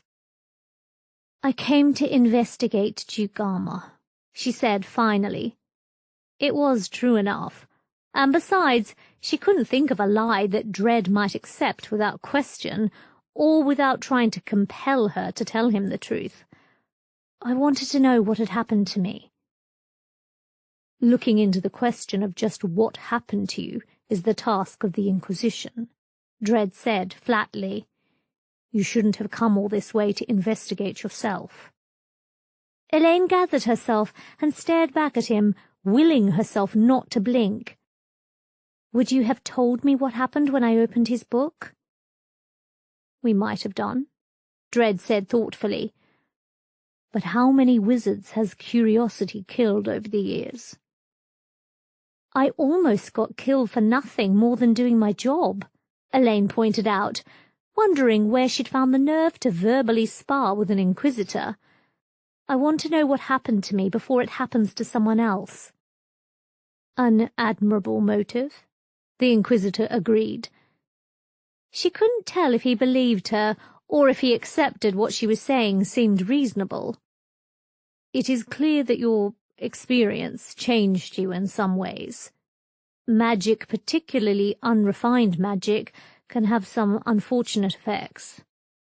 He looked up and waved at the waitress, who had been giving the table a wide berth. "Order whatever you like," he said. "The Inquisition can afford a large breakfast from time to time." Elaine hesitated. She wanted to ask him questions, but if there was one thing she'd learned from being a librarian, it was that the questions a person asked often taught the hearer more about that person than they might realize. If magical accidents did change a person in ways more subtle than compulsion spells, or even outright transfigurations, it was something almost unknown to her. Except that it wasn't, not after the Black Vault had been decanted into her head. Magic had never been as well understood as the Peerless School claimed, and there were all kinds of magical traditions that never quite fit into the high magic defined by the Grand Sorcerers. It was possible for a magician to accidentally boost his own power, or be caught up in an accident where his power was suddenly blasted into levels he couldn't even have imagined, but the results had rarely been good. Madness often followed a sudden growth in one's magical power, as if the human mind couldn't cope with suddenly inheriting a vastly increased level of magic. It was strange to realize that the Grand Sorcerer had spent decades training and flexing his magic before even being considered one of the senior wizards, let alone competing with his peers for the ultimate prize. And if Dread suspected that her powers had been boosted, he would be keeping an eye on her. Not out of suspicion that she'd hidden something, or that she'd lied to him about what had happened when she opened the book, but because she might go completely mad and at the same time develop levels of magic beyond her grasp before the accident. The thought of a maddened magician storming through the streets, blasting buildings apart in revenge for slights, real or imagined, had to be the Inquisition's worst nightmare. Despite herself, she wondered just how hard it had been for them to take the risk of allowing her to wake up. They could have cut her throat while she was helpless, long before she'd realized what had happened to her. She ordered breakfast thoughtfully, looking at the menu to try to determine what were the local specialities. The Darlington had charged far more for far less, she was amused to discover. The locals seemed to like plates of meat and eggs for their breakfasts, as well as long rolls of brown bread and butter. She hesitated, and then decided to order as much as she could eat. There was no way of knowing when she would be able to eat again. A good choice, Inquisitor Dread observed. Elaine wondered if he was mocking her, but his face seemed curiously composed. Your friend Daria would approve of the meat, if not the eggs. Did he know? Of course he knew. Rumour claimed that Inquisitors had remarkable powers to divine curses and enchantments, even the complex and subtle charms that turned a normal man into a werewolf. He'd probably interviewed Daria while Elaine had been fighting for her life. Daria had used the Inquisition as an excuse to escape work for a few days, and discovered that she was a werewolf at the same time.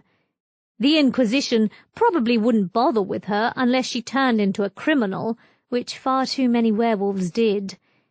It wasn't as if they had any hope of gainful employment when their true natures were exposed. Daria always enjoys eating meat and never puts on an ounce of weight, Elaine agreed, trying to sound resentful. A werewolf had a far faster metabolism than a normal human and burned food at a far quicker rate. It probably explained why Daria spent so much of her life chasing boys when she wasn't working. She hesitated. Asking the Inquisitor about her family had been one thing, but asking a more sensitive question would have been risky. And yet, who else could answer her questions? Sir, what kind of effects can magical accidents have? Dread studied her for a long moment, as if he were wondering why she'd asked that particular question. It can depend on precisely what happened in the accident, he said. One particularly insane wizard once poured every one of his potions into the same pot to see what would happen. Nothing did, until his maid tried to sweep it all up and the mess decided to fight back. Somehow they merged into one being, a vaguely humanoid form made out of gel, and with a surprisingly sweet smell. Elaine shivered. She'd heard rumours about that particular incident. And then there was the werewolf who became a pure-blood were. Dread continued. Every time he sees the moon, he becomes a copy of the closest living thing to himself. A rat, a snake, his wife. I believe that he accidentally bit her, and now they make sure to share the same bed so they can swap forms every night. They find it quite interesting to exchange gender roles every so often. And then there was the poor girl who transformed randomly into an object whenever she became stressed, or the boy who shifted between human and horse forms whenever he saw a mare, or the twins who swapped bodies on an hourly basis. Elaine felt a flush of irritation. He was toying with her. None of those would concern the Inquisition, she said. If they didn't care about someone like Millicent playing games with people who didn't have her power or connections, why would they care about people who were accidentally cursed? Even werewolves were targeted more by the city guards than the Inquisition. What did you think had happened to me when you came to check up on my accident? Dread met her gaze evenly. Some magical accidents give magicians an unexpected boost in power, he said calmly. Your treatment of your former tormentor suggests that you suddenly gained powers that you might not be able to control. And the fact that you are visiting this strange little state suggests that you know that something has happened to you, doesn't it? His voice suddenly became heavy with compulsion. What happened to you when you picked up that book? Elaine swallowed. It took every ounce of strength she had to keep her voice from trembling or babbling out secrets she knew would get her killed. "I don't know," she said somehow. It wasn't quite the truth. His words seemed to be humming into her head, forcing her to talk. "I just wanted to come here and find out what had happened to Duke Garma." "An interesting choice," Dredd observed. His voice was back to normal, but Elaine refused to react. It was certain that he could start trying to compel her again at any moment, and if he kept working away at her, eventually she'd break. His magic required stronger magic to resist, and Elaine wasn't up to the challenge. The shielding spells floating in her mind required time and patience to set up, or power that she simply didn't have. "And were you interested in Duke Garma before your accident?" "No, sir," Elaine said honestly. "I never even knew he existed until I opened those boxes and read the attached details." "But that leaves us with an interesting problem," Dredd observed. "Did you come here because you were curious, or because one of the effects of the curse was to plant a compulsion in your mind to come here? It is quite easy to place a subtle command into a person's mind without them ever realizing that they'd been influenced. The more emotional a person, the easier it is to command them while they're convinced that they're acting according to their own will. And how emotional are you, I wonder?" Elaine hesitated. The possibility that someone had placed a compulsion in the spell to go to Ida hadn't occurred to her, which could itself be an effect of the spell. Her bindings tutor had made several things clear, including the fact that the human mind was remarkably good at inventing justifications for its actions that always made sense, as long as they weren't examined in the cold light of day. But then, he'd added with his famous sneer, alcohol was just as good at influencing a person as magical spells, and that didn't have any magic in it, nothing more than natural chemistry. "I like to think that I am not emotional," she said finally. It wasn't entirely true, she had to admit. Her early life, and Millicent's torments, had burned some of her emotions out of her, at least in her own mind. There was no point in ranting and raving about the universe's unfair treatment of her when nothing would happen to make her life worth living. And the aching sense of loss she'd felt when she'd finally worked out the difference between an orphan and a normal child had faded away years ago. "Whatever happened to me could happen to others." "Of course it could," Dredd agreed, as the waitress returned and put a large plate down in front of her. Dredd, it seemed, had ordered fried meat and chopped potatoes. Daria would have loved the spicy food, but it made Elaine's stomach turn over in futile rebellion. "But what happened to you also did happen to others." Elaine stared. "Oh, I'm not talking about the book being charmed. That's unique as far as I can tell. But you're hardly the first child to grow up without a real family, or face bullies at your school.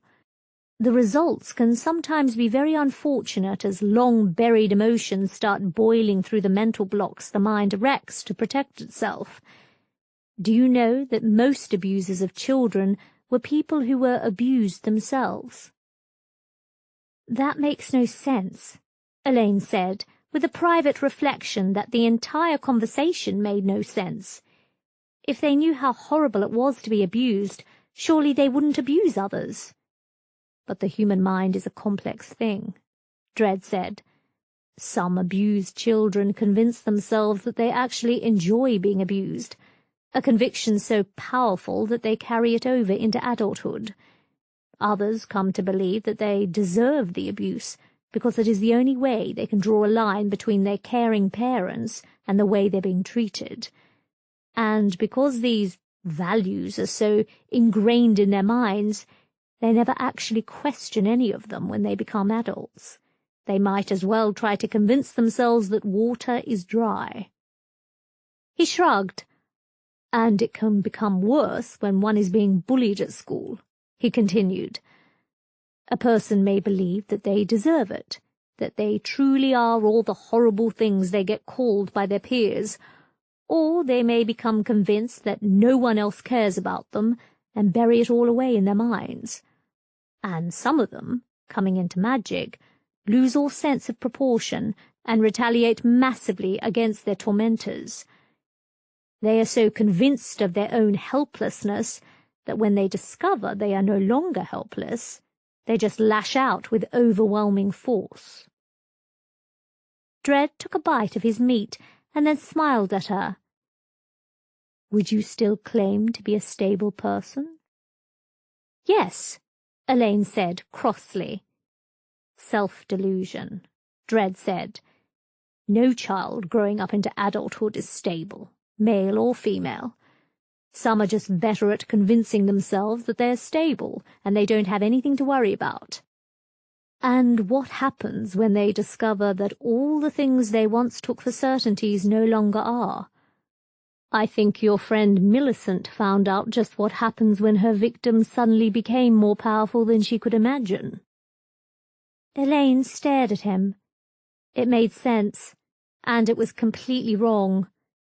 Elaine hadn't had her power boosted, but she could, part of her mind whispered, if she was prepared to pay the price. Instead, she'd been crammed with forbidden knowledge that gave her insights into magic that no other living magician shared. Even the Grand Sorcerer would have had problems. He would have had to read the books one by one, and so he might not have grasped how they interlinked together.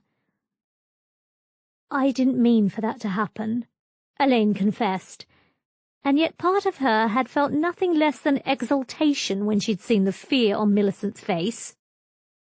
Why did you let it happen? Dread lifted a single eyebrow. I beg your pardon? You and your Inquisition swan around controlling magic, the final sanction against evil magicians, and yet you don't intervene to stop powerful magicians picking on their inferiors, Elaine snapped. She felt tears rising to her eyes and blinked hard to suppress them. Where were you when I was at the Peerless School? I never claimed that we were perfect, Dread said seriously. And you know as well as I do that people have to develop their own controls, their own self-discipline to understand and master magic. A certain amount of unpleasant behavior is acceptable. Not to the person on the receiving end, Elaine snapped. She was almost shouting at him, Don't you care about them? I care more than you can imagine, Dread said flatly. There was something in his voice that warned her not to press the question any further. But I also know that we need to breed strong magicians, and we cannot do that by coddling people who may be far more powerful, potentially, than their tormentors. He put down his fork and looked at her. Are you still prepared to claim that you are stable? I think I know how to control myself, Elaine said sharply. You would be astonished and oppressed by how many magicians have believed the same thing, only to end up convinced that the right thing to do is to lay waste to the countryside and enslave entire populations, Dread said. I was involved in the liberation of a city-state that had been taken over by a single, extremely powerful magician, and he thought that he was making everything better for his people. I think that he really believed every word he said about how killing and torturing dissidents made the world a better place. He shook his head, but in the end, we had to kill 3/4 of the population to save the rest. He added, Those choices are never easy, I am afraid, but someone has to make them. I thought that was the Grand Sorcerer, Elaine said waspishly.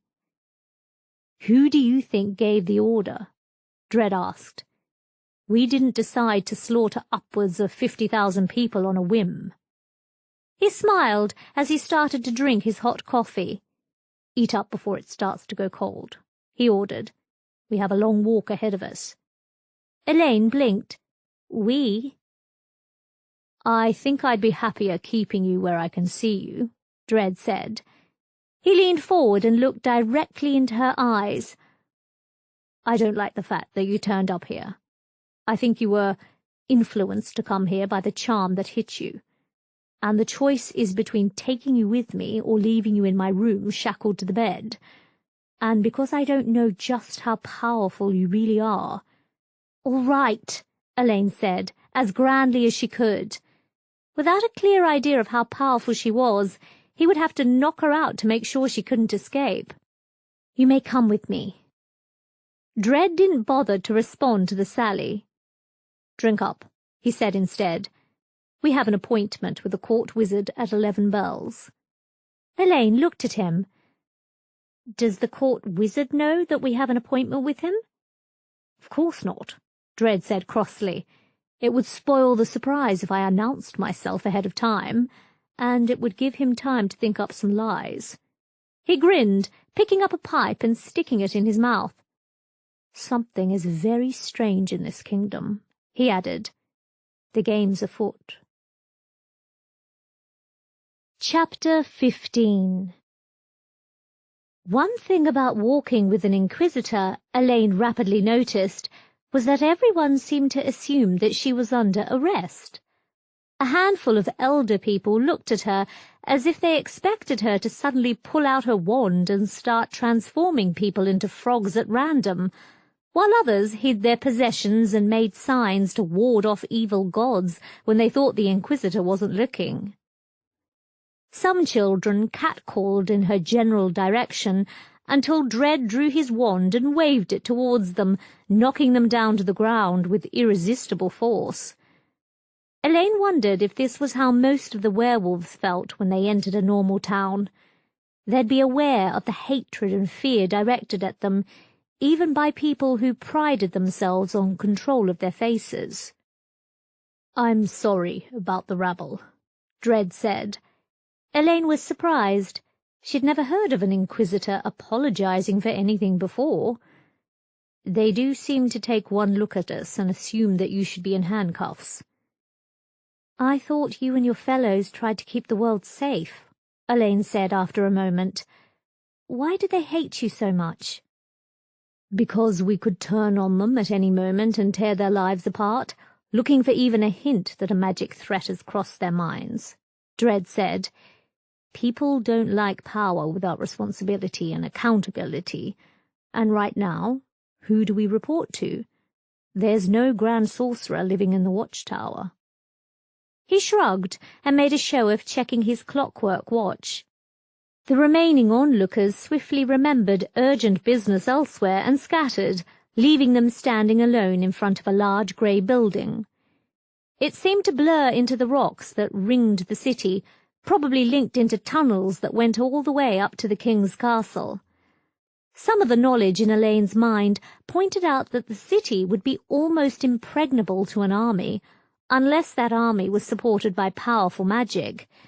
Even getting a few hundred troops up the tiny roads, with the enemy hurling rocks from high above, would be difficult.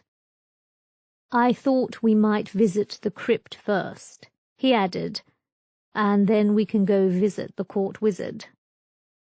The stone doors were solidly locked, but Dredd lifted his staff and tapped firmly on the stone, undoing the charms that bound them together. Elaine watched as the stone slid apart, revealing a long line of steps descending down into the base of the earth, illuminated only by burning torches. Someone clearly visited regularly to replace the torches, binding them with careful charms to allow them to light up whenever the main doors were open. Elaine remembered charms that would produce light for her upon demand, as she realized that someone could slam the door closed and leave them trapped in the caves. But then, who would be foolish enough to do that to an inquisitor? Dredd led the way down the long flight of stairs, pointing out natural caves hollowed out by water erosion over the centuries. Some of the caves appeared to have been inhabited, probably where most of the population hid when an invading army threatened their walls. Elaine found herself sensing misdirection charms bound into the caves, making it harder for anyone to find their way in or out of the maze. It was easy to imagine that the caves reached down all the way to the legendary dragon who inhabited the center of the world. She yelped as she stepped through another darkened stairwell and came face to face with a real dragon. It was dead, centuries old, all of the skin torn away by sorcerers intent on using it for their potions, leaving only its skeleton as a warning to anyone who dared trespass in the crypt. There was something almost obscene about leaving such a noble creature in such a state.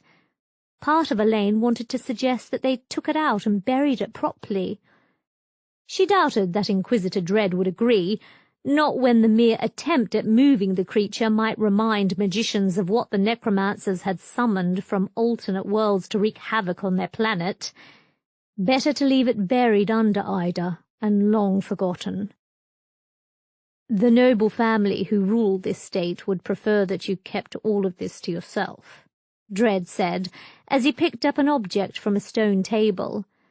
It was a clenched human fist, lying beside a stone knife and wand. The wand caught Elaine's eye at once, for everyone knew that the only material that could channel magic properly was wood. Had it been petrified as thoroughly as Millicent herself, or was it something more remarkable? "Don't touch," Dread added, as Elaine reached for the wand. "You don't want to awaken anything that might have been left asleep here." He held up the clenched fist and spoke a word Elaine had never learned at the Peerless School. Words of power were dangerous and often unpredictable, unless used by the strongest of wizards. The knowledge in her head spoke of the kind of self-discipline needed to use words of power without one's mind wandering, allowing mischievous entities to slip into the spell and misdirect it so that one didn't quite get exactly what one wanted. There was a ghostly roar from the dragon, and its skeletal mouth began to slip open, revealing a spinning gateway into a pocket dimension. Dread caught her hand. His touch was cold, very unlike Bee's, and pulled her inside. The world went black, and she was standing in the center of a long stone tunnel, illuminated by magical lights that hovered above hundreds of tables. Each one held a stone coffin, decorated with the picture of the man who had been buried under the mountains. Elaine stepped closer, prompted by a flicker of memory from the books dumped into her head, and saw a strong-faced man with a beard and two black eyes that seemed to stare at her out of the ages. "The warlord, Elian," Dread said. "He served under the first emperor in his advance towards the northern seas, eventually bringing a dozen small states into the empire. In exchange for his services, the first emperor agreed to leave Ida completely alone, a promise that was kept until the first necromancers waged war on the state during their advance on the Golden City. Some of them openly swore to desecrate Elian's tomb, claiming that he'd sold them out to the Empire in exchange for his people remaining free. But Ida never fell, and his memory is still honored, at least here. The Golden City prefers to forget that there was a time before the Empire." But it hadn't been as simple as that, Elaine knew. The knowledge in her head told a different story. The first necromancers had claimed to be fighting for the freedom of the northern continents.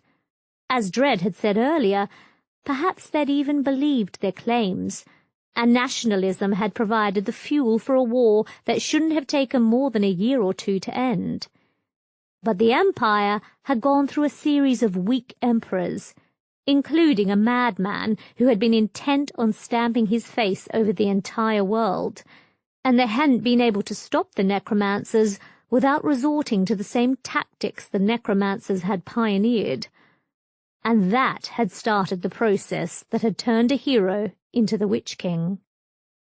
She looked around, feeling the pocket's odd-dimensional nature tearing at her eyes. Nothing seemed to be quite right, as if the dimension hadn't been secured properly. How big is this place? She found herself asking. It seemed to stretch for miles.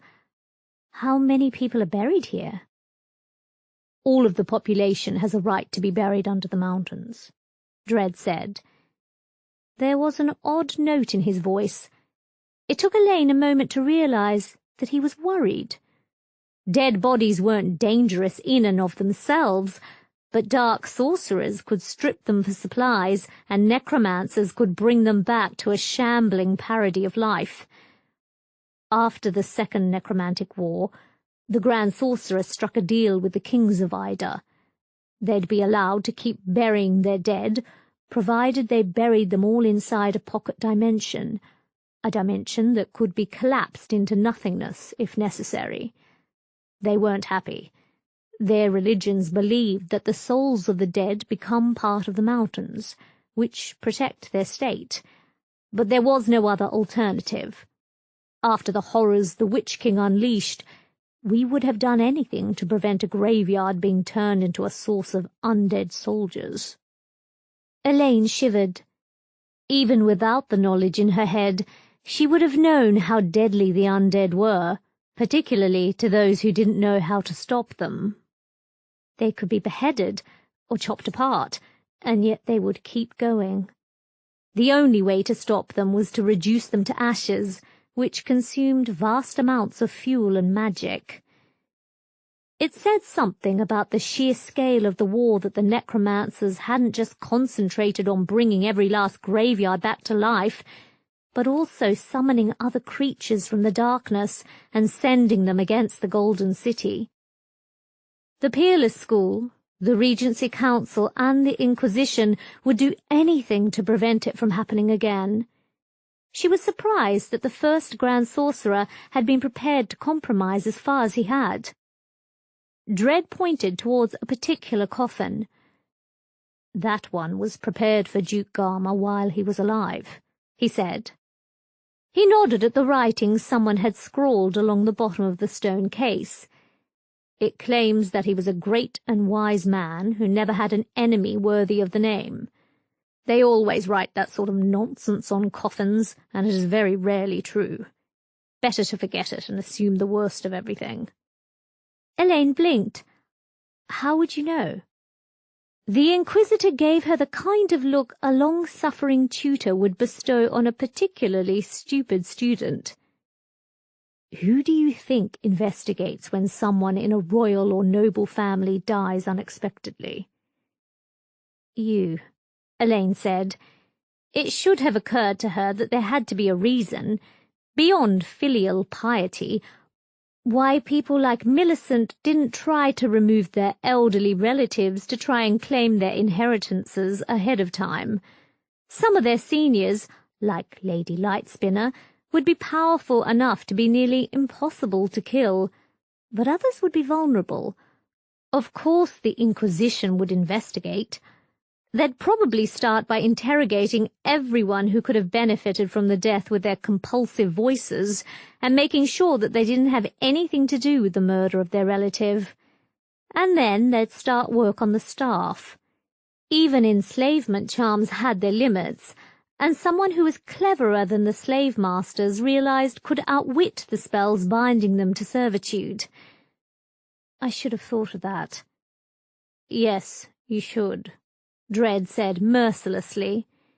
She couldn't tell if he was irritated with her, or just as uncomfortable in the midst of so many dead and decomposing bodies as she was.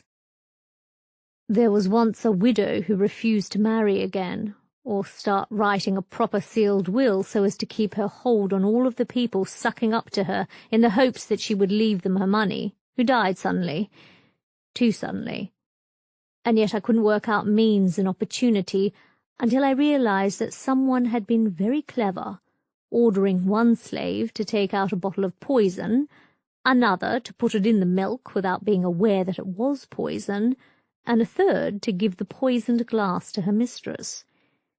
It turned out that if she died without a proper will, the money would be spread out among the family, including to the person who plotted her murder. He would have got less than he would have expected if he'd actually been in the will.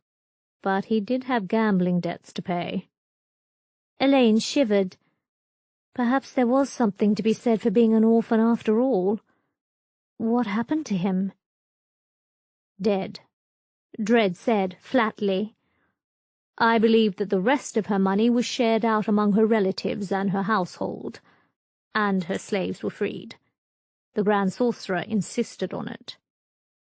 Good for him, Elaine said. She walked forward and studied Duke Garma's face. He'd been fat, if the picture was anything near accurate, with a faintly unhealthy cast to his eyes. It had to be accurate, if only because a statue intended to be flattering would have probably been thinner and made him look more dignified. Was there anything suspicious about Duke Garma's death?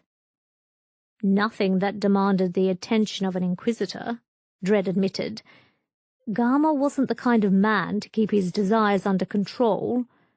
He had the reputation as a great trencherman and loved going to parties where he could eat all he wanted, even though the hosts became very inventive when they came up with excuses as to why he shouldn't attend. His life was largely dictated by wine, women, and song. Mostly the women, according to the court wizard. His singing was apparently appallingly bad. When he died, it was evidently only a surprise that it had taken so long. But that isn't uncommon among the younger heirs, he added. They're the ones who have no chance of inheriting something significant. And Garma went off on his gorging lifestyle after his brother's heir and spare were born. The court wizard concluded that Garma literally ate and drank himself to death. And, as you know, his books ended up in the Great Library. Elaine frowned. You talked about compulsions, she said. She wasn't sure how much she dared say, but maybe Dredd could sort out the shadow she felt hanging over her, and she could retreat into obscurity. Someone would have to take Miss Prim's place at the Great Library. Could someone have hit him with a compulsion to just keep eating and drinking until he was dead? It's a possibility, Dredd said after a moment, but such a compulsion would be not particularly easy to miss. It would have him literally eating and eating until he threw up. Surely someone would notice such odd behavior. He was still the heir to the throne if something happened to his nephew. Maybe it was the prince who did it to him, Elaine said. How much could she say? He thinks he can become the Grand Sorcerer. Perhaps he cast a very subtle spell over his uncle. It would have to have avoided detention from the court wizard, Dredd said. He sounded rather more troubled than she would have expected. A spell like that would probably be noticeable, and one of the reasons we have court wizards is so that they can notice if something is badly wrong with their charges. And yet the prince thinks he can climb to the highest position in the world. He looked over at her. Have you ever met the prince? Not really, Elaine said. I saw him at a distance at the Darlington when B... A thought struck her. Is B one of your people? Dredd blinked. Who? Oh, the romantic patronizer, he said. I'm afraid that young Master B has nothing to do with us, apart from having a brief contract with the Inquisition 5 years ago when he started his career in the South. He doesn't work for us now, and we didn't steer him towards you. That was what you were asking, wasn't it? Elaine flushed. She was used to Daria's light teasing, and she tried to give as good as she got, but being teased by an inquisitor was surreal, and yet part of her had wondered if B had been encouraged to show an interest in her to see what she would do, if anything. Finding out that he wasn't, if that was the truth, was reassuring. And yet, inquisitors weren't supposed to be able to lie, but it was fairly easy to bend the truth creatively without breaking their oaths and vows they swore when they took office. What if B wasn't working directly for them, yet had been pushed towards her by someone other than Daria? or if one of his old contacts had suggested that he should show an interest. Dread could presumably tell what he thought was the truth, but one of the other inquisitors knew perfectly well was a lie. Just how well did inquisitors work together anyway? She'd never heard of more than 2 of them involved in anything, apart from policing the streets during festivals and the Grand Sorcerer's funeral. Their reputation was normally terrifying enough to keep even the rowdiest of street thugs under control. "You might want to ask him who he's actually working for," Dread added, as he bent over the coffin and started to work a complicated series of incantations over the stone lid. "He works for someone who wants more patronage in the city, someone who has an interest in who comes out ahead in the coming contest. And if he had reason to believe that your talent could swing the contest in someone's favor—" Elaine's eyes narrowed. "Who?" "Ask him," Dread said. He stepped back from the coffin and shook his head. "There's nothing here. Not any longer. I was a fool to think I would find anything here. If he was cursed or charmed into killing himself, all of the traces are long gone." He straightened up. "It's time to go meet the wizard Trebuchet, court wizard to King Hildebrand," he added. "Do you think his staff will try to delay us while he starts climbing out the window?" Elaine stared at him. "Does that happen very often?" "You'll be surprised what a guilty conscience can make someone do," Dread assured her, "and how stupid they can be if they realize that they don't have any way to escape justice." He shrugged. "At least the smart ones can be entertaining," he added. "We spent months rounding up all the fetchers one particularly dangerous wizard had created." Chapter 16. "I'm afraid that the wizard Trebuchet is busy," his assistant said. She was young, barely 3 years younger than Elaine herself, wearing the robes of someone who had graduated with honors from the Peerless School. Elaine disliked her on sight, although she couldn't have said whether it was because the girl was beautiful, with long red hair and bright green eyes, or because she had an air of irritating competence. "He does not have time to see anyone." Dread held out his skull ring and glared at the assistant. "I am afraid that we are here on a rather more vital matter than anything that could possibly prevent him from seeing us," he said. "Now, unless you wish to bar the path of an inquisitor, which will have dire consequences for the rest of your career—" The girl started to mutter a charm, power building up in the surrounding air. Dread gave it a hard look, and the half-completed spell fragmented into nothingness. "You may want to learn to cast spells without advertising your intentions to your opponent," he said, with surprising mildness, "although it remains to be seen if your future career will include magic." He made no motion, but the girl's form flashed blue and then froze below the neck. "You are under arrest for attempting to impede the path of an inquisitor," he said, in the same mild voice. "Your case will be decided by the next Grand Sorcerer when one is finally appointed.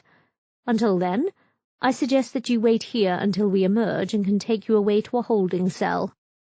The girl stared at him frantically, all of her arrogance gone.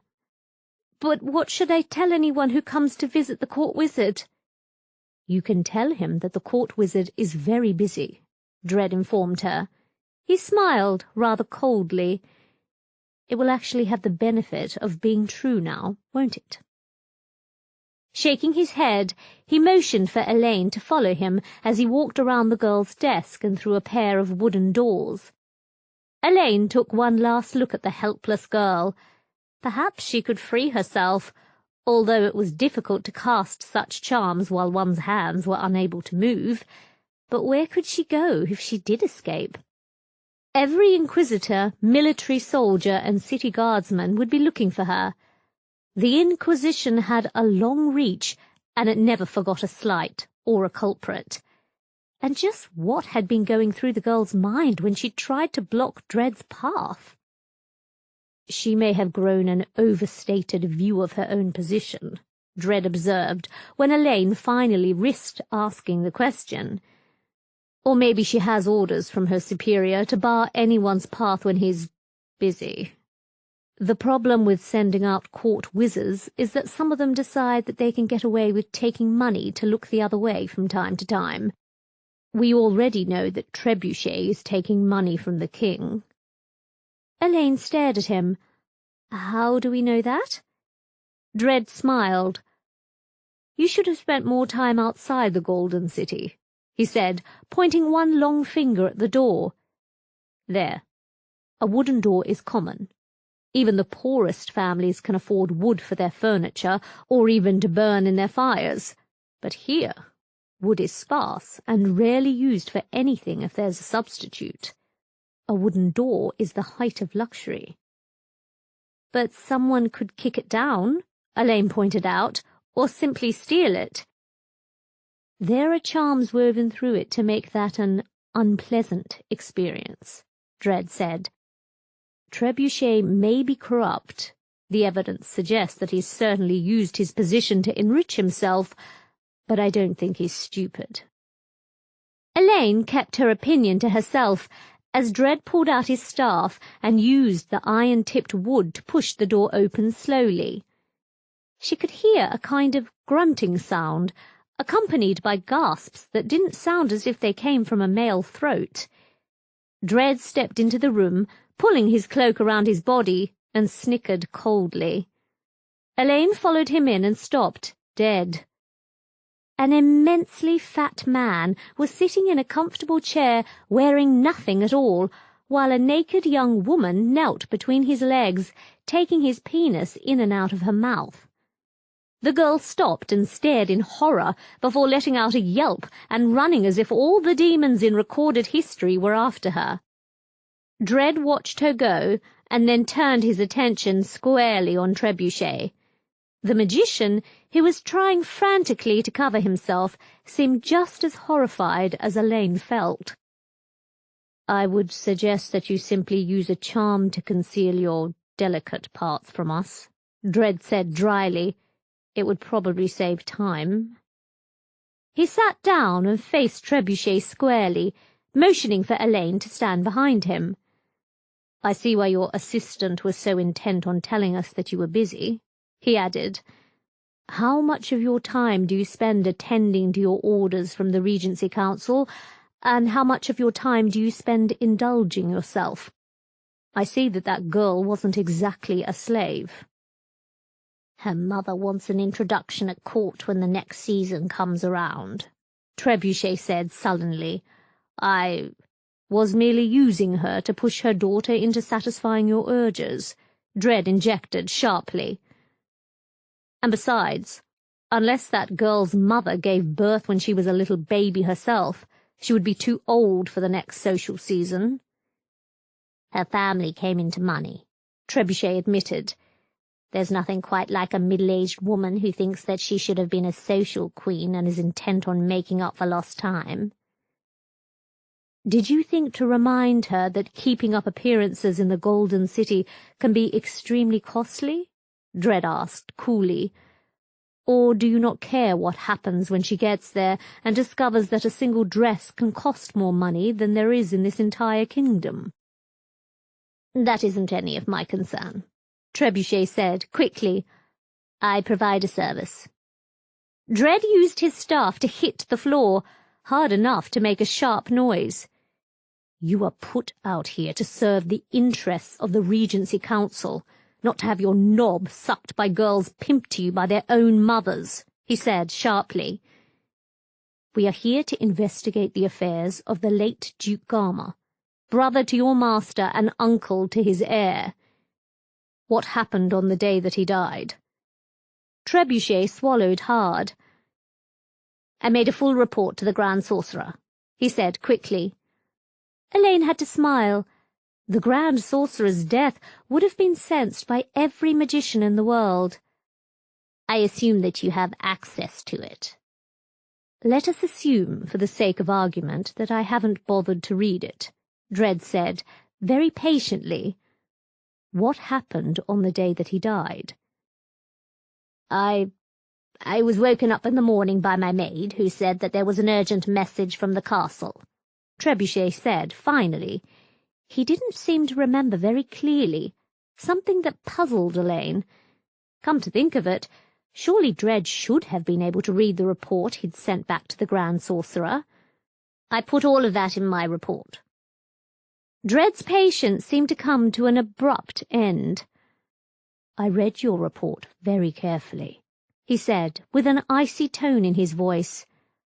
I read it very carefully, and noted all the questions that you left unanswered. And they started with a very obvious question. What happened to cause his death? Trebuchet glared at him, trying to maintain what was left of his dignity. I attended upon the corpse at once, he said finally. The doctors were already there, trying frantically to resurrect him. They wanted me to try spells that might give him a chance to live, but of course I refused. Elaine winced. Of course he had refused.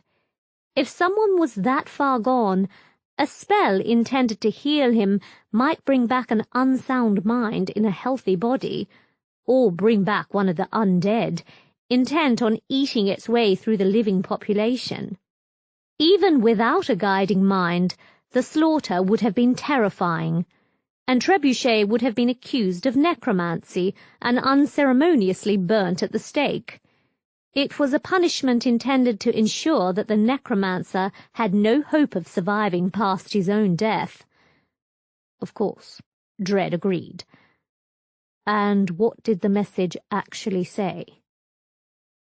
That Duke Garma was dying and that my presence was needed, Trebuchet said. I went to the bed, checked the body, and watched him die.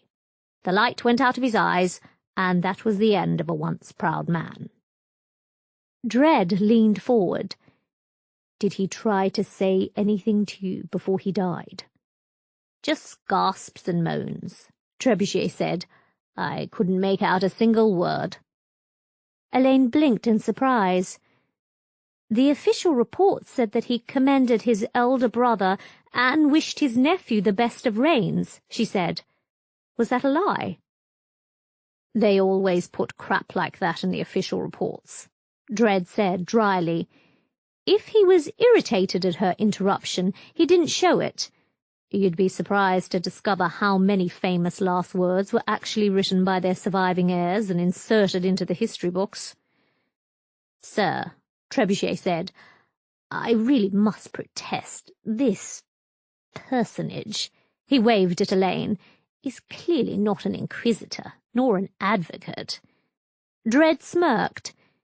Is there a reason you feel you need an advocate? I do not have to submit to questioning by someone without official standing, Trebuchet insisted firmly. I have the right to appeal to the Grand Sorcerer, who happens to be dead, Dred said sharply. I'm sure that the next Grand Sorcerer will punish me for overstepping my bounds, but the task of hunting down rogue magicians doesn't actually stop between Grand Sorcerers. His eyes narrowed. And I do not have to allow you an advocate if I feel that it would place a barrier between me and the truth. Your rights do not exist during an official inquisition. I suggest you remember that. He leaned forward. As it happens, this young woman is a potential candidate for the Inquisition, he added. She has every right to be here, although I may banish her outside to talk to your assistant if I feel it necessary. But an inquisitor couldn't lie. Elaine realized a moment later that he hadn't exactly lied. Everyone who'd been through a magical accident that might have enhanced their power would be a potential candidate for the Inquisition, particularly if their power had actually been enhanced sharply. It would be one way to keep someone with rogue talents firmly under control. But Elaine, with a head stuffed full of knowledge she could barely use, what would they make of her when they found out the truth? She doubted they'd let her run free in a world where powerful sorcerers could use what she knew to turn themselves into necromancers. I hope she is as accommodating, Trebuchet said finally. There was a tone in his voice that made Elaine flush. How could anyone think that of her?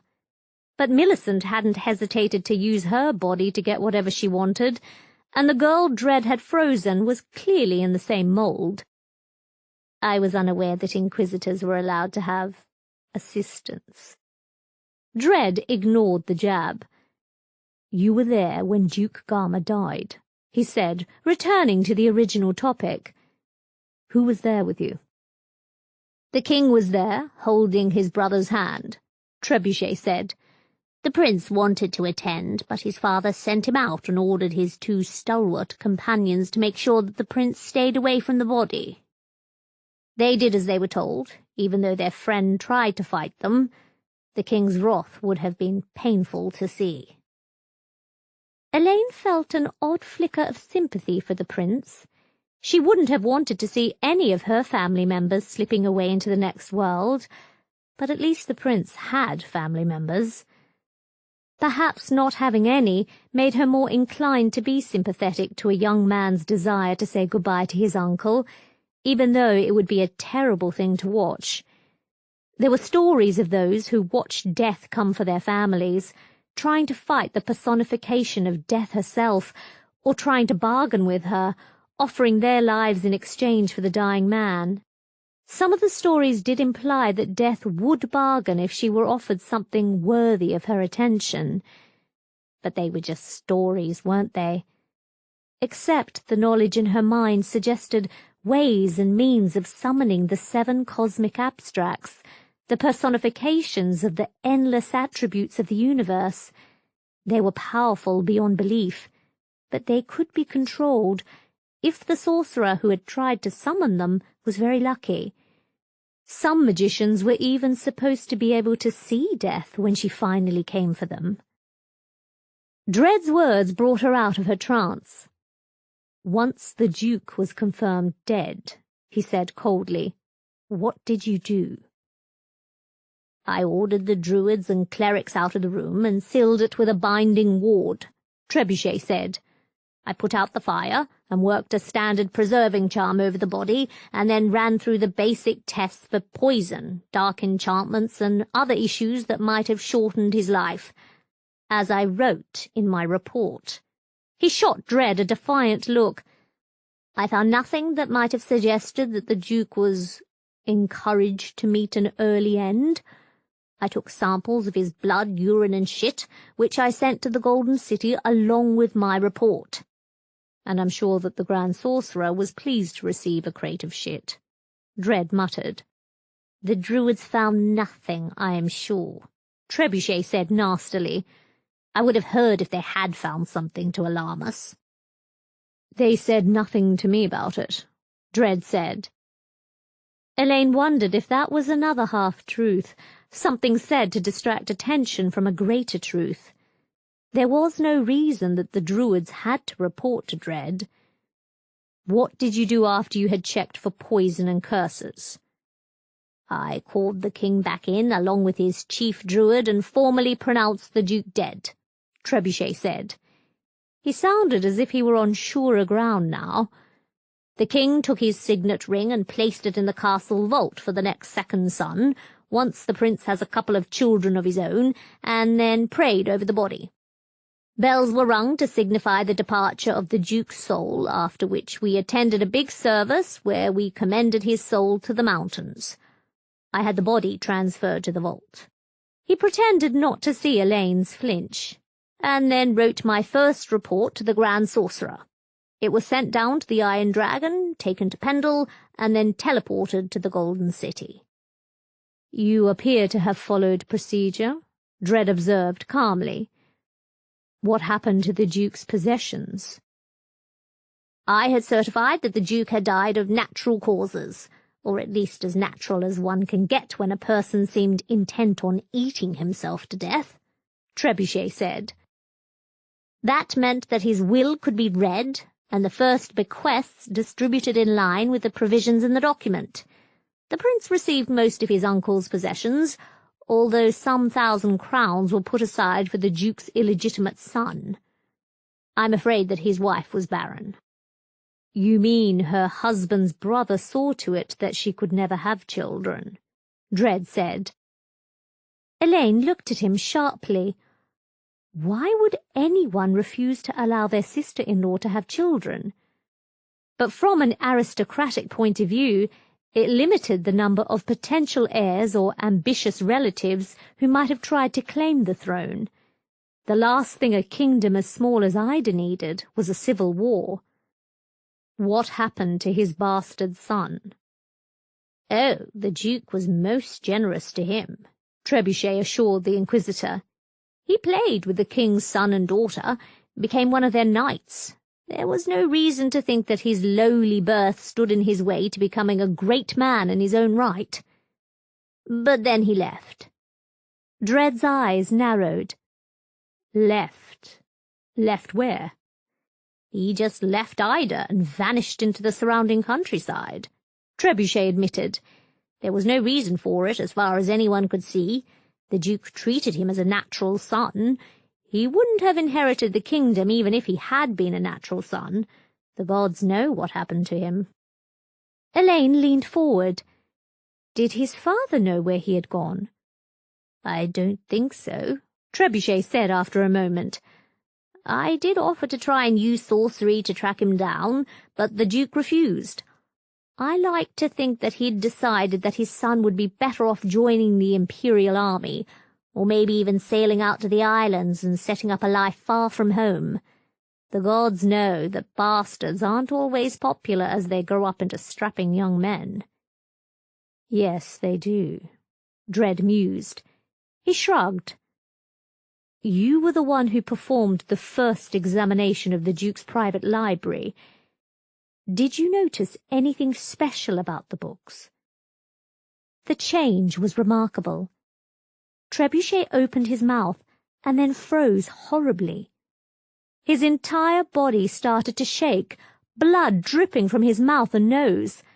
Dread jumped forward, casting a countering charm that Elaine had never learned in the Peerless School, but it was already too late. Trebuchet's body exploded, scattering blood and guts everywhere. Elaine swore out loud as blood drenched her hair and clothes. Dread seemed just as shocked. "What?" she managed to say. "What was that?" "A lethal curse," Dread said. The Inquisitor had remained calm somehow. Someone didn't want him talking about those books. Chapter 17. "Are you all right, m'lady?" Elaine shook her head. It was rare for her to have time to enjoy a proper bath. The apartment she shared with Daria didn't have more than a wash basin, and she was too shy to visit the public baths, even the ones reserved for women alone. But Ida's king had been willing to have the Inquisitor and his assistant move into his castle and get cleaned up properly. The 3 maids assigned to Elaine had helped her to undress, climb into the bath, and wash all the blood away from her body. Her clothes, they'd warned, would have to be thrown out.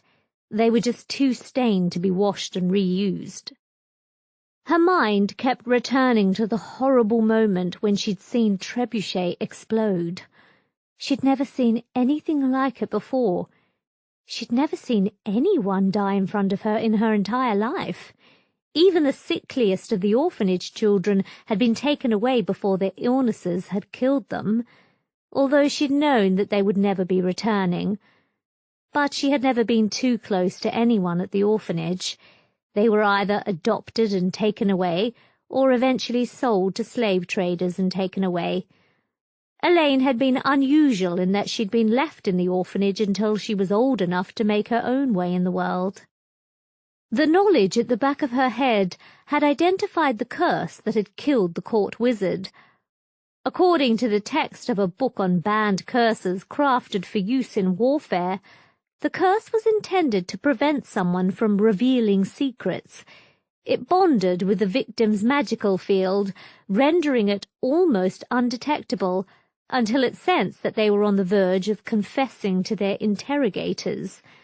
And then it struck, inflicting so much damage that the victim's body literally shattered in front of the watchers. It was almost impossible to make someone who had been cursed in such a manner talk.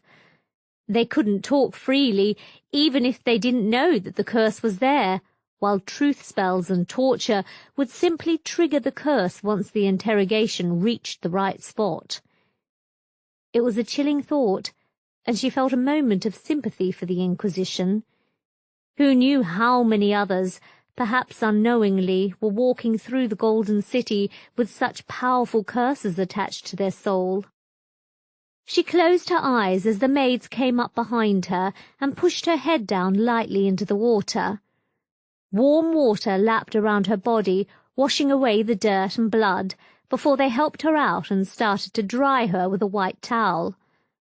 Elaine would normally have pushed them away. She didn't have a maid in the apartment. The very thought was laughable and somewhat creepy.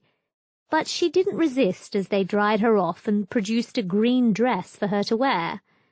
It didn't match her eyes, yet at least she could wear it. The thought of having to send someone to the inn to pick up her spare outfit was humiliating. "You don't need to worry about my hair," she said quickly, as one of the maids started to brush it carefully. It looked as if she intended to spend longer than Daria had making Elaine look pretty, which wasn't necessary. If royal princesses were treated in this manner every day, unable to even wash themselves without help, it was a miracle that more of them weren't completely spoilt brats. But then, they were also breeding cows for their families. There was definitely something to be said for not being born into the aristocracy. "Just brush it and then let it hang free."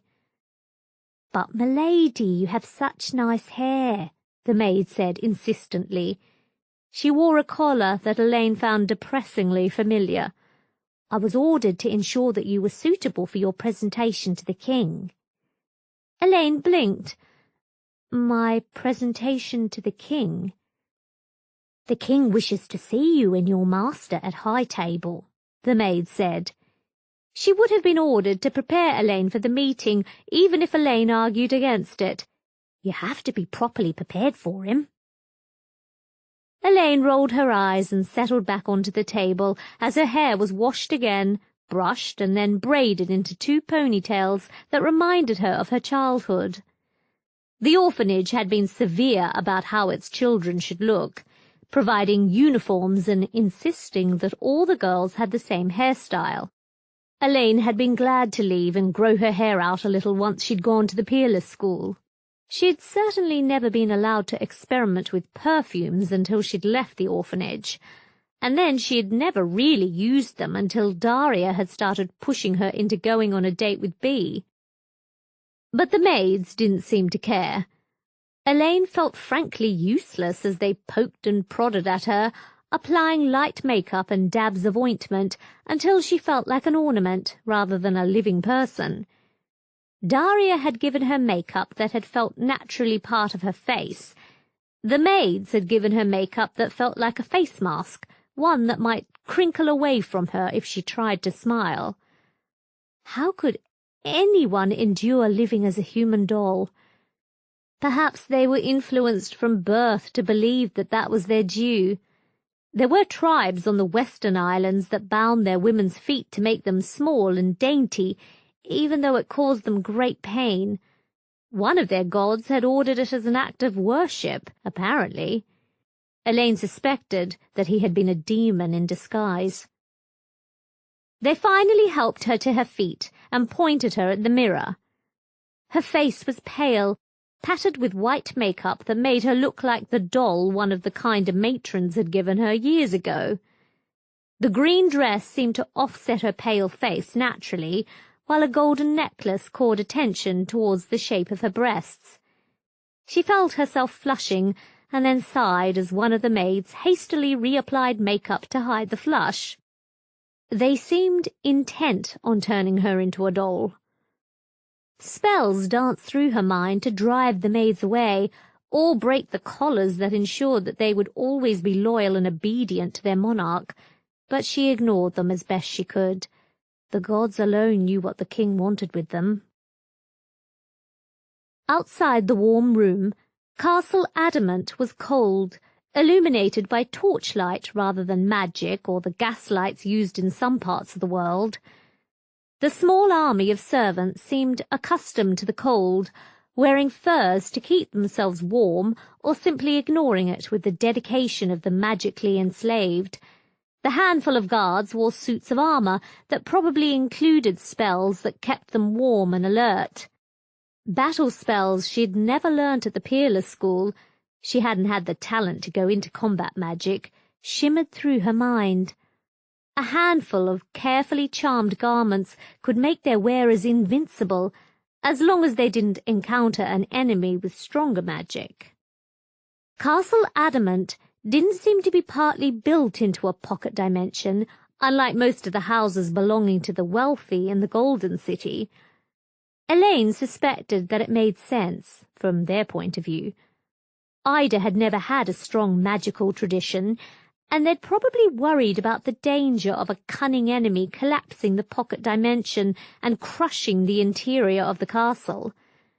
What would be a nuisance in the crypt would be a disaster in the living, breathing heart of the kingdom. The crypt. A thought struck her. It was a mad thought, one that would have been dangerous even without an inquisitor nearby, but it refused to fade from her mind. Death broke all enchantments, everyone agreed. Even the darkest of enslavement charms would be shattered if the victim were bound to only one person, who happened to die before the charm was passed on to a younger master. And Trebuchet was very definitely dead. Even a necromancer would have had problems raising his corpse and sending it out to prey on the living. She caught one of the maid's hands and halted her.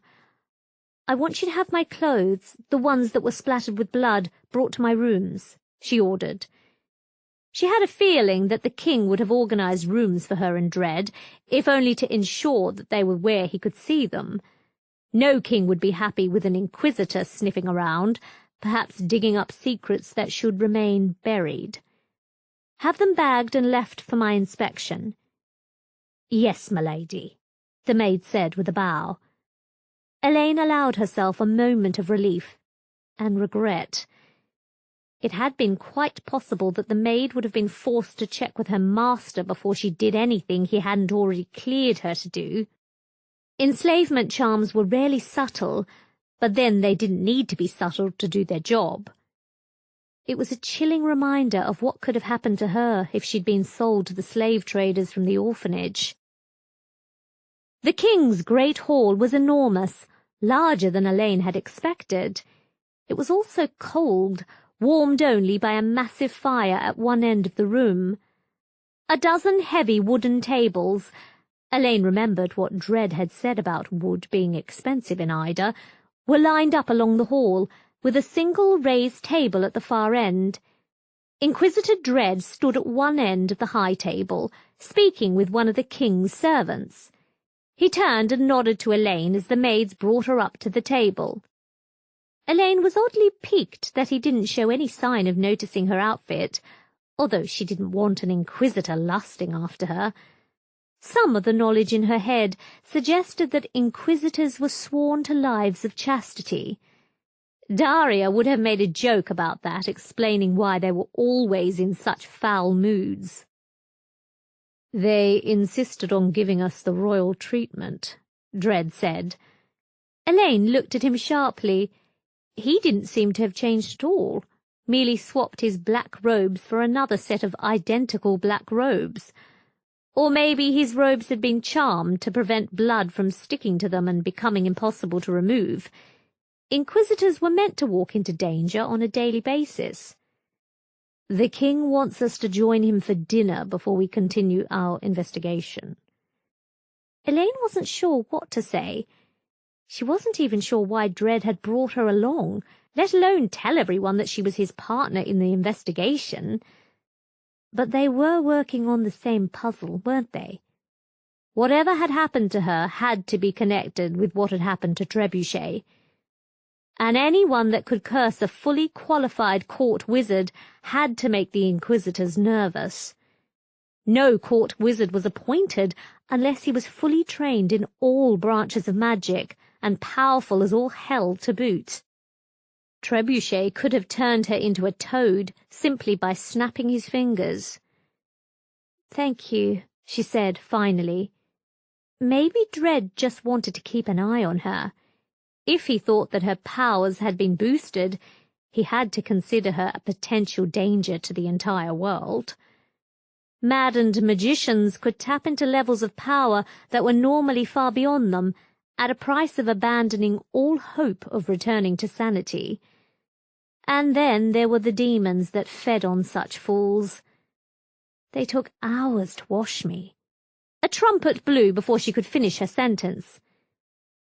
"Kneel for His Majesty, the King of Ida," a voice thundered from nowhere. "Give him great honor as he deserves."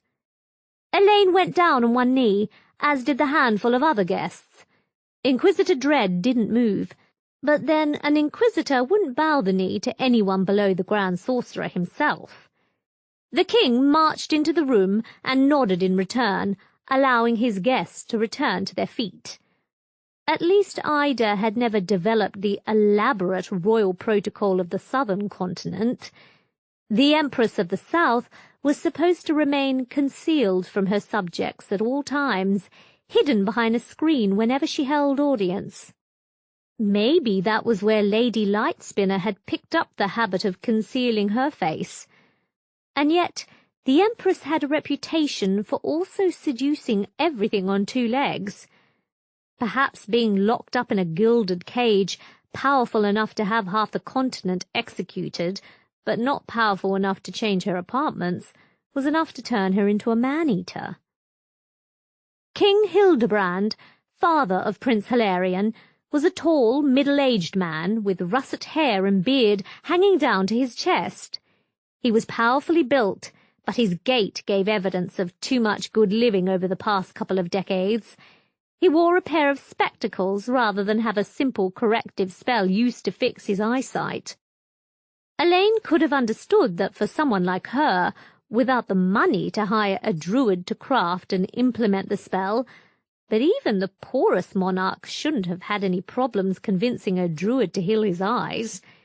His court wizard could probably have crafted the spell himself. He wore a suit of golden armor, decorated with purple strips of cloth that she recognized as signifying a monarch. Only monarchs were allowed to wear purple and gold, although the Grand Sorcerer's formal robes were also purple and gold, a reminder to the monarchs that he was very definitely their superior. Elaine knew from some of the history books that had been jammed into her mind, history as she hadn't been taught it at school, that some of the monarchs had feared that the Grand Sorcerer would eventually become a tyrant. Anyone with unquestioned authority could become corrupt, but none of the Grand Sorcerers had fallen prey to the temptation to abuse their power. They probably swore mighty oaths that kept them from crossing that line. "I welcome you to my kingdom," he said, holding out a hand to Elaine. It took her a moment to realize that she was supposed to kiss it. "I am sorry that your first mission for the Inquisition ended so badly." He didn't sound concerned, not for a monarch whose court wizard had been cursed and then killed in his own castle. And he believed that Elaine was training to join the Inquisition, but very little was known publicly of how Inquisitors were trained. It was quite possible that the Inquisitors threw prospective candidates in at the deep end to see how they coped. "The matter has not yet ended," Dredd said. "Someone deliberately cursed your court wizard. That person remains unknown. We will have to continue our investigation until we determine what actually happened to him." "He was always fond of his own experiments," one of the guests said. He wore dark clothes and a bright silver medallion that resembled a large crown. The treasurer, Elaine guessed. Instead of attending hunting or fishing expeditions, he would continue his own experiments in his quarters. Is it not possible that he could have cursed himself by accident? Only a very foolish or untrained magician would have cursed himself accidentally, Dredd said, in his very even voice. Elaine suspected that he didn't like the thought of wasting time talking and eating when they should be searching the wizard's chambers. The rawest of magicians would know to set wards to prevent that from happening. But Hilarion wouldn't have known, would he? A new voice demanded. Elaine turned to see a girl, barely old enough to be of marriageable age, emerging from a side door. She had long red hair and wore a black dress, her face a strange blend of ethnic traits. The king had married a woman from the other side of the world, according to the history books Elaine had read while travelling to Ida, and had 2 children with her. You should never have encouraged his ambitions. That will do, the king snapped. I told you to remain in your quarters, young lady. And I said that I wasn't going to remain a pampered princess, Princess Saccharissa said, with a determination that Elaine could only admire. She wouldn't have backed down in front of Millicent, even if she didn't have enough magic in her to light a candle flame. My brother has gone off to the Golden City, where they are going to eat him alive, while you expect me to remain in my chambers and keep myself pretty for the first inbred moron who wants to marry me. She sat down at the table and waved to one of the maids. You may as well serve the food now, she ordered. There won't be any useful discussion until after they've eaten. Dredd smiled thinly at Elaine and then turned to the guests. What kind of experiments was the court wizard running? Princess Saccharissa answered before anyone else could speak. He had an obsession with turning lead into gold, she said, and an obsession with ways to extend his life. You'd think that a magician would be wise enough to know when his time was running out, but not our one. He kept looking and looking for secrets that would keep him alive. And then my brother became interested in magic. I tried to tell him that he was being a fool. That will do, the king said again. You will eat, and then we will discuss this matter very thoroughly. I think I would wish to talk with you later, Dredd said to the princess. Do not leave the castle. As if I would be allowed to leave without a pack of werewolves around me, the princess snorted. She seemed to be brave enough to be sarcastic to an inquisitor. Elaine felt a hot flash of envy, which she quickly suppressed. Don't worry. I'll be here when you want me. Chapter 18. Daria would have enjoyed the meal, Elaine thought, as she dug her way through a plate that was far too large for her. Undercooked meat, a handful of unidentified vegetables, and a thick gravy that actually had to be spooned out of the jug wasn't what she wanted in a dinner. Dredd didn't seem to care what he was fed, while the king and princess ignored each other in stony silence, and the courtiers took their cue from their master.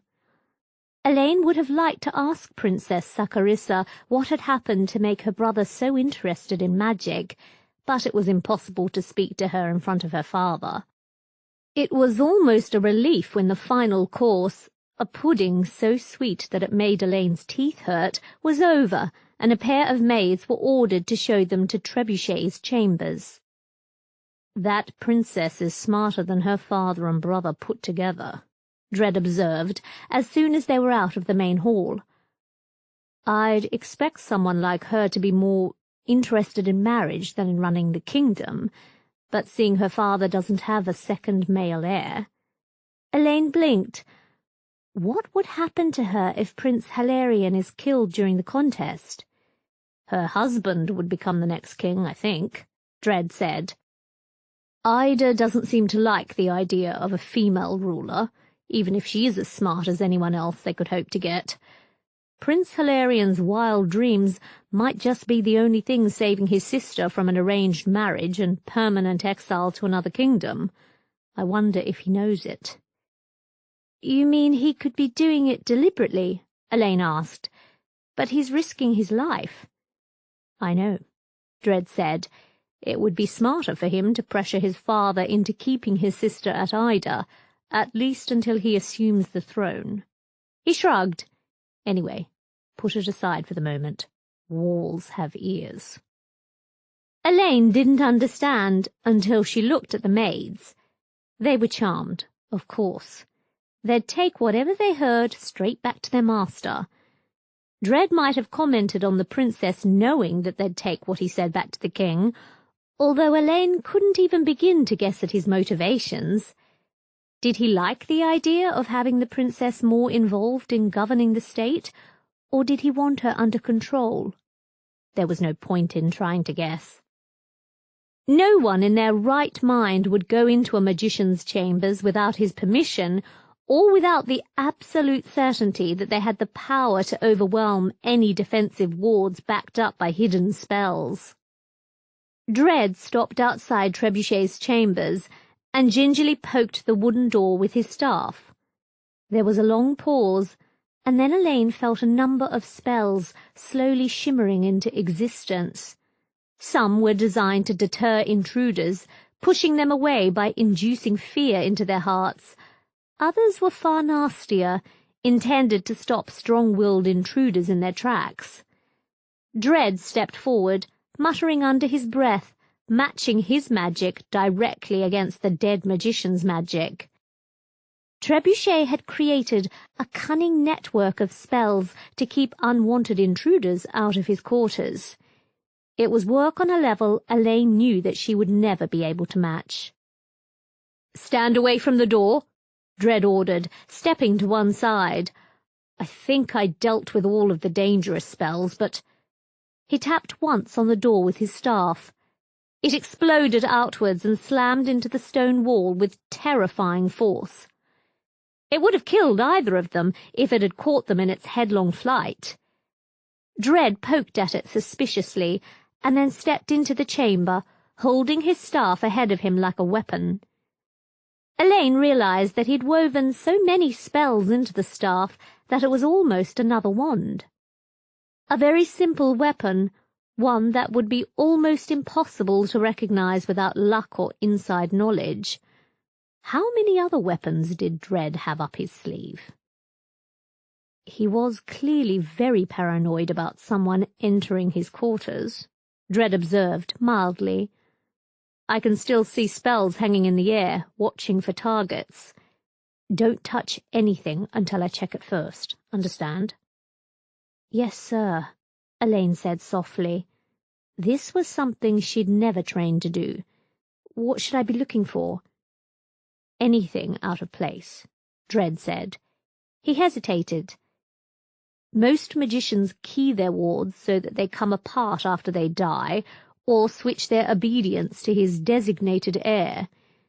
Trebuchet clearly wanted to make sure that no one ever entered his quarters while he was alive or dead.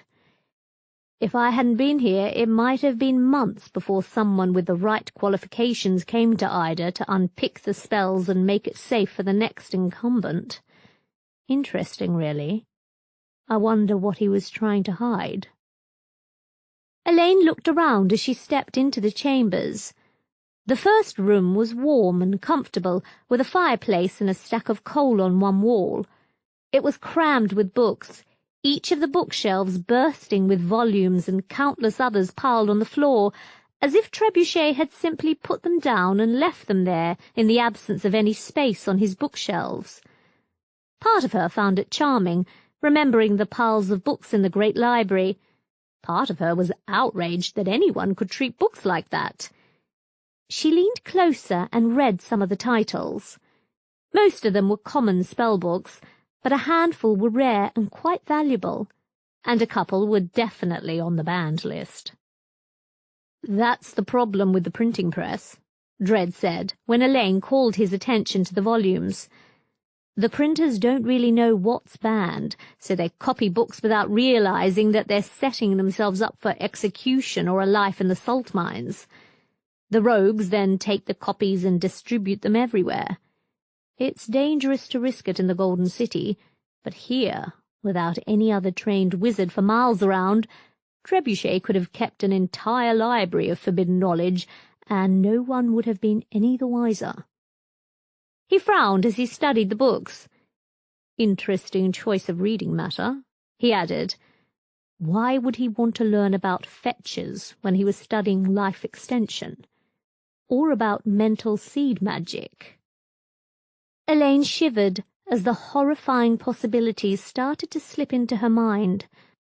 A fetch, a magical double of a person, could be used, given enough magic, as a secondary body.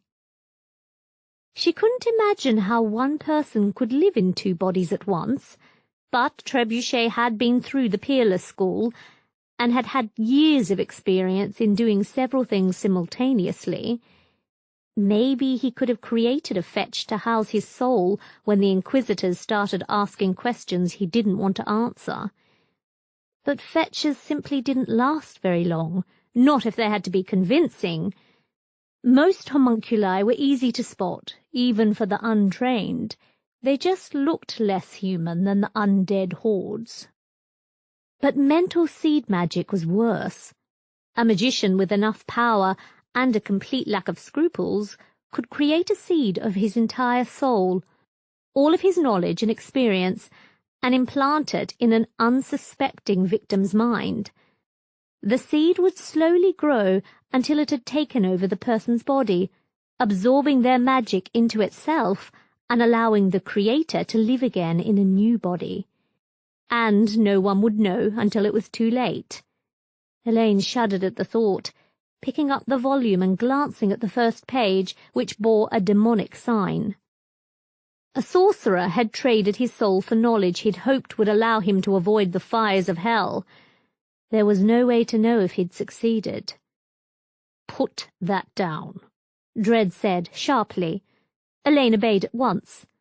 "This entire room will have to be sealed until a team of experts can be dispatched from the Great Library and—" Elaine smiled. "I do have that experience."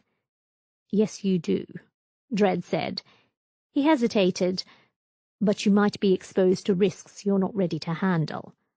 I think you'd better leave it for the Inquisition to handle." Elaine flushed. How dare he dismiss her like that? And then she realized that he might be right.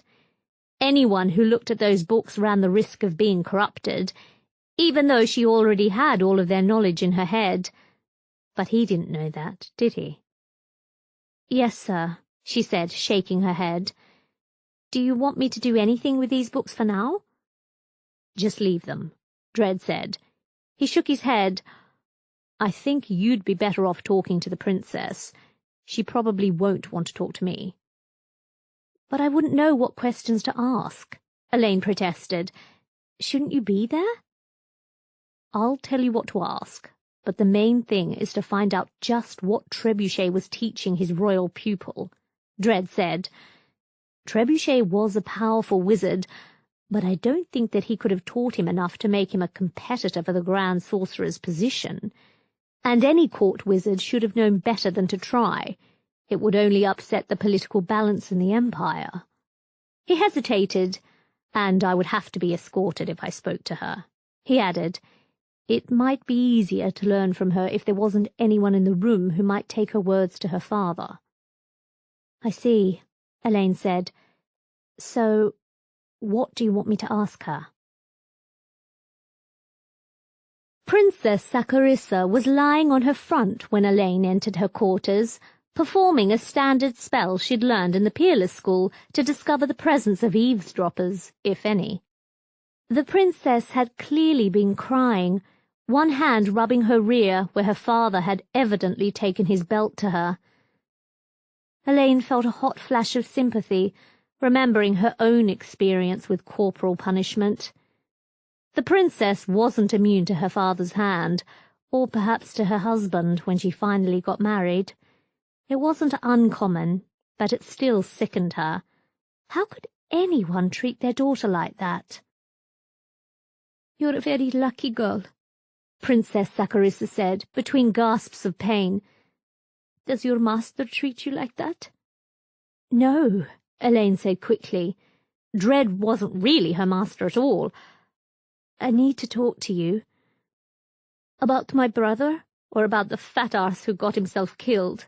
Princess Saccharissa asked tightly. I'll tell you whatever you want to hear about Trebuchet. He hated me and didn't bother to hide it.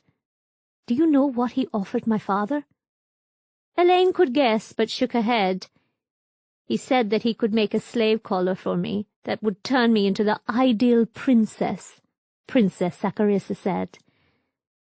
Thank all of the gods that my father rejected the idea. Slave collars are very difficult to remove, and their influence lingers on for years afterwards. I would have been at everyone's mercy. Princess Ella used to have a collar, and she always did what she was told. Poor girl, Elaine said sincerely. Why did your brother start to learn magic from Trebuchet? Princess Saccharissa shrugged. Our mother died when he was 7 years old, she said. I was barely 2 years old at the time. She had the dark cough, you see. I think she must have brought it from her homeland and was never properly treated before it was too late. And then she died, and my brother was devastated. Elaine nodded. The dark cough was a magical illness, one created when wild magic festered into an unsuspecting individual with enough of a magical talent to power the disease. Anyone unlucky enough to catch it without knowing the dangers would find themselves weakening slowly until they finally died, no matter what the druids did to try to save their lives. The dark cough fed on magic, and magical cures would simply speed up the process of the disease. There was no known cure, even in the medical knowledge that Elaine now possessed. He always wanted to be a magician, but after my mother died he was driven, the princess continued. He always talked about raising the dead, claiming that he could find a way to unite our mother's corpse with her soul and bring her back to life. Trebuchet offered to try to teach him to use his talent properly, rather than do something that would inevitably cross over into necromancy, and our father encouraged him because he wanted his son to be powerful. Elaine shivered. What Princess Saccharissa was describing, what Princess Hilarion had hoped to do, was impossible. There was no spell that could summon a person's soul back from the land of the gods and permanently bind them to a dead body. The best that would happen was that the body would become a lich, a near-undead corpse with independence. It was far more likely that she'd become one of the undead and accidentally unleash a new plague upon the world. And yet she could understand a person being so desperate to have their mother back that they would consider almost anything. She remembered long dark nights in the orphanage, crying into her pillow because she was so alone. What would she have said if someone had offered her the chance to go to her parents? Elaine was honest enough to admit that she would have taken the chance as soon as it was offered, even if it came at a very steep price. She would have done anything to have her parents returned to her. How could she hate Prince Hilarion for what he'd done, for what he was trying to do, when she understood him so well? He just kept studying and studying, Princess Saccharissa said. I think he actually outpaced his tutor fairly early on, for Trebuchet would call some other wizards to the castle and have them spend a few weeks adding to the boy's knowledge. And sometimes my brother would leave the castle and go off to study somewhere, returning weeks later tired but happy. I used to think that he would use his powers to replace Trebuchet and send the strange old man away from the castle. Instead, she shook her head. Instead, he decided to become the Grand Sorcerer, she said, and my father encouraged him. Elaine could understand her shock and dismay. Prince Hilarion was the only heir to the throne his father had, at least as long as he was unwilling to admit that girls could rule just as well as men. Allowing him to take part in a contest that could easily kill him was unwise, to say the least. And Trebuchet should have known that the Grand Sorcerer wasn't likely to come from aristocratic stock, no matter how talented. It would twist the balance of power between sorcerers, traders, and aristocrats too far. She rubbed her forehead in irritation. Nothing about this made sense to her. Had Trebuchet taught the prince magic that he shouldn't have been allowed to know existed? Or had someone else used Trebuchet to teach the prince? Or had Duke Garma been a far more powerful sorcerer than anyone had guessed? Most sorcerers were intensely competitive, eager to prove themselves more powerful than anyone else, but there was no law that stipulated that a powerful magician had to be registered. He might have kept a very low profile as he urged Trebuchet to train up his nephew and send him out to join the competition. "Tell me about your uncle," she said instead. "How did you get on with him?" "I think we shared a special bond," Princess Saccharissa said. "He was like me, you see. He was a useless spare to the throne. I think he was the one who urged my father to ensure that I did get an education, and that I didn't get turned into a slave. And then he died a few months ago, and they wouldn't even let me keep his books." Elaine could understand that, all right. "Why don't you just leave the castle?" "I tried to run away when I was 12, Princess Saccharissa admitted. "My father's huntsman caught me before I managed to get more than a few miles away from the castle, and my father was not happy about it at all." She rubbed her rear unconsciously. "Where were you born, anyway? How did you get into the Inquisition?" "I don't know," Elaine admitted. The orphanage had been in the Golden City, but she could have been born anywhere. The thought continued to gall her. "I never knew my parents." "Lucky you," Princess Saccharissa said. "Dad isn't too bad when he's just Dad, but when he's King Hildebrand, well, I have to shut up, look pretty, and do exactly as I'm told. And ever since Mother died, I've seen more of King Hildebrand than I have of my father." She looked up at Elaine. "You really don't know where you were born?" "No," Elaine said. "I could have been born anywhere." "Really?" Princess Saccharissa asked. "With color like yours, I would have thought that you were born here. You certainly have the right color of hair for a child of the mountains." She grinned. "Do you think we could be sisters?" Elaine stared at her. She hadn't noticed, but the princess was right. The maids did have the same color of hair as she had, and Princess Saccharissa's face could have passed for a slightly slanted version of her own. And yet, even if her family had come from Ida, why had they seen fit to abandon her in the Golden City? Who had they been, and why had they abandoned her? "Don't cry," Princess Saccharissa said. "Whatever else happens, you can always talk to me." She shrugged. "An inquisitor," she added. "Father couldn't stop me from talking to you, could he?" Chapter 19. "I suppose it is possible that you do come from here," Dredd said, an hour later. "You do have the right hair color for it, but I wouldn't place too much faith in it." He sounded rather disturbed, as if Princess Saccharissa's casual remark had confirmed a nasty thought of his own. "These aren't the days when regions had their own looks and there were few children of mixed blood," he added. "Your parents might have come from the other side of the world, or been a couple that produced a child that looked like someone from Ida. There's no way to know for sure." Elaine nodded reluctantly. "Besides, you were given to the orphanage immediately after birth, according to their records," Dredd mused. "Someone paid for you to remain there until you were old enough to live on your own. But who? Some aristocrat with a guilty conscience, or maybe a trader family unwilling to admit a bastard into their ranks. No one bothered to record it back then." "I know," Elaine said, Is that unusual? It depends on the exact circumstances, Dredd said. He gave her an odd look. Someone from an aristocratic family, pushed into a loveless match, might have managed to get a serving maid pregnant and give the child away for adoption rather than have her hanging around the home.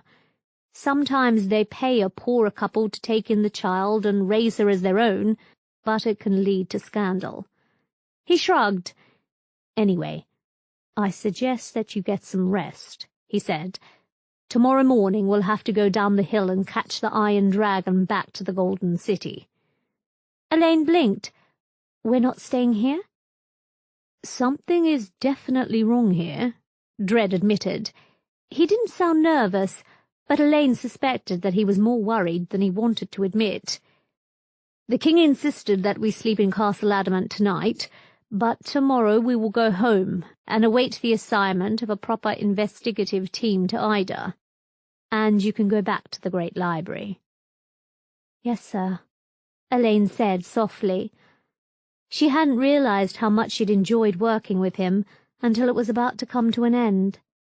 And the Inquisitors would probably ask her questions and keep asking her questions until they worked out what Duke Garma's cursed book had actually done to her. Did they give us separate rooms? Dredd laughed humorlessly. They're not connected, he assured her. Sleep tight. We'll leave as early as we can tomorrow morning. Elaine walked into her chambers and shut the door. It was the most luxurious suite of rooms she'd ever had, complete with a bed large enough for 5 people, a bathtub with working hot and cold running water, and a mirror that allowed her to see her entire reflection at once.